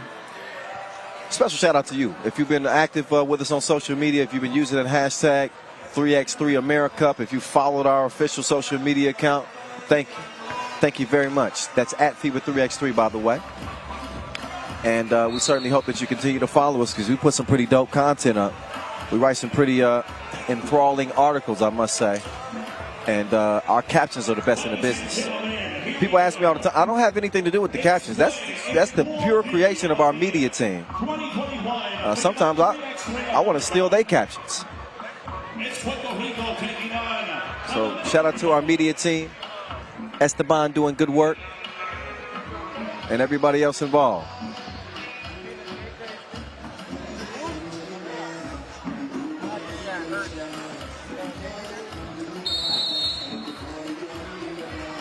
Okay, time for talk is over with.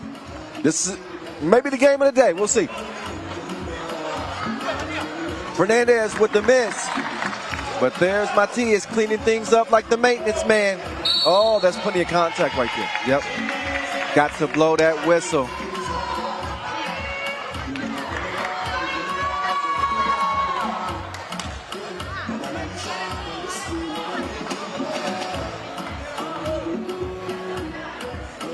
First of 2 free throws is good.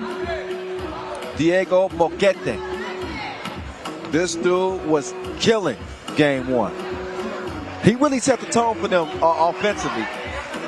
Both the Moquetes. TJ Fernandez down to Matias El Montrón. He woke up in beast mode.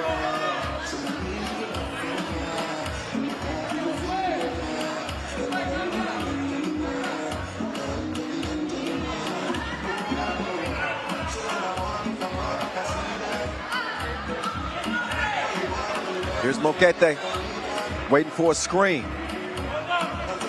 Mejia takes it right at Josue. Okay.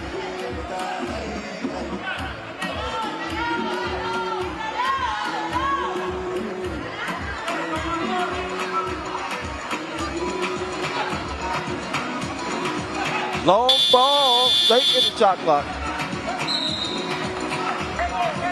That's the red ball off of off-white. 2-2. But we are just getting going. We'll conclude men's action with this game right here. Quarterfinal bracket will be set Once we find out who's going to be the 1 seed, Matias in the deep end. After the miss, Moquete trying to do something to Matias. He's bringing him out, ISO game. And he left him in the dust. Adios, amigo. For Matias. Backed him up like a dump truck. 3-3.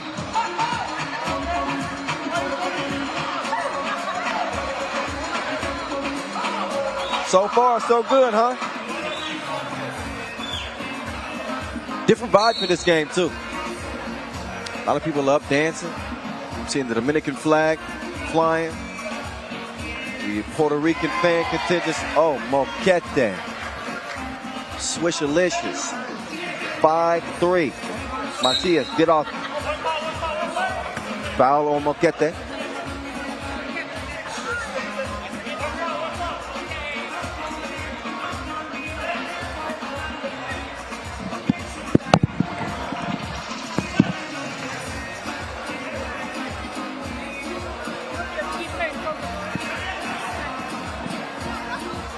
Nice entry pass to Arazo. Let's see if he does something with it. Oh, Josue did not have the touch that time. Oh, nice bounce pass. What a feed from Moquete. He sets the table in an exquisite dish. Blocking foul. So, you see TJ Fernandez encouraging his teammates to settle down. No problem. But a 6-3 advantage.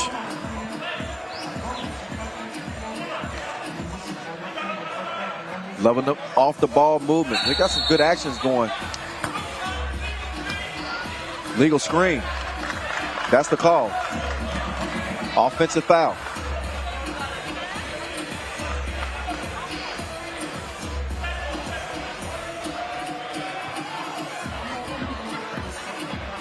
Arazo. He's got TJ Fernandez coming around, pulling the trigger. Bottoms up. Dominican Republic still up by 1. Bias. He's going to get it down on the block. Oh. Mejia. He gets called for the offensive foul as he swung that off arm. Puts the official in a difficult position. Anytime you swing that off arm, a whistle is almost inevitable. Uh-oh, another 2-piece. No biscuit. Fernandez starting to heat up like them leftovers. It is 7-6. Moquete. Wild shot. Fernandez. He is muy caliente. Hotter than habanero. 9-6. Oh, that's a grown man move. You better flex. I'm a flex for you. Big bucket. So Dominican Republic unfazed. It's Bias. Says get your weight up. He steps up to the free throw line. And he's going to get that one to trickle in. Fernandez. Yeah, he left his feet. And he gets called for the violation.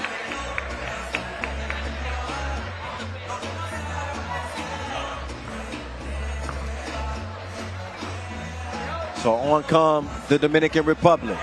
Jab step, Moquete, step back. He had some space, but too much space between the ball and the rim. So Matias, he likes the high percentage shots. Bully ball.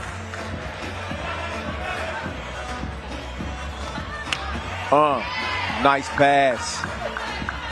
Fernandez.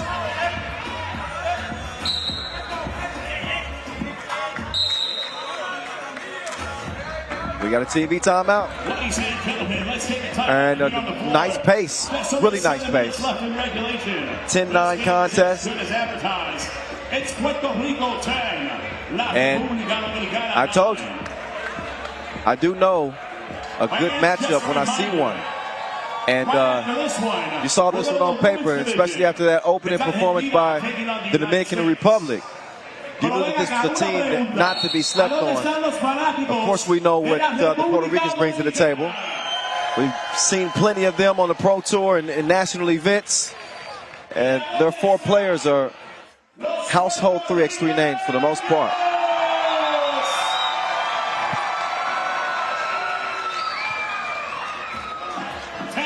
Puerto Rico, 6:51. 10-9. Josue to the hole. Puerto Rico, 11. Dominican Republic, 9. The handoff, Moquete to Moquete. No bueno. Ocasio, he's going to get it down to the torture chamber. And what happens to people in the torture chamber? They get abused. Matias doing the honors, but now he flew out of the picture only to see the splash from Moquete in the deep end.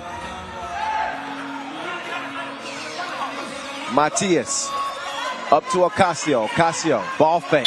Gets past the defense, but he does not get the shot up in enough time. So a 1-point contest.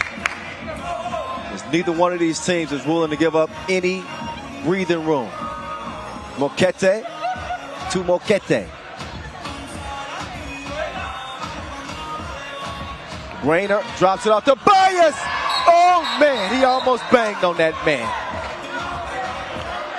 But it was a miss. The energy in this place just, I mean, it skyrocketed. That would have been a filthy finish, but again, it didn't go down.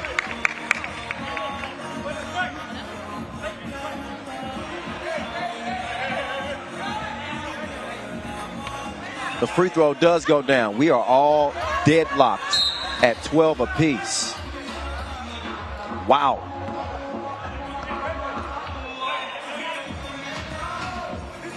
.12 game.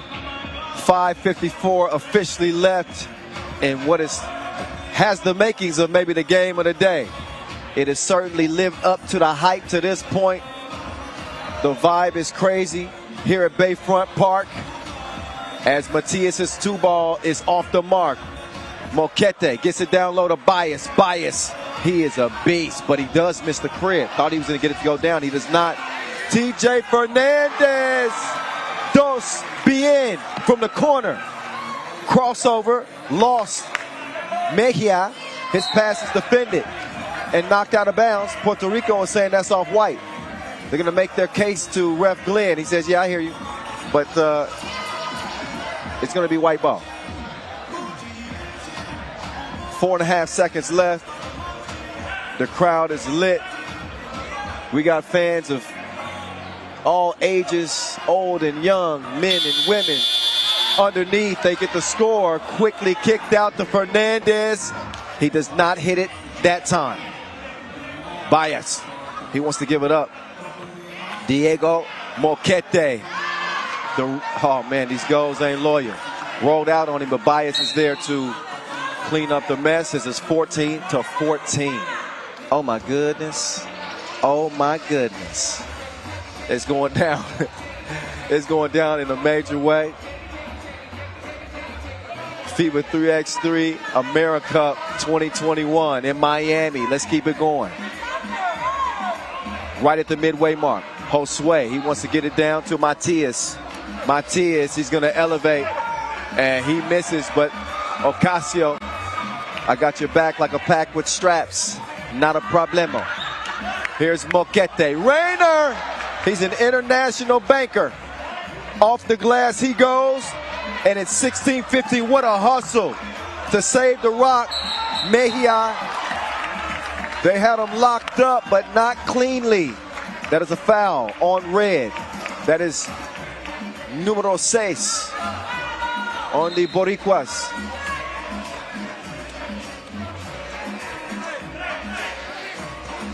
So Rayner Moquete, he will inbound it. He's defended by Josue Arazo.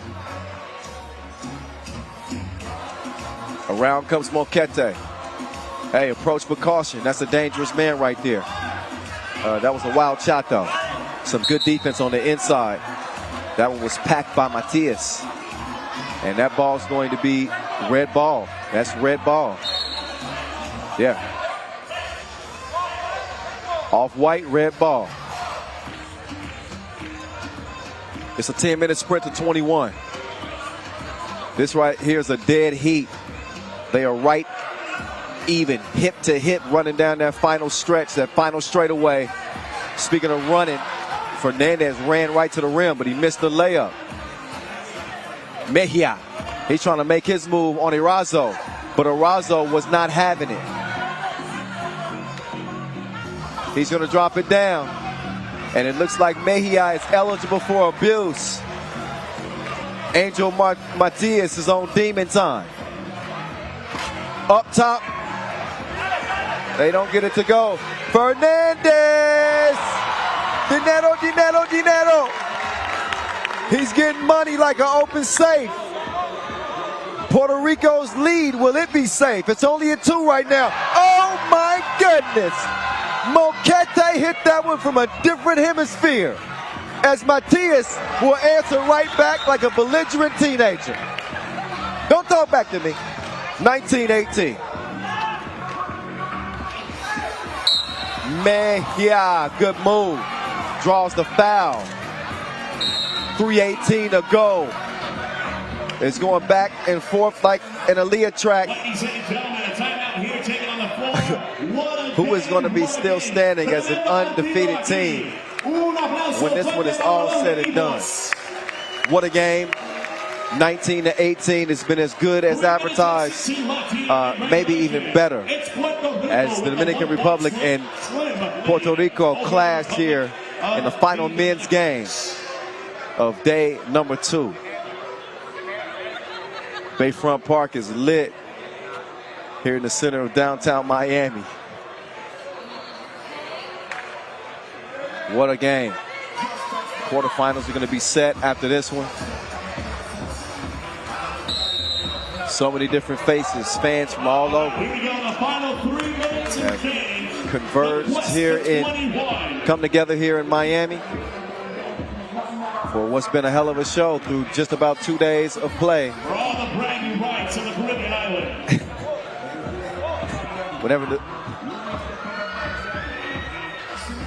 Okay, 2 free throws. I should point out that Puerto Rico is in the penalty shooting 2. That's the result. We got a 19-19 game. Mejia. He's able to knock them both down. Point game, Dominican Republic. TJ Fernandez gets him to the teeth of the paint, but he could not hit the layup. And then Ocasio, he knocks it out of bounds. La República Dominicana, 1 point away. Game point, Dominican Republic. Moquete over to Mejia. Diego Moquete. Moquete to the hole, is missed. Out of bounds off red. It's going to be white ball.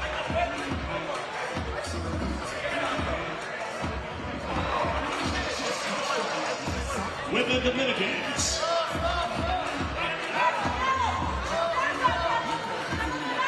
We got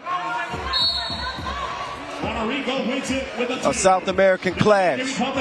Here we go. Diego Moquete on the move, trying to get some space. He gets it over to Rayner. Rayner, jab step. He's only got 2 to shoot. He pushed the shot up. Erazo knocks it away. That's a shot clock violation. Ball back over to Puerto Rico. Puerto Rico in control of their own destiny. So a 20-19 game and a timeout on the floor. They want to talk it over.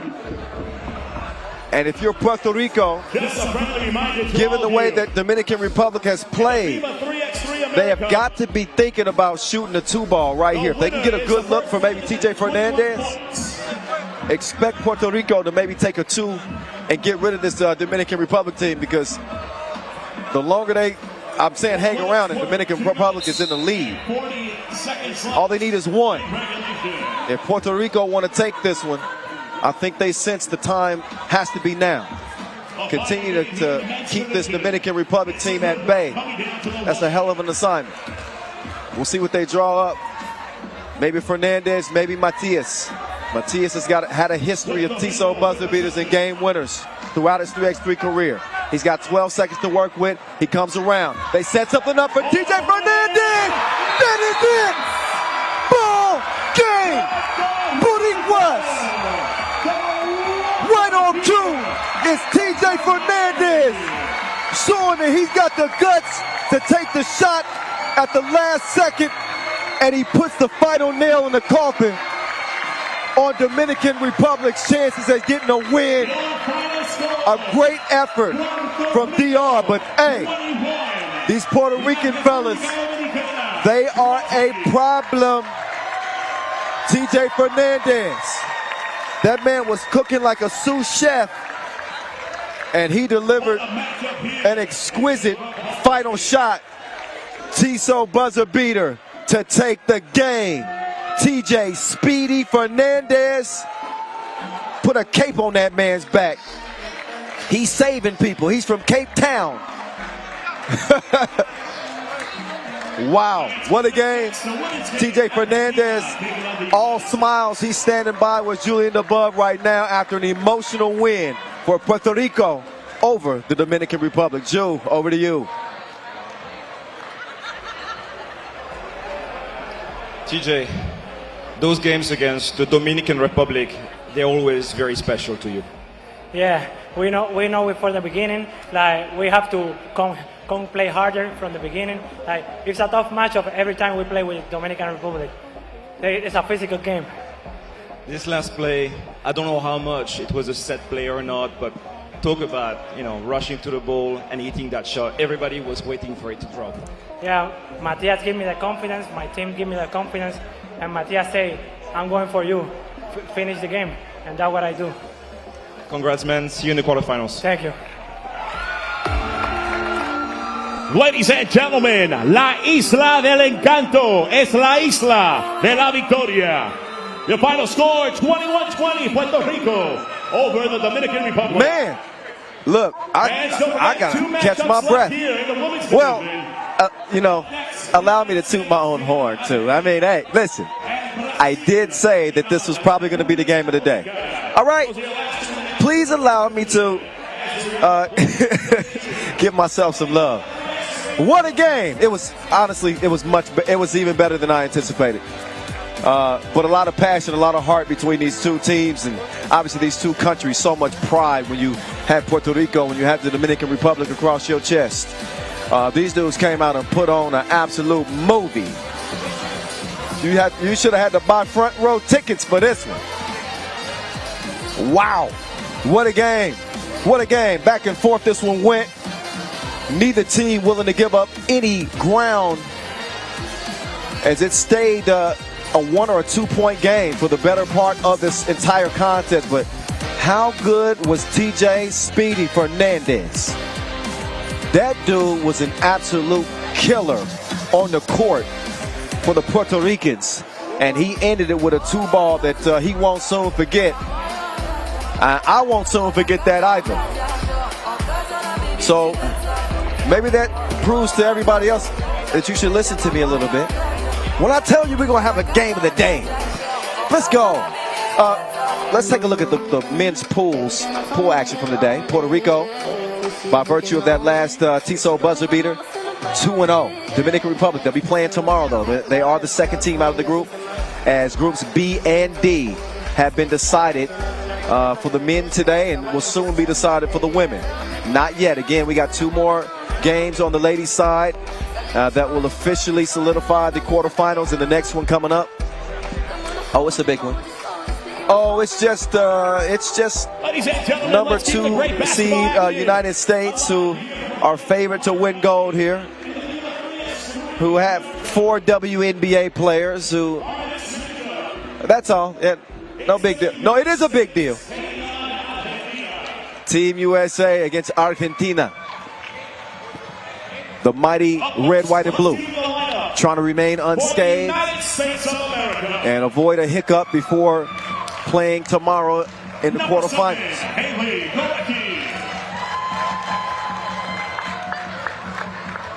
Number 15, Brianna Jones.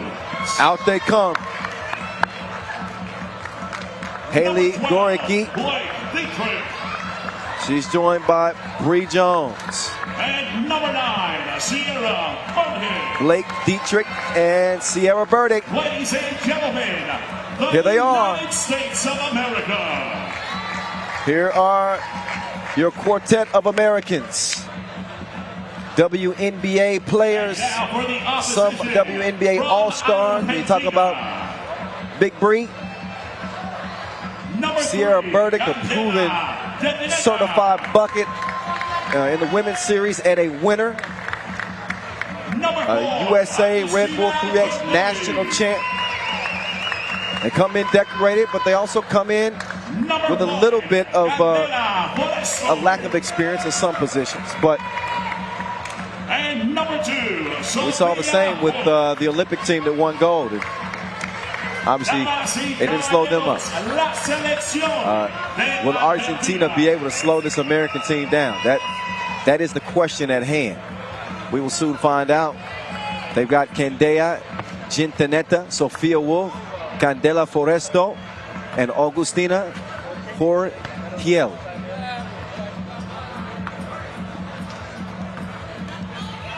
So they'll get warmed up here in the layup line. And we're still trying to cool off after that Puerto Rican win. Unbelievable. We'll see what the ladies bring to cap this thing off.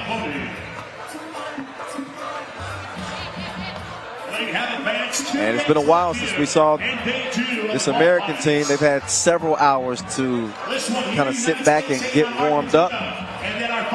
There's Sierra Burdick, 28 years old. She is the spoon that stirs the drink on this United States team. A 2014 FIBA 3x3 World Cup winner. She made a splashy comeback this year, leading the U.S. to their first ever women's series win in Klaipeda. She's 6'3" and an absolute beast. You will see. And Burdick, she was dunking in practice in Moscow at the World Cup. That was 2014. I don't know if she still got that kind of bounce. She might. We'll see.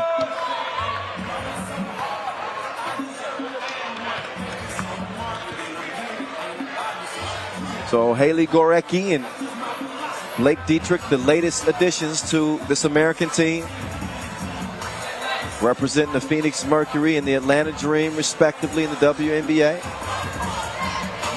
Dietrich was she appeared in the Constanta stop on the women's series this year, and is a 2016 USA Basketball 3x3 national champ herself. So I got to go down the whole list of accolades from all four.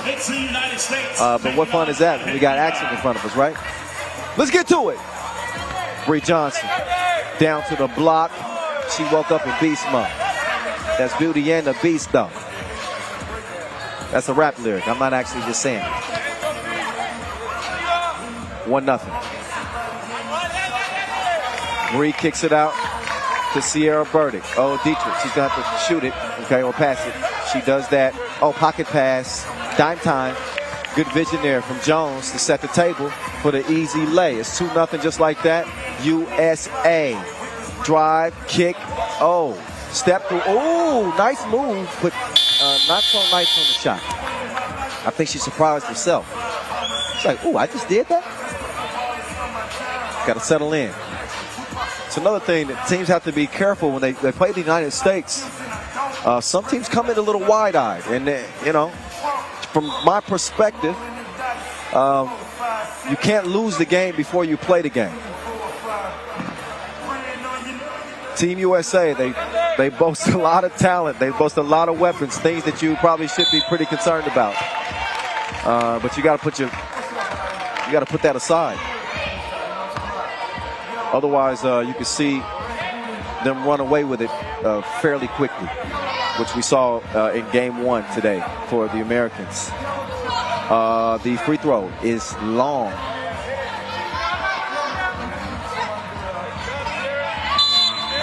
And a foul. That'll be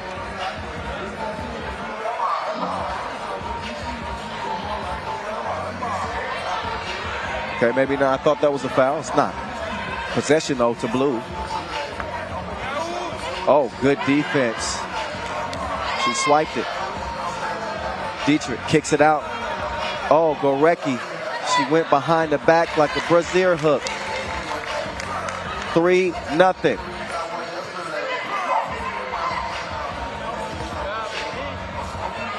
Oh, two-piece from the corner. No. Wolf. Oh, got to her spot. Not happening. Here's Burdick. She wants to swing it over. Gorecki thought about it. Trying to back her down. That's a tough shot. Well off the mark. Still 3-0 USA. Trying to lock up. Good luck with that. Wolf. She was cat-like quick on the drive, but she couldn't finish the deal at the rim. Oh, nice little misdirection. But she misses the shot. Burdick keeps it alive, though, and saves the possession for the red, white, and blue, but they have a little malfunction in the system. And that was thrown away. Not quite on the same page. Again, this is an American team that is still developing chemistry.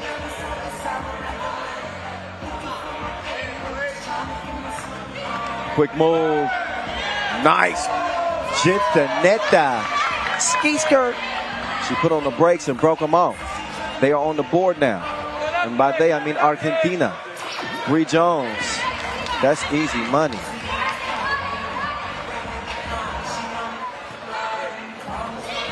Oh, plenty of moves, but nowhere to go. Oh, my goodness. She had her locked up like Rasta hair.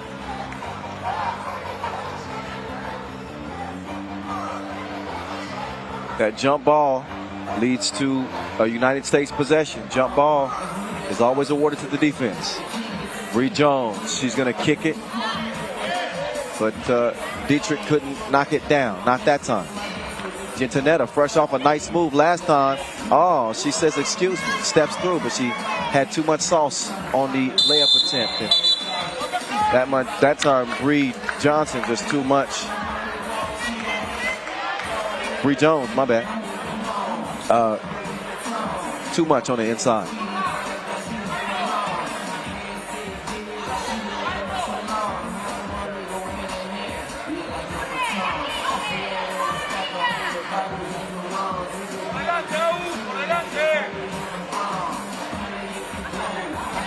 So here's Jones. She got a Jones and a Bones.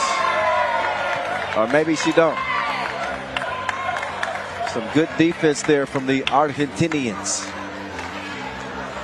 If they can find some offense, they can make this a game potentially. 7 seed Argentina, 2 seed USA. Nice moves. Good defense as well. An empty possession for Argentina. Sierra Burdick, the whip. Bree Jones, the Lele. Wolf, okay. She's doing her dance. She almost got her cookies took. Instead, she puts the 2 up. Out of bounds it goes. I don't think it touched anything. And we have a TV timeout. 6:30 to go in this game. USA leading 5-1. A little bit different than the Americans' first game against Trinidad and Tobago. They won that one well before the limit. A double-digit blowout. This story is still being written. This is a 10-minute sprint, not a 3.5-minute sprint. For decision day, it'll be the quarterfinals, semifinals, and the championship rounds. Tomorrow, right here, it wraps up at Bayfront Park, Miami.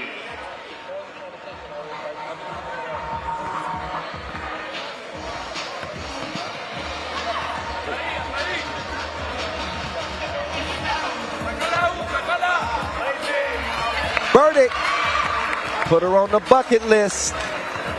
6-1. Baseline drive. Oh, these goals ain't loyal. That layup off the rim. Now they got to deal with the Americans' attack. Nice pass. Oh, she didn't forget the tip. 18%. She's a baller.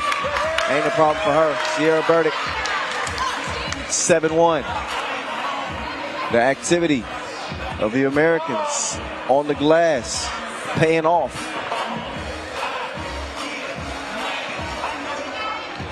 Here's Dietrich. Down to Bree Jones. Jones has it defended at first, but they couldn't hold her with a rubber grip.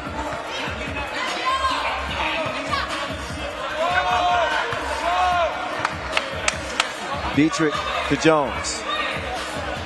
Jones back to Dietrich. Swings it over to Gorecki. Two-piece is a miss, but Bree Jones, she's unstoppable. I mean, what else do you want me to say? That's all the commentary I have. She's unstoppable. She sets the screen. Beautiful action right there. Oh, Gorecki missed it, but there's Bree Jones again on the rebound. She is absolutely dominating the paint. That is her domain. She's the lane lord.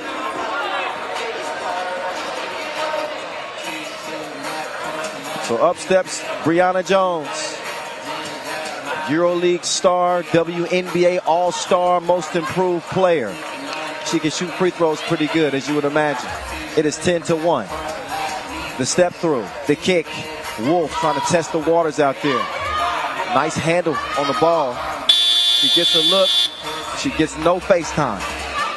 Burdick, one of the founding mothers. Look what she's found. Oh my goodness. It is Bree Jones continuing to absolutely dominate the interior of this game. Take another look. The feed. What you gonna do with that?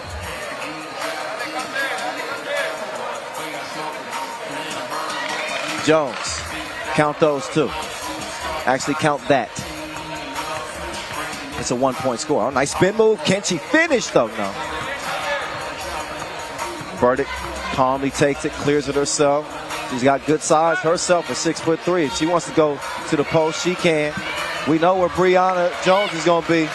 She's in the post. We don't need no tracking number. Up fake. And that's a gimme lay. And they try to feed it down to Brianna Jones. And a foul is called that time.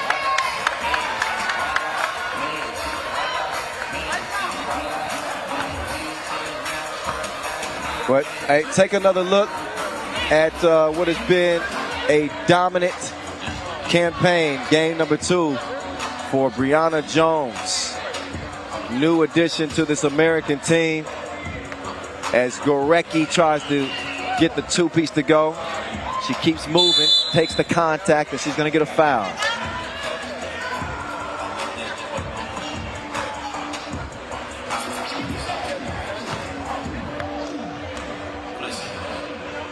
(13 to 2) game.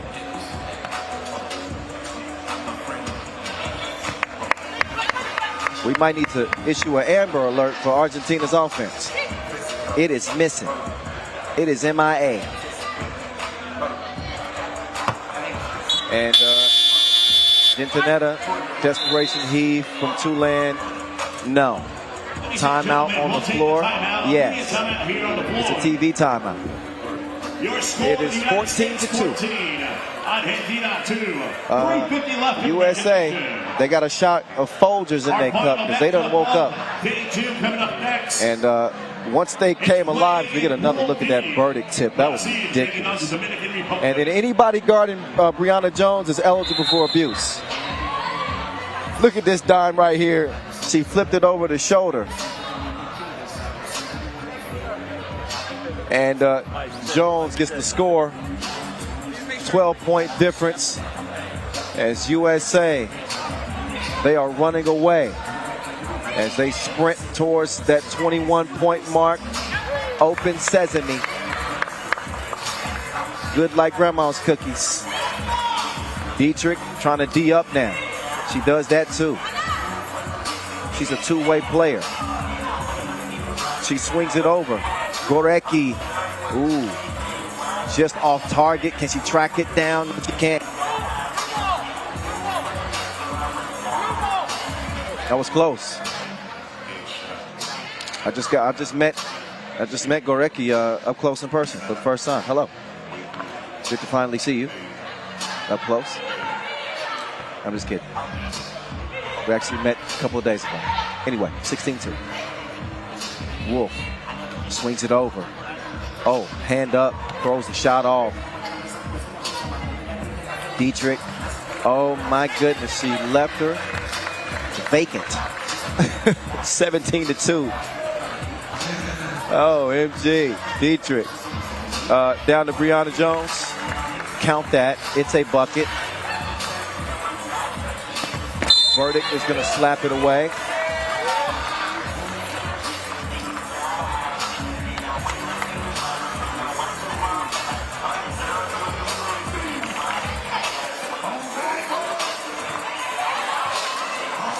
So Argentina's not going to make much of the game in this. The rest of this is just a formality. It is not a matter of if, it is a matter of when. The USA just need 3 más puntos. Listen, don't judge my Spanish, all right? I'm like most of you who took Spanish for 3 years in middle school. And when you get older, you forget most of what you learn, unless you're consistent with it. So I think in a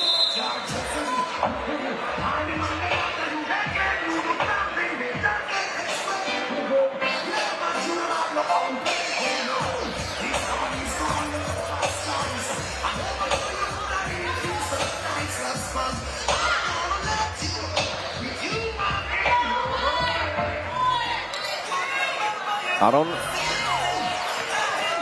Oh, there's Bree Jones continuing her kill streak. This ain't COD. She's going to get a rest as USA are just 2 points away from putting this one away. So Argentina want to go down to the post office, and you can see Gorecki. She's like, woman, please. You better put some respect on my name.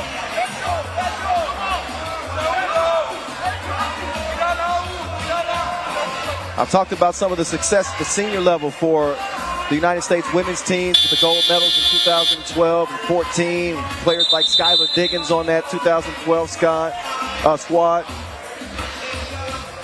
I think Ogunbowale was on that 2014 squad, if my memory serves me correct. Oh, it's dime time. Talk about threading the needle. She passed that like Mahomes. 20-2.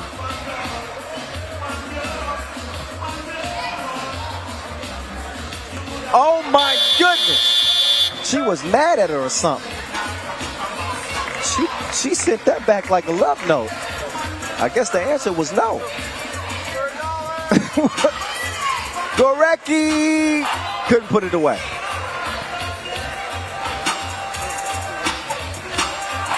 Oh, step through. Man, maybe an extra step there. I don't know. Here's Sierra Burdick. She says, I'm tired of this. 2-piece, no biscuit, but it is a win. 22-2.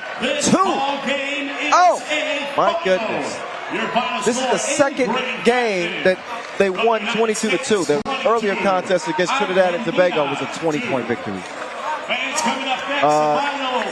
That just shows you how dominant this American team is. Their average margin of victory is 18 points per game. Where they do that? I'm sorry, 20 points per game. I wasn't good in math or Spanish. That just means I'm done talking. I don't need to say anything else. I want to hear from Brianna Jones after just dominating this Argentinian team. She was in her Birkin, and now she's standing by with Julian DeBub. Let's hear what Bree's got to say after a 2-0 campaign. Ju. Brianna, you had an amazing season in basketball. All-star, most improved player. You could have just stuck to basketball, but yet you're here playing 3x3. Tell us about your big motivation, your drive to be here with the team. I mean, it's always an honor to be able to represent USA basketball, so I'm just excited to be out here. This is my first time playing 3-on-3, and it's been a lot of fun. It's been a learning experience, but I'm having a lot of fun. What would you say has been the biggest adjustment for you coming from 5-on-5 basketball to now 3x3? I think just the pace and then trying to play with purpose while also trying to play fast. So I think that was the biggest difference for me, just trying to find that rhythm in 3-on-3. Congrats again for the 2 wins. See you in the quarterfinals. Thank you.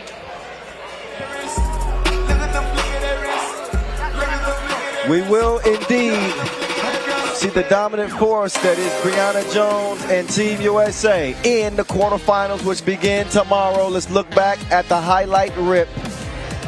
There weren't too many for Argentina, as you would imagine. They had 2 points. And I'm not trying to be mean. The red, white, and blue were mean enough. They played bully ball all game long, and they also showed some finesse. But if you want to look at the body of work from Brianna Jones, putting player after player in a body bag, I mean, she got it any way she wanted it. Full service is what she offered on this American team. Slips to the bucket there. Great awareness to get her the rock. When she didn't get the rock, she was Johnny on the spot. It just found its way to her. That Wilson apparently likes Bree Jones. It's always had an affection for Sierra Burdick in this 3x3 game. And wow, 44 points scored by Team USA. They reached not 20. This is a 21-point game. They took it a step further. We got to give them some extra credit. They get 22 in each of their games. You sure you want to see them in the quarterfinals? My goodness. Okay. Well, we got one more game to go here. Day 2. Can you believe it? We've been having so much fun. I didn't realize that we've gotten to the final game. Drop time. It's going to come down to Brazil and Dominican Republic. Here on the women's side, Pool D.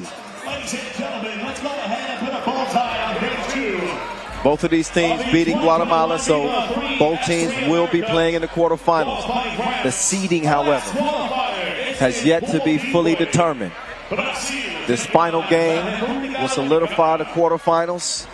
And again, at the end of the day tomorrow, we will hand out 3 medals, a gold, a silver, a bronze. Those 3 medalists in each gender will be playing at the 2022 World Cup. Number 26. So we're going to see who caps their pool play campaign on a good note. The biggest obstacle, which is making it to day 3, is already been conquered. Both teams will be there. Ladies and gentlemen, the selection from Brazil. So here's Brazil. Their 4-woman crew. A dangerous squad it is with Leis da Silva, Dana Silva, Sasa, Vitoria, Marcelino.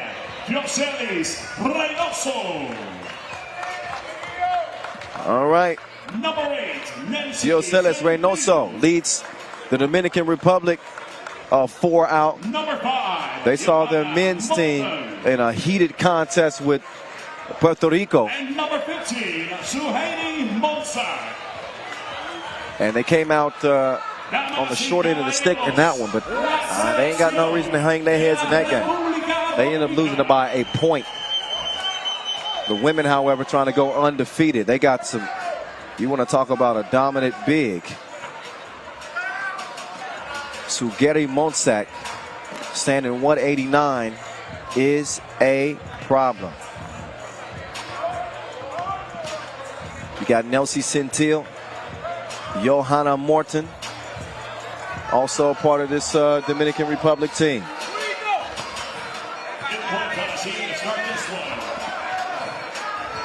This is another one of those games. The energy is in it.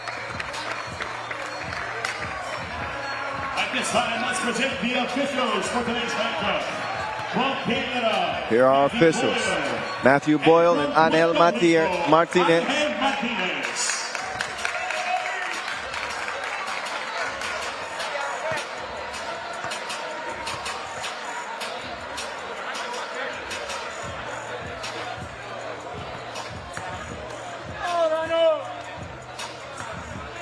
Dana Silva, 25 years old. Good height on her. Really good athleticism. She had a huge imprint on Brazil's win earlier. Obviously, Sasa really dominated that game. She had the biggest mismatch on the court. But Guatemala was a small team, quick team, but a small team. And both of these teams really exercised and utilized their size advantage in that matchup. That's how they both come in undefeated. These are two more evenly matched teams. Yo.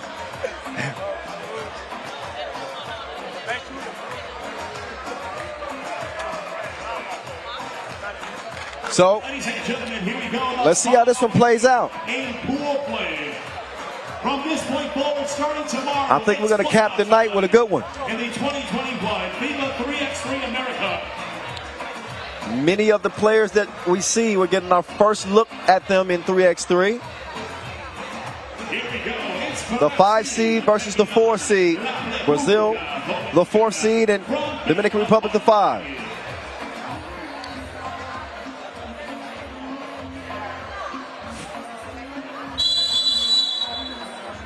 Lays will open up the possession for the Brazilians. Sasa drops it off to Vitoria, and Vitoria is going to draw the foul underneath. Vitoria shooting one. She was in the process of shooting that.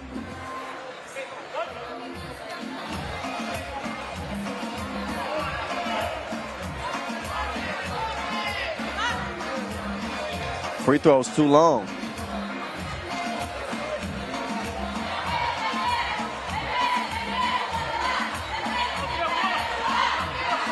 Good defense here. Lockdown defense. You talk about applying pressure.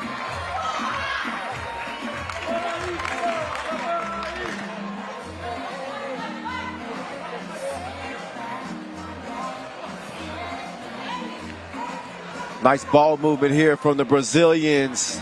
Sasa Agua. 2-0. The Brazil men, we'll see them playing tomorrow. They're unbeaten. We'll see the Dominican Republic men as well playing tomorrow. Only one loss as they split their pool play action. I got to give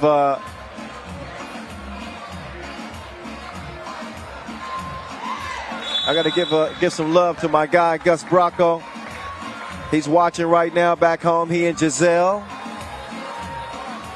He's got a couple friends with him too. Patacho. They're in Patacho. That's where they at. What's up, y'all? Enjoy. Looks beautiful out there.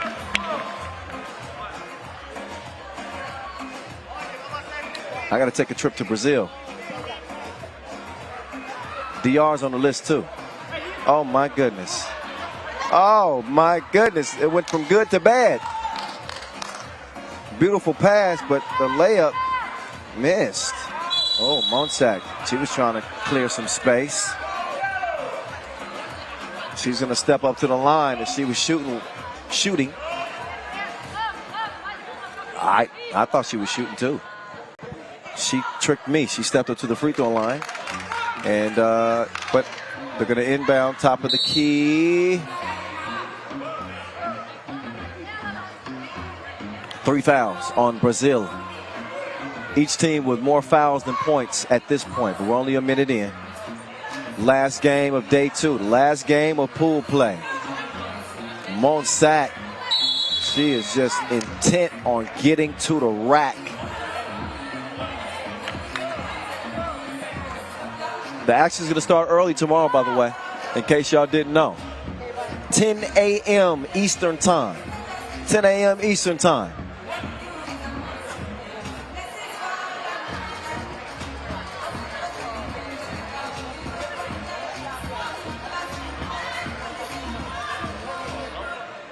Free throw is good.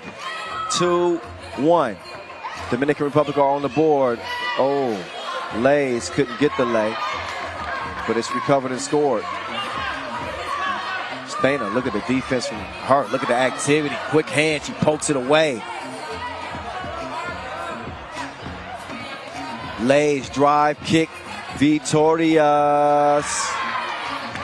Wet business, 5-1. Oh, nice move. Morton, she decides to give it up.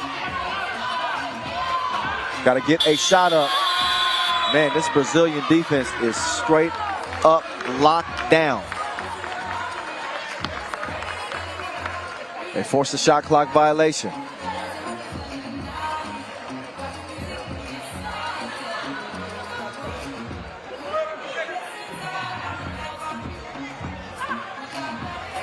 Oh my goodness.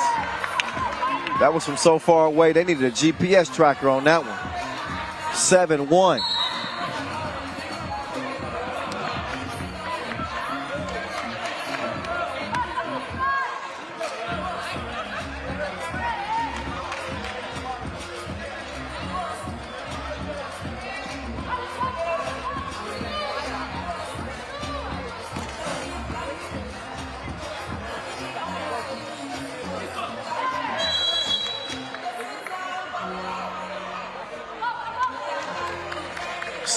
It stays. Brazil with a better offensive output than Dominican Republic. Is their primary offensive option is Monsac, but I think the size that Brazil have and really kind of negate Monsac. She's really dominant against smaller players, but Sasa in particular, Victoria. They can definitely switch off on her and hold her down, and not to forget Thana Silva as well. So the bigs on this Brazilian team, they match up well with Dominican Republic. Dominican Republic's bigs not defending. Brazil's nearly as well. Lays from far away. No. Lays fakes the pass to nobody. It was a good trick. Led to a bucket. Centillo. Sasa. Driving the kick. Thana. Oh, no, not that time, but it's cleaned up by Lays, who finishes with the leg. Defense on the perimeter. Monsac's going to hand it over. Centillo going to work to the right. Monsac gets it back. Sharon is carrying. Can they get it up before the shot? No. That is a shot clock violation. You got to be quicker than that. 9-1 game. Brazil. Look at the unity on this team in the huddle. They are all in step on the same page. You could definitely see that camaraderie with this Brazilian team. 6:45 left in regulation. This is your final game in pool play.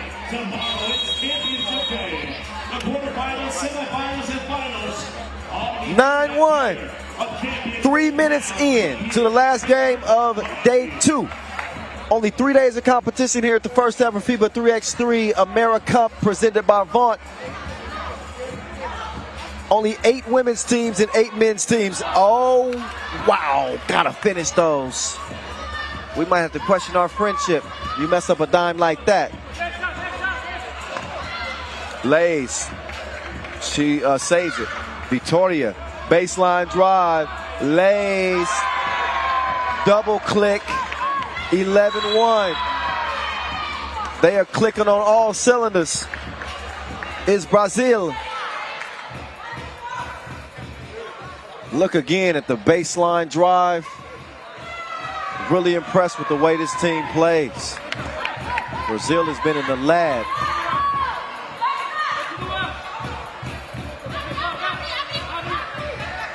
Miss at the rim. Lays. She sees Sasa down low. Sasa, uh-oh.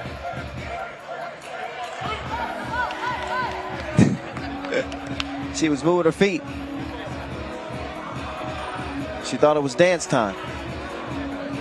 Not yet.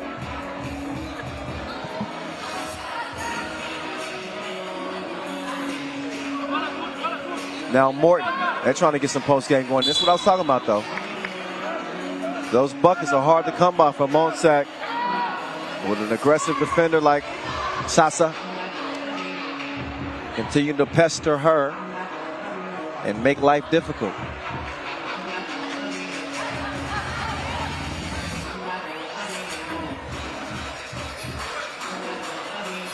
Oh, look at the release. That was a beautiful looking shot. It's all about the results, though, right?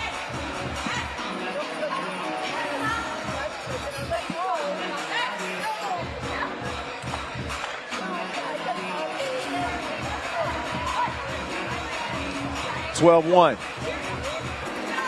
5:30 to play. Lays with the moves, but Monsac with the D. She wants it back. Now she smells barbecue chicken right here. Missed the first one. Now the help D comes. Oh, good spin move to come free on the baseline.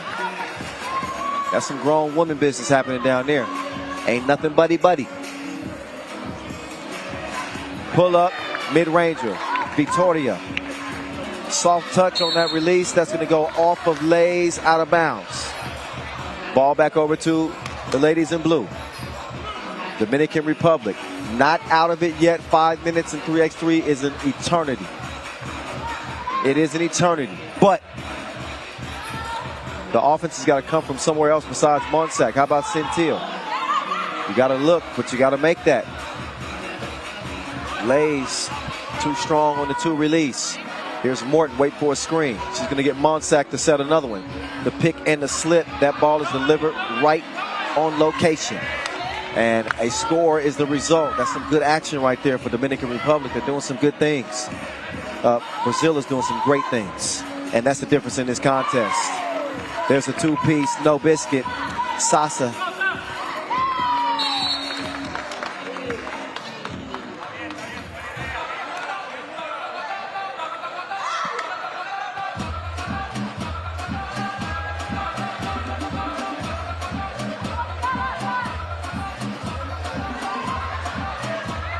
Here's Sasa to the cup. Good defense.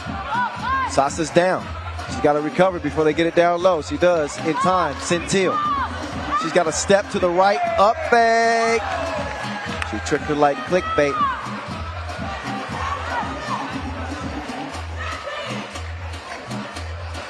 Two-piece is too long. Oh, nice move. Threw it in spin cycle, and Dominican Republic have managed to get a few more scores here, but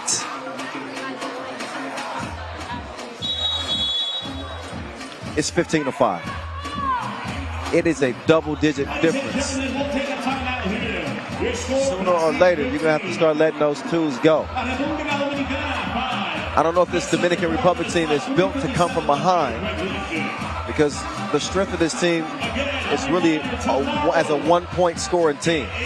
The most dominant player, Monsac, she doesn't step outside that 2-point arc too much.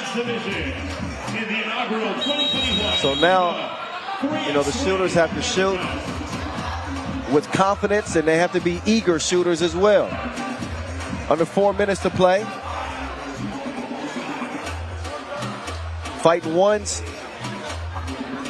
with only 1s against a Brazil team that's got so much firepower. That's probably not going to lead to a win. I just want to see it be competitive. We're going to see if Dominican Republic can make a game out of this. And there they go. Now the 2s start to fly. Centil couldn't hit it. Good save there for Monsac. She's going to preserve a possession for the Dominicanas.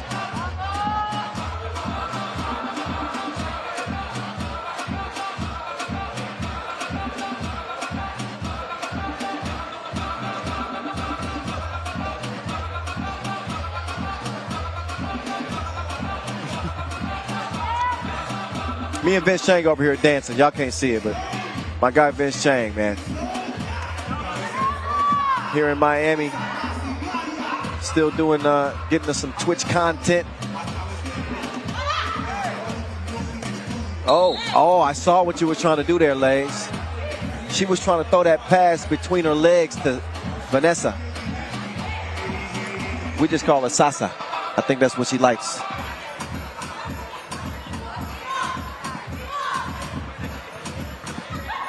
Monzak defending, but now on the opposite side of the court. Monzak runs up, throws the shot off. Oh, Thana.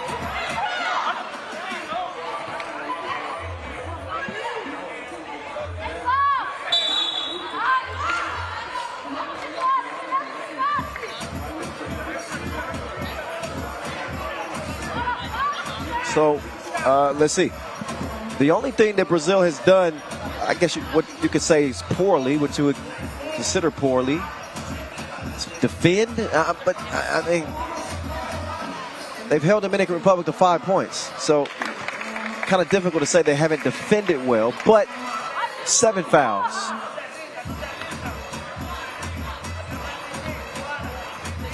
They are in the penalty. If you can help it, you'd like to stay out of the penalty. But Dominican Republic not making them pay at the line. That's going to be, gold ball, I believe.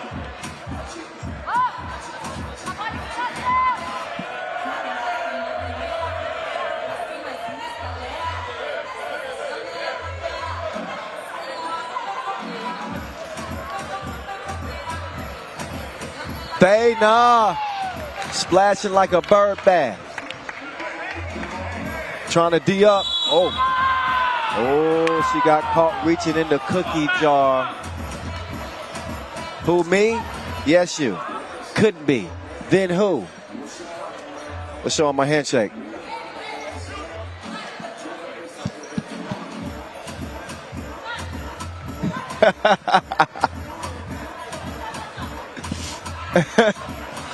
Free throw is good from Morton.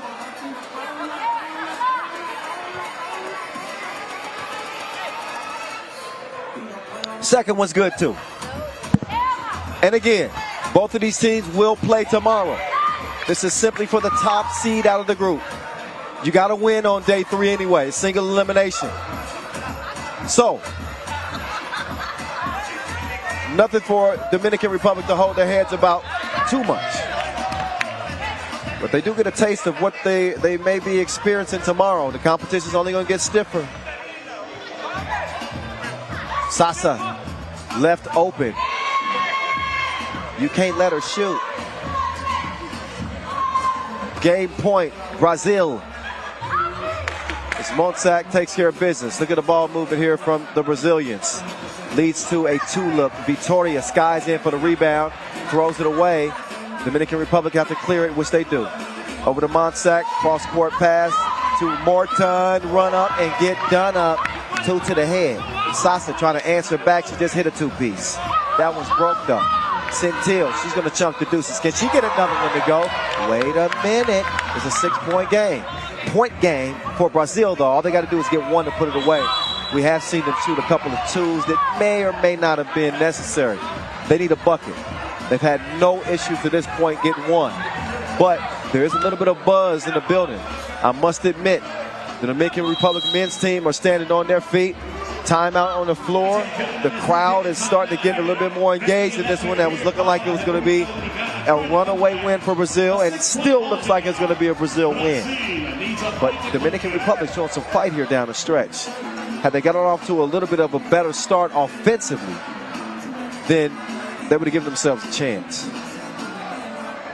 But I think they dug too big of a hole earlier in the contest, and it's going to make that hill to climb that much steeper. Just unable to get that offense going. But I think they kind of figured some things out in the last 5 minutes or so. But yet and still, it is game point for the Brazilians.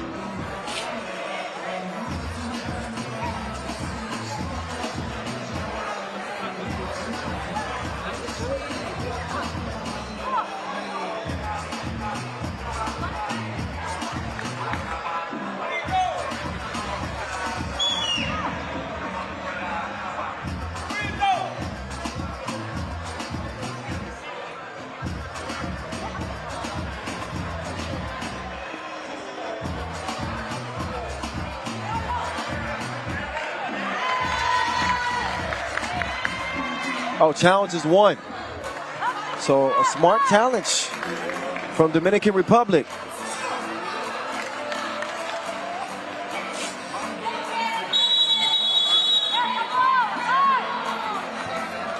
So look, another 2-ball would make this even more interesting. But as I began to say that, they give the ball back over to Brazil. We'll see if Brazil can put this game away. I'm sure they are tired of fighting with the Dominicans. No mas. We want this thing to end. Not yet. It's a minute and 20 to go.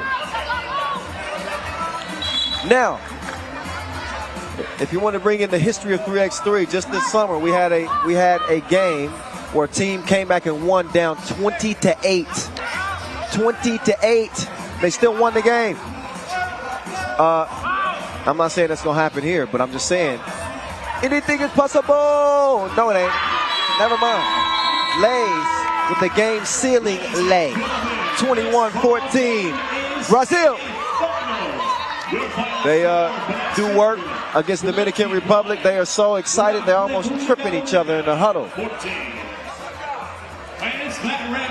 Look out for that Brazilian team come tomorrow. The best of the best remain standing here in Miami as the quarterfinal brackets are set in place. The elimination rounds will begin tomorrow at 10 a.m. We're going to give you a rundown of what has happened today and give you a look at those quarterfinal brackets as well as the highlights from this game we just saw. But in the meantime, I believe that Julian DeBove is standing by with Sasa, and I don't want to keep him waiting. He's the senior communications manager. I don't want to get in trouble, so I'm just going to get it over to you, Ju. Sir, take it away. Sasa. Oh my gosh. Oh no. In English, as you said. You told me at the photo session you spoke good English. I speak Portuguese, that's okay? No. So, this Dominican Republic team, they made you sweat at the end. But you finished the day with 2 wins.